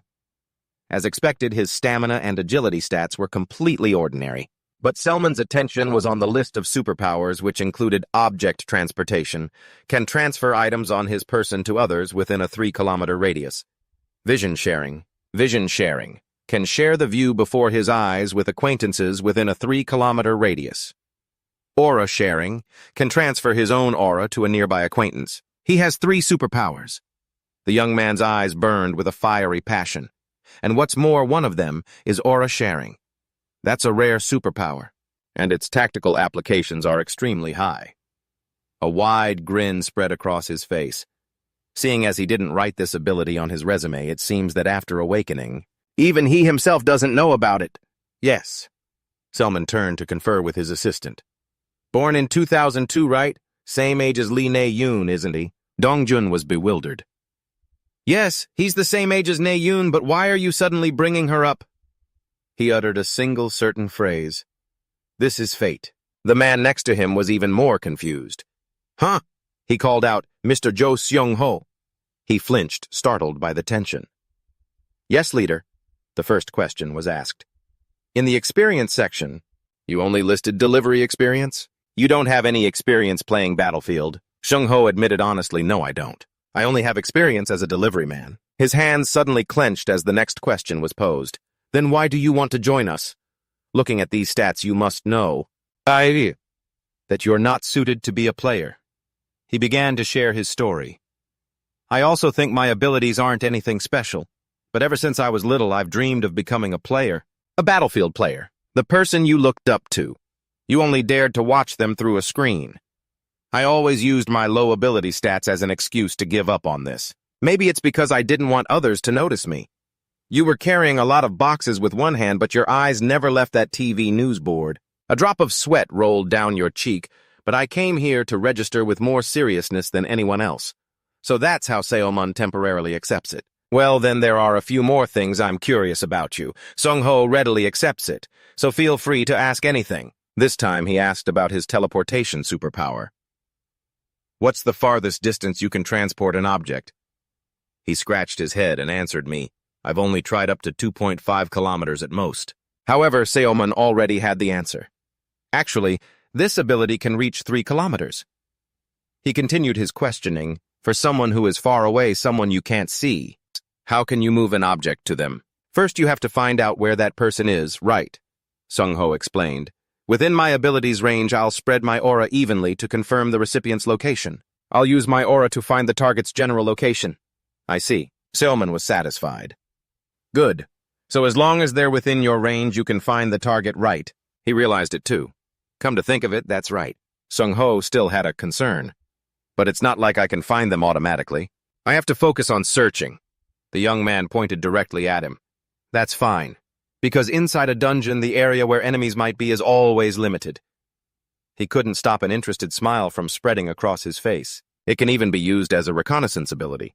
It seems more useful than I thought. The words escaped him. Finally, I've found the nun to help the angel girl. Dongjun looked at him confused. A nun? Yes. Seomun's attitude was incredibly cheerful as he confirmed again, You're Seo Seung-ho, right? He hurriedly replied to him, Yes, yes. He made his decision instantly. You're hired. He was astonished. Really, thank you. Dongjun, standing beside him, was even more panicked. Are you serious, Guildmaster? Yes, yes. A plan was already forming in Seomun's mind. He'll be a great partner for Lee Na-yeon. The manager stared blankly. Yes, he shot up, slamming both hands on his desk. From now on our team, these two will be our main force. The thieving girl and dark nun duo is formed. As twilight fell, someone in the company shouted loudly, Handong production will be reborn under the leadership of Guildmaster Seomun. A large glass of beer was raised to commemorate this new starting point. Everyone drink as much as you like. The company employees held a party outdoors, shouting in unison, Let's hope all the players will advance together. Afterwards, Seomun also joined the party with a satisfied look. It's a bit chaotic, but the team's atmosphere seems fine. Suddenly, someone called out to him, Hello, Guildmaster. He turned around. Huh. A company member was actively approaching him.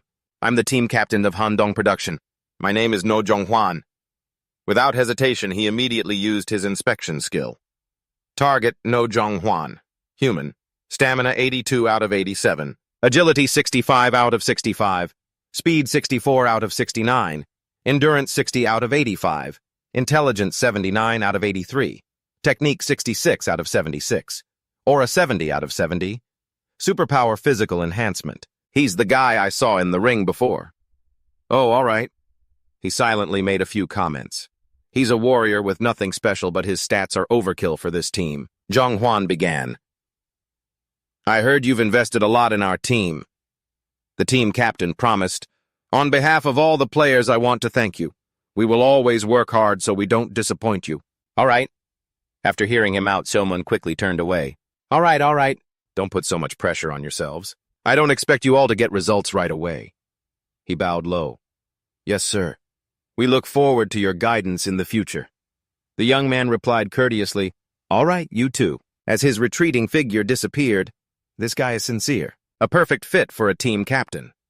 Behind him, a lively conversation sprang up, piquing the young man's curiosity. Nayeon and Seung-ho were talking to each other enthusiastically. This Nayeon's ability to get along with people is really something. He beckoned to both of them. Nayeon, come here. Seung-ho, you too. Yes. Seomun immediately asked, Have you two gotten acquainted yet? Nayeon eagerly praised the other. Yes, he's the new member of Team 2. And he's the same age as me. As their senior, he also advised them both. You two are a set, you know. You need to get closer from now on, okay? The two of them asked in unison, a set. He explained a bit to them. That's right. If you look at the angel girl XT, there's always a dark nun behind her controlling things, providing information and praying to reduce her guilt. What? Nayeon blurted out. She's not that bad. I've looked her up online. The young man continued, confusing them even more. And Seung-ho is that nun. He waved his hand dismissively. That's everything. I'll explain the details later. Let's go get a drink. They hesitantly answered him, Yes, sir. And the two of them left feeling bewildered. Meanwhile, he was very pleased. Finally, the team had the minimum number of members. His sharp eyes suddenly glanced over, finally landing on, That's right, he was aiming for his company's sign. He had to find a new name for the new team. The letters up there were old and worn, just waiting for a big change. As everyone was happily gathered, a voice suddenly made them all look over. Everyone listen up! Even the rookies turned around curiously. Selmoon, holding a large bottle of liquor, announced loudly, I will now announce our team's new name. He raised his finger and pointed. The new name of the team will be... Soon 3 months had passed. It was a beautiful morning, and the TV screen was blaring with excited shouts. Today's match will be a crucial turning point. For Handong Productions, or as they're now known, GIAM, it also displayed the companies that would be facing off. Yes, that's right. It's been a while since Chairman and CEO Moonjo acquired this club. During that time, the structure of the main roster has remained unchanged. However, today, new players will finally be making their debut in this match. The man sat in the waiting room giving some final instructions. Everyone just do what you did in practice. Especially you, Seung-ho, understand? He hesitated, worried. Are you sure it'll be okay to actually use it? Their chairman reassured him even more strongly. Don't worry. That's what showmanship and performance are all about. With that, he shouted powerfully, Let's go! Today is the day we show them the results of the past 3 months of training. Go out there and enjoy yourselves. The whole team shouted in unison, Yes, sir! One by one, the players from his team were transported to the arena. The match against Incheon BC Round 1 will now begin. Over here, there's also a particularly comfortable place, with a large screen for the higher-ups. Thank you for inviting me, Mr. Gojot. It's been a long time since I've been to an arena, he replied politely. Oh, is that so? Gung Ha chuckled. When Hajan debuted, I came to cheer a few times, but I haven't been able to come much since then. The young man focused on the conversation. What about Jae-ho's matches? She slowly explained her reason. He told me to wait until the team's skills improved before coming to watch. Sel Moon stated bluntly, Then I guess you'll never get to watch. She herself admitted it. Yes, there's still been no progress. He started rubbing his head. Tisk, that useless guy. Gung-ha asked hopefully, Ho, your team will surely be different, won't it? Go Jot. He immediately affirmed, Of course, you can count on them. He smiled confidently. I'll show you a very interesting match. The group of players was transported to a coastline, a place with many floating islands around. Dongguel Round 1 is Wizard Canyon. This is an incredibly beautiful place, a surreal space you'd be hard-pressed to see in real life. Here, you will not only see the match on land, but also underwater. This demands a great deal of mobility and adaptability from the players. Next up is a map recreating the terrain. I'm looking forward to seeing what kind of changes Sam will show today. Let's go back 3 months. Sel Moon's hand tapped the stopwatch. Just a simple run, 100 meters in 3 minutes and 1 second, he praised. Player Lee Na-yeon has excellent running ability, the coach remarked as he observed. Player Jo Seung-ho has also gotten much faster, but player Na-yeon is still far more outstanding. I heard she was just a substitute player with no real combat experience. How on earth did the chairman recognize her potential? The man turned away. Well, there's her muscle development and various other things. Truth is, I just cheated using my analysis eye. The coach was still very impressed. It's amazing, as expected of someone discovered by Big Jae-ho. Sel Moon carefully instructed him. Instead of praising me, I hope you'll pay more attention to the players. There are many different kinds of dungeons, so please take that into consideration and teach them accordingly. Meanwhile, Na-yeon was happily going about her run. Yes, sir. Just by changing player Lee Na-yeon's running form, we've already seen very good results. She will definitely be able to adapt quickly to real combat. The calendar pages were torn off one by one. Training day 40, D50, until match day. Players from the other team watched bitterly as the girl ran off. Damn it, she stole the mob again. Na-yeon nimbly leaped over the terrain. If she runs at that speed, how are we supposed to catch her? At that moment, the girl thought to herself as she ran, I'm being ostracized. Sel Moon said smugly, It can also be used for crowd control, right, Team B? How does it feel firsthand? Seung-hwan said with some apprehension, I feel like my hunting speed has been cut in half. Seung-ho wasn't much different. It's like having some kind of neurosis. He continued to instruct them. Good. Now try to think of a line that will make them even angrier. Let's go. Your movements are excellent. Well done, Lee Na-yeon, she exclaimed happily. Thank you, Chairman. I'll keep working hard. His thoughts suddenly surfaced. Even though she always smiles like that when she answers me, I'm actually very worried. Na-yeon was constantly arguing with herself inside. Chairman, the world's best superhuman. I'll make you a main player. Even though he told me that, her small back stood there all alone. But me, a long-time reserve for the best team in the 2nd division. They say with just a bit more training I could become a key player, becoming a member of the national team. A bead of sweat rolled down her cheek. This is really hard to believe. Can I really do this? Na-yeon's expression darkened. I'm so worried. Can I really do a good job? Suddenly a loud voice pulled her back to reality. Na-yeon! Startled, the girl answered, Yes, were you calling me? Seung-hoon asked with concern. You didn't even hear me call. Are you that worried? Na-yeon frantically waved her hands. Yes, not at all. I'm not worried. He advised her, You don't have to pretend to be okay. It's natural to be nervous for your first deployment. The others behind them smiled. That's right. On my first deployment, I was so nervous I threw up. Then the captain continued addressing her. You can be nervous, but you're not allowed to doubt your own abilities. He gave her a friendly smile. The leader of the 7 heroes has put his faith in you. You will definitely be the one to break the enemy's spirit. Thanks to that, Na-yeon's spirits were lifted considerably. She nodded. Yes. Seomin Hwan declared loud and clear. Our team has bet the name of the hero Seomin Jose on this match. Enter the battle and do not bring shame to our guildmaster's name. Everyone raised their arms high and shouted the slogan, Let the operation begin. The large screen at Sel Moon continuously reported the news. John has split into 3 groups and begun to move. They're using a 4-4-3 formation. All eyes are on the energetic young woman. But the three-person team isn't hunting. They're passing right by the eastern jungle from the very start. Could this be a jungle-focused strategy? The three of them moved like the wind gliding over the floating rocks as they rushed forward. The map updated with their progress and position. The announcer's commentary grew even more surprised. The dragon's team of three, after moving for a while, has suddenly stopped. Jo Seung-ho proactively gave a signal. "All right, wait for me a moment." He leaned down and picked up a small nearby stone. Weighing it and giving it a quick check, the young man seemed satisfied with it. This should do. A stream of spiritual energy began to surround the small object. Jo Seung-ho's superpower teleportation. From that distance, he opens several barrier circles. The mechanics are explained. Jo Seung-ho uses his teleportation ability as a form of reconnaissance. With an object within a 3-kilometer radius, he has the ability to pinpoint the enemy's location. His eyes closed to focus more on the barrier, and a faint glimmer of light began to spread out, scanning the area around them. Suddenly, the area around Seung-ho turned luminescent. There was a group of people nearby. They were running hurriedly. As they got closer, their numbers and figures became larger and clearer. Seung-ho's eyes snapped open. He'd found them.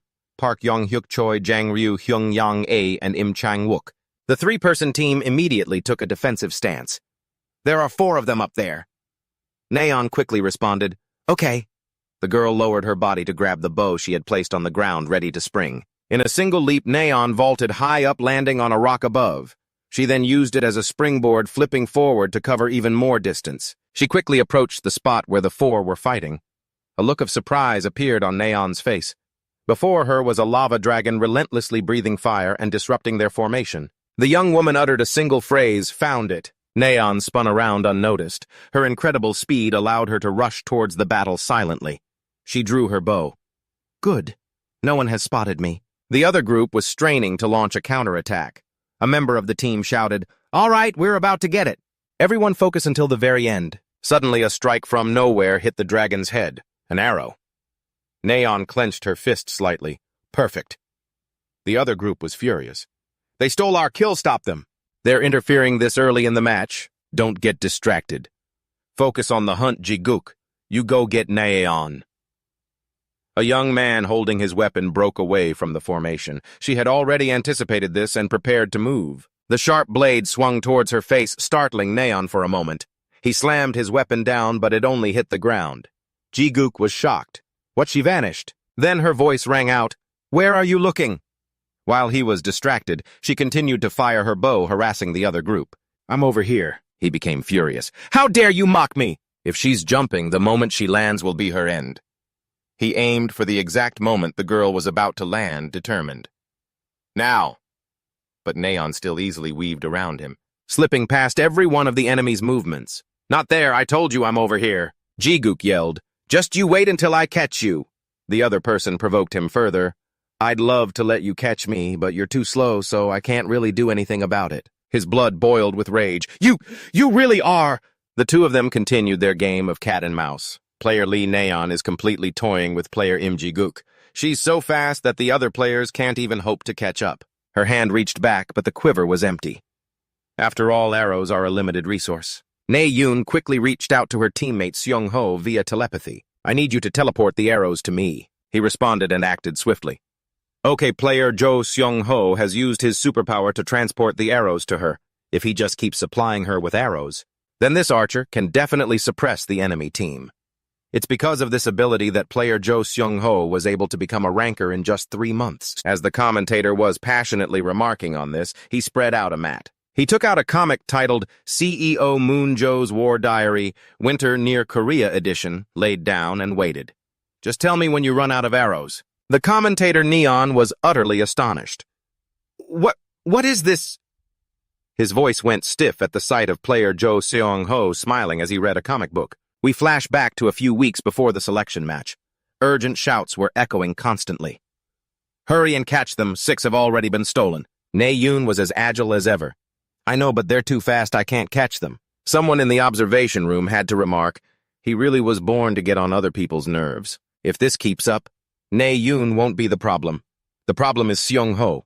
The screen shifts to him, looking for a safe hiding spot, which is taking quite a while. What are we going to do? Before Seung-ho gets into position, it's going to be tough for Nae-yoon to get resupplied. Dongjun offered a suggestion. Then send Namgung Jin-hoon to support Seung-ho. He has a protective ability. He can stop the monsters cold, can't he? They watched his actions on screen.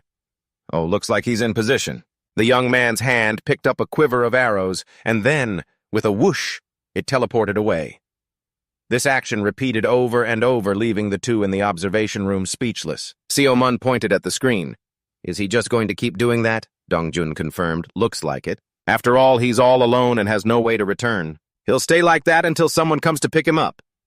He exclaimed, That's just tragic if he's like that the whole time. This won't do. A wicked idea popped into his head.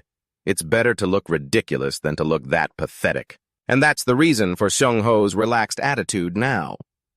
Player Seung-ho is reading a comic book in the middle of a match. Beside him, an attack suddenly whizzes by. His guardian springs into action. Jin-hoon forcefully bats the monster away. A rare scene unfolds.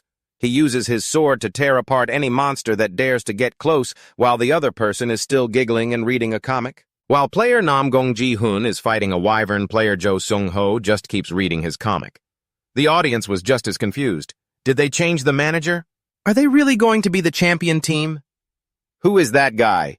Is our team going to be overtaken by them? A message was then sent to his ear. Seung-ho, I'm out of arrows. The young man's hand grabbed a quiver of arrows sitting nearby. He activates his skill to send it away. Over in the observation area, Seo-mun was laughing so hard he couldn't stop. CEO Ha was also surprised. Oh my, was this your request, director? Wiping away tears, he replied, It's hilarious, isn't it? Very amusing. He said proudly, Even I'm scared of my own eye for spotting talent. She suddenly proposed, Why don't you use that ability to help my husband? He immediately shot that down. Whoa, I already did help him. Seo-mun gritted his teeth in frustration. Sim Yang-soo is mentally unstable. We need to quickly swap him out for Cho-hyuk. But it's not like he'd listen to what I say. She hesitated for a moment. My husband didn't mention that, so I don't know. But I heard that player Cho-hyuk had some sort of conflict. He exclaimed, Huh, is that so? The man shook his head in exasperation. I'll ask him directly later. If there's a problem, he should know how to solve it with pressure and force. What a useless director. CEO Ha gave a weary laugh. Whoa, there you go again. The commentator's voice drew their attention.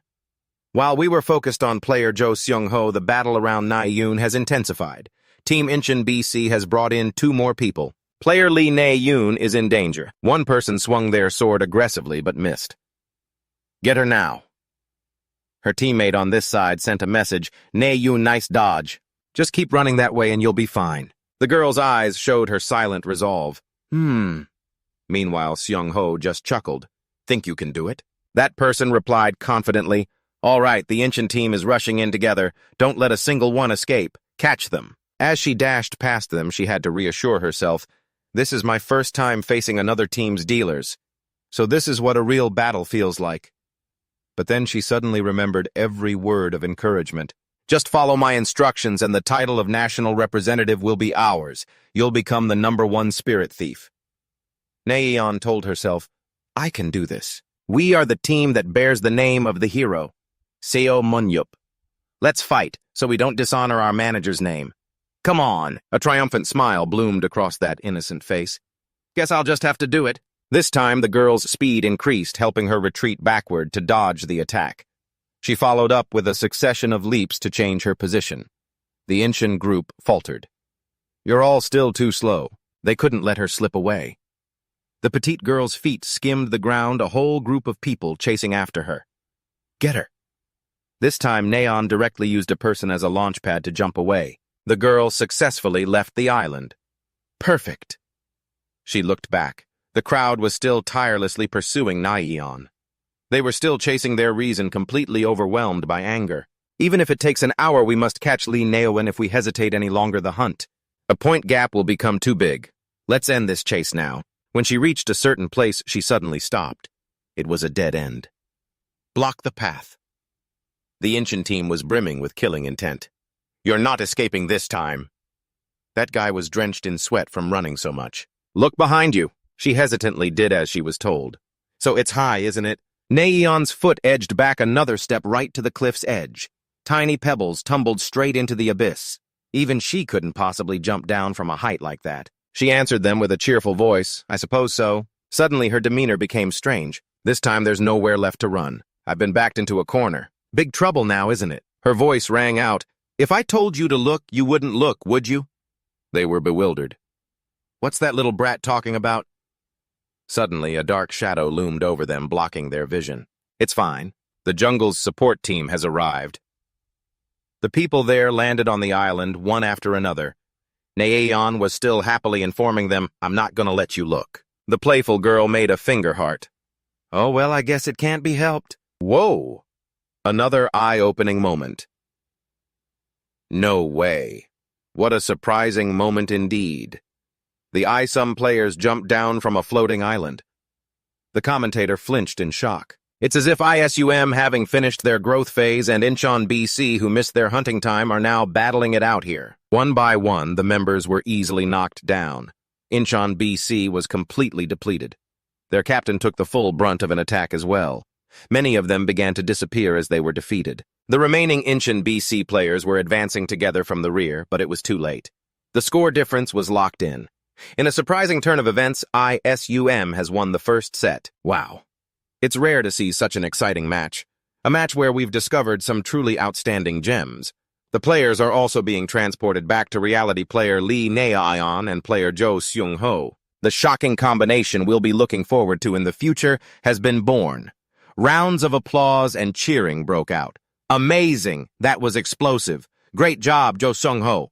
You did well. Lee Na-yeon. Jo Seung-ho. The two of them were bewildered by the intense reaction and the way the audience chanted their names. Lee Na-yeon, Jo Seung-ho, Lee Na-yeon, Lee Na-yeon. The girl's eyes suddenly widened as she discovered something. Seo-mun was in a place at her eye level. Manager Seo-mun whispered, Look there. What did I tell you? He smirked, then pointed at her. I'm going to work hard to make you our key player. Afterwards, he gave a thumbs up to lift their spirits. Both of them blushed. Everyone was overjoyed at this accomplishment. The announcement came out, Set 1 victory belongs to ISUM.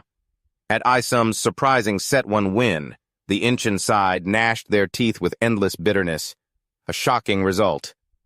Over on this side, the team whispered and smiled. This caused Incheon BC to suddenly falter. The one-sided battle continued into the next set, Set 2.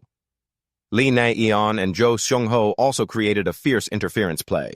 Just like in Set 1, Incheon BC, with no countermeasures left, had to collapse. The score was completely skewed in ISUM's favor. ISUM, riding a wave of soaring momentum, finished 2 sets without conceding a single one. The announcer also added, And today's MVP, as everyone already knows, is player Lee Na-yeon of ISUM. She excitedly picked up the mic. Thank you. You were the one who saw my talent. You taught me how to strive and seize victory. This glory, I would like to dedicate to our manager. After that, she made top news many times. A series of interviews about Lee Na-yeon and discussions on online communities all exploded. The player chosen by Seo-mun Yup. A huge hit. The new concept of infinite interference. A new star. Highlights and images of ISUM and Incheon BC. Lee Na-yeon is insane. My heart was pounding while I was watching. She's just that good. It's been a long time since someone has gotten me this interested. Her face was also shown on the news. Shocking. Tons of Incheon BC fans have to go get their teeth fixed from grinding them so hard. They couldn't even catch her in the end. My monitor is broken now. For the first time, I felt what it's like to win. A performance this refreshing on the domestic scene. Even Seung-ho had nothing but praise. I even started a fan club for Lee Na-yeon called Na-yeon Chappa, and it's not the only one. Lee Na-yeon is the talk of the town. It was truly a top-tier match. Her physical abilities are just average, but she's surprisingly effective. It's known that Selman Job was the one who picked her. He spotted her talent right away. What a sharp eye. Everything is still going great. Seung-ho has finally gotten the recognition he deserves. This match has rekindled the flame of the domestic battlefield scene that had died down. It didn't just turn these two rookies in their very first match into new stars. It also put the spotlight on Selman Job, the man who predicted and created this duo. The public is incredibly interested in him. Lee Na-yeon and Jo Seung-ho were personally scouted and trained by Selman Job. It's truly the level you'd expect from the leader of the best team, the top-ranked level 7 hero. Now, once again, so many people are impressed by this man's genius eye for talent. A few days later, a voice rings out in Jeho's house. Hey, Lee Na-yoon and Jo Seung-ho, did you really discover them? Lying on the couch, he replies to his friend with annoyance. Of course I did. What did you think I was lying? That Dong-jun picked them and not me. He stammers, no, that's not what I meant. Anyway, you're amazing. Selman gets even more smug. See, I told you. Your eye for talent is on another level. Jeho worries a little. They'll do well on the national team too, right? The guy changes the subject. In that case, you should go persuade Choi Hyuk. I heard that kid still won't play right. Selman's friend replies, No, I already tried to persuade Choi Hyuk. He explains, he said he'd give it a shot if he could wear the national team emblem, but his own team is strongly against it. The young man exclaims, So that's what's holding things up. Jeho himself feels the pressure. The battlefield directors in our country don't really like me, so convincing them is pretty tough. A non-specialist leading, and the once glorious national team. Selman asks bluntly, Is it because they're experts that things are in this mess, huh? The young man starts to sit up.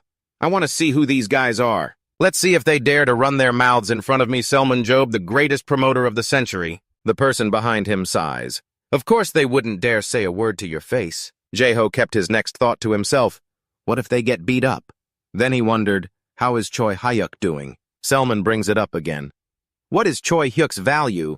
The front page news is still buzzing about their 5 consecutive wins. The Selman Hyuk effect is a guaranteed victory. Consecutive MVPs for Lee Na-yoon. Even when you see it coming, you can't stop the Lee Na-yoon Cho Seung-ho duo, the whirlwind from KB2. Dongjun happily holds up the news feed. A 5-game winning streak. The first 5-game winning streak since the club was founded. He starts sobbing. Hick. Am I dreaming? To think our team would see a day like this? Selman, standing nearby, frowns. Why are you making such a racket? What's the all-time record, 6 wins? When asked, the man suddenly freezes. About that. Dongjun confesses, Actually, we've never won more than 3 in a row, sir. A thought flashes through the young man's mind. Should I fire this guy? He quickly changes the subject. Anyway, after the Wizard Canyon event, Lee Na-yoon's name just exploded all over the internet. The promoter was absolutely right. Who could have known she would blow up like this? Selman doesn't let him off the hook. I'm always right. But what was it that my dear Dongjun said? Will she be able to meet the requirements? How can you judge this kind of talent from a resume? He hangs his head low. I'm sorry. Then Selman reminds them, this is no time to be celebrating. The strategic key to our matches is, Seung-ho, now we have to make sure every other team knows that. The manager looks hesitant again. So, Selman immediately corrects him. You should be asking, how do we do it? Isn't that right? Dongjun quickly corrects himself. No matter what, we have to protect Seung-ho. The other man turns away unconcerned. Good thing he's not completely incompetent. Get me a glass of water. The manager's lips tighten. Is Moon-hyuk just putting on an act? But when he looks up, the expression is gone. Selmoon claps his friend on the shoulder. If Nam Gun-ji-hoon and No Jong-won's training pays off, we'll be able to keep this momentum going. He hastily replies, Yes, of course. That sly smile reappears. Oh, of course. A confident attitude is good, Dongjun. In that case, let's keep increasing that win rate. Before the first half of the year is over. He directly stated the goal, causing the man to freeze up. 50% Dongjun, holding a drink, was stunned. A 50% win rate this season. Jonghan's current win rate is 30%. The other person asked in a low voice, What? You can't do it? The manager hastily complied. No. Ryong Hwan also pondered. A 50% win rate. If this were the old Jonghan Dragons, that number would be impossible. But there's no way the owner would just say that for no reason. He wouldn't just bring it up like that without a reason. He carefully observed Seolmoon. He may look quite stubborn, but in reality he's a meticulous person. Meanwhile, he was over here, constantly threatening the poor guy. I'm only trusting you, Dongjun. You can handle this, right? Don't make me get violent over such a trivial matter, okay? He continued to reminisce. It was thanks to Jonghan's support that I could become a battlefield player.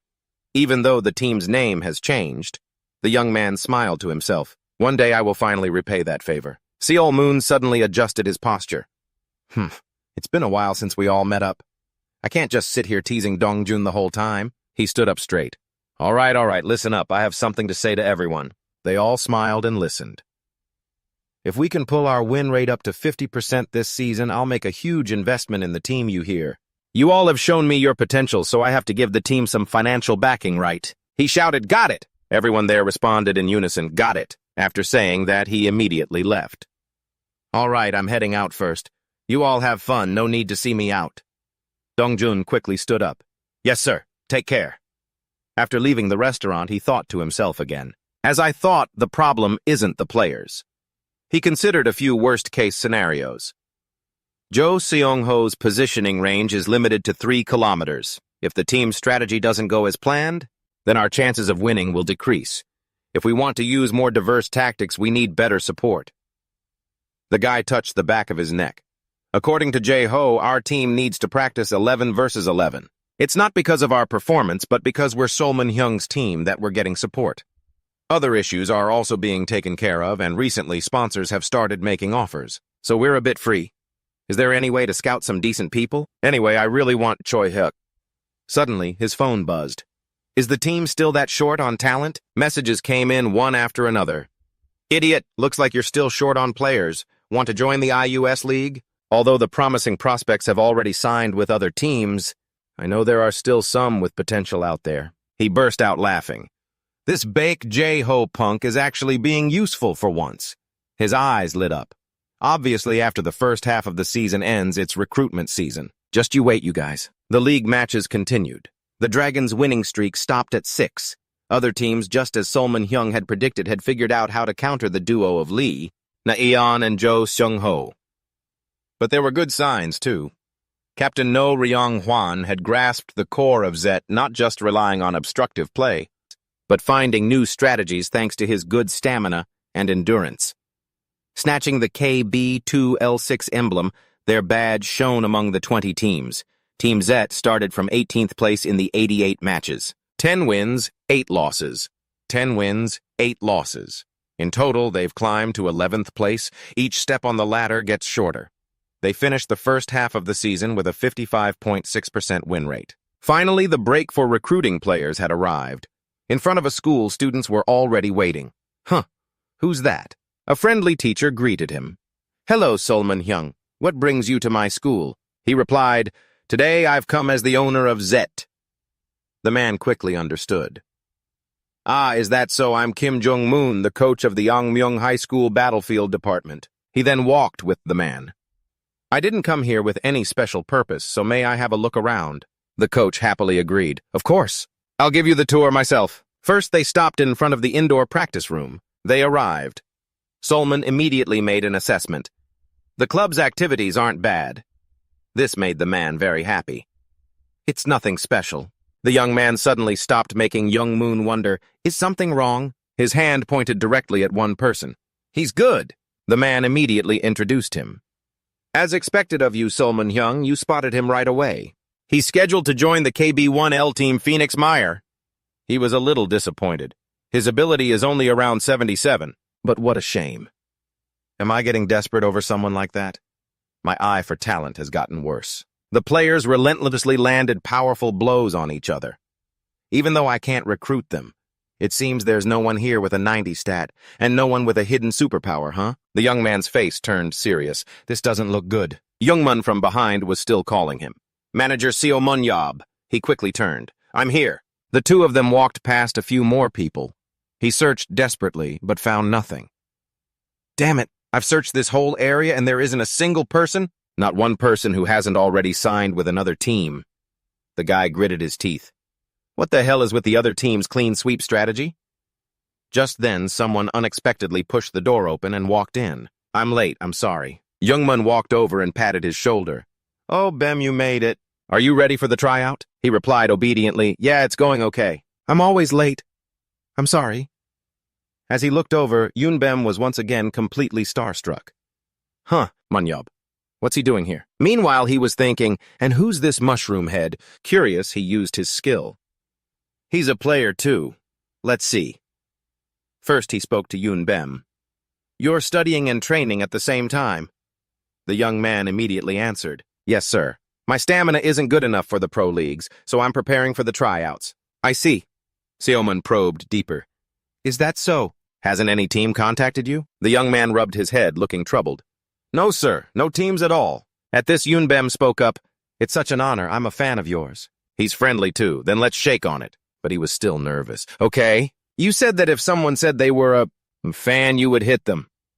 The other guy smirked. That's true. But you're fine. Yunbem was stunned. Huh. Then he got straight to the point. Because you're going to sign a contract with my team. The young man's eyes widened in shock. A contract? His attribute window appeared, revealing a very attractive hidden skill. Yunbem was dumbfounded. A contract? But Silman's attention was elsewhere. That's it. Shadow Walker. Movement speed in shadows increases by 20%. When aura is above 70, can hide and move within shadows. The more he stared at that line of text, the more certain he became. There's a condition to unlock a superpower.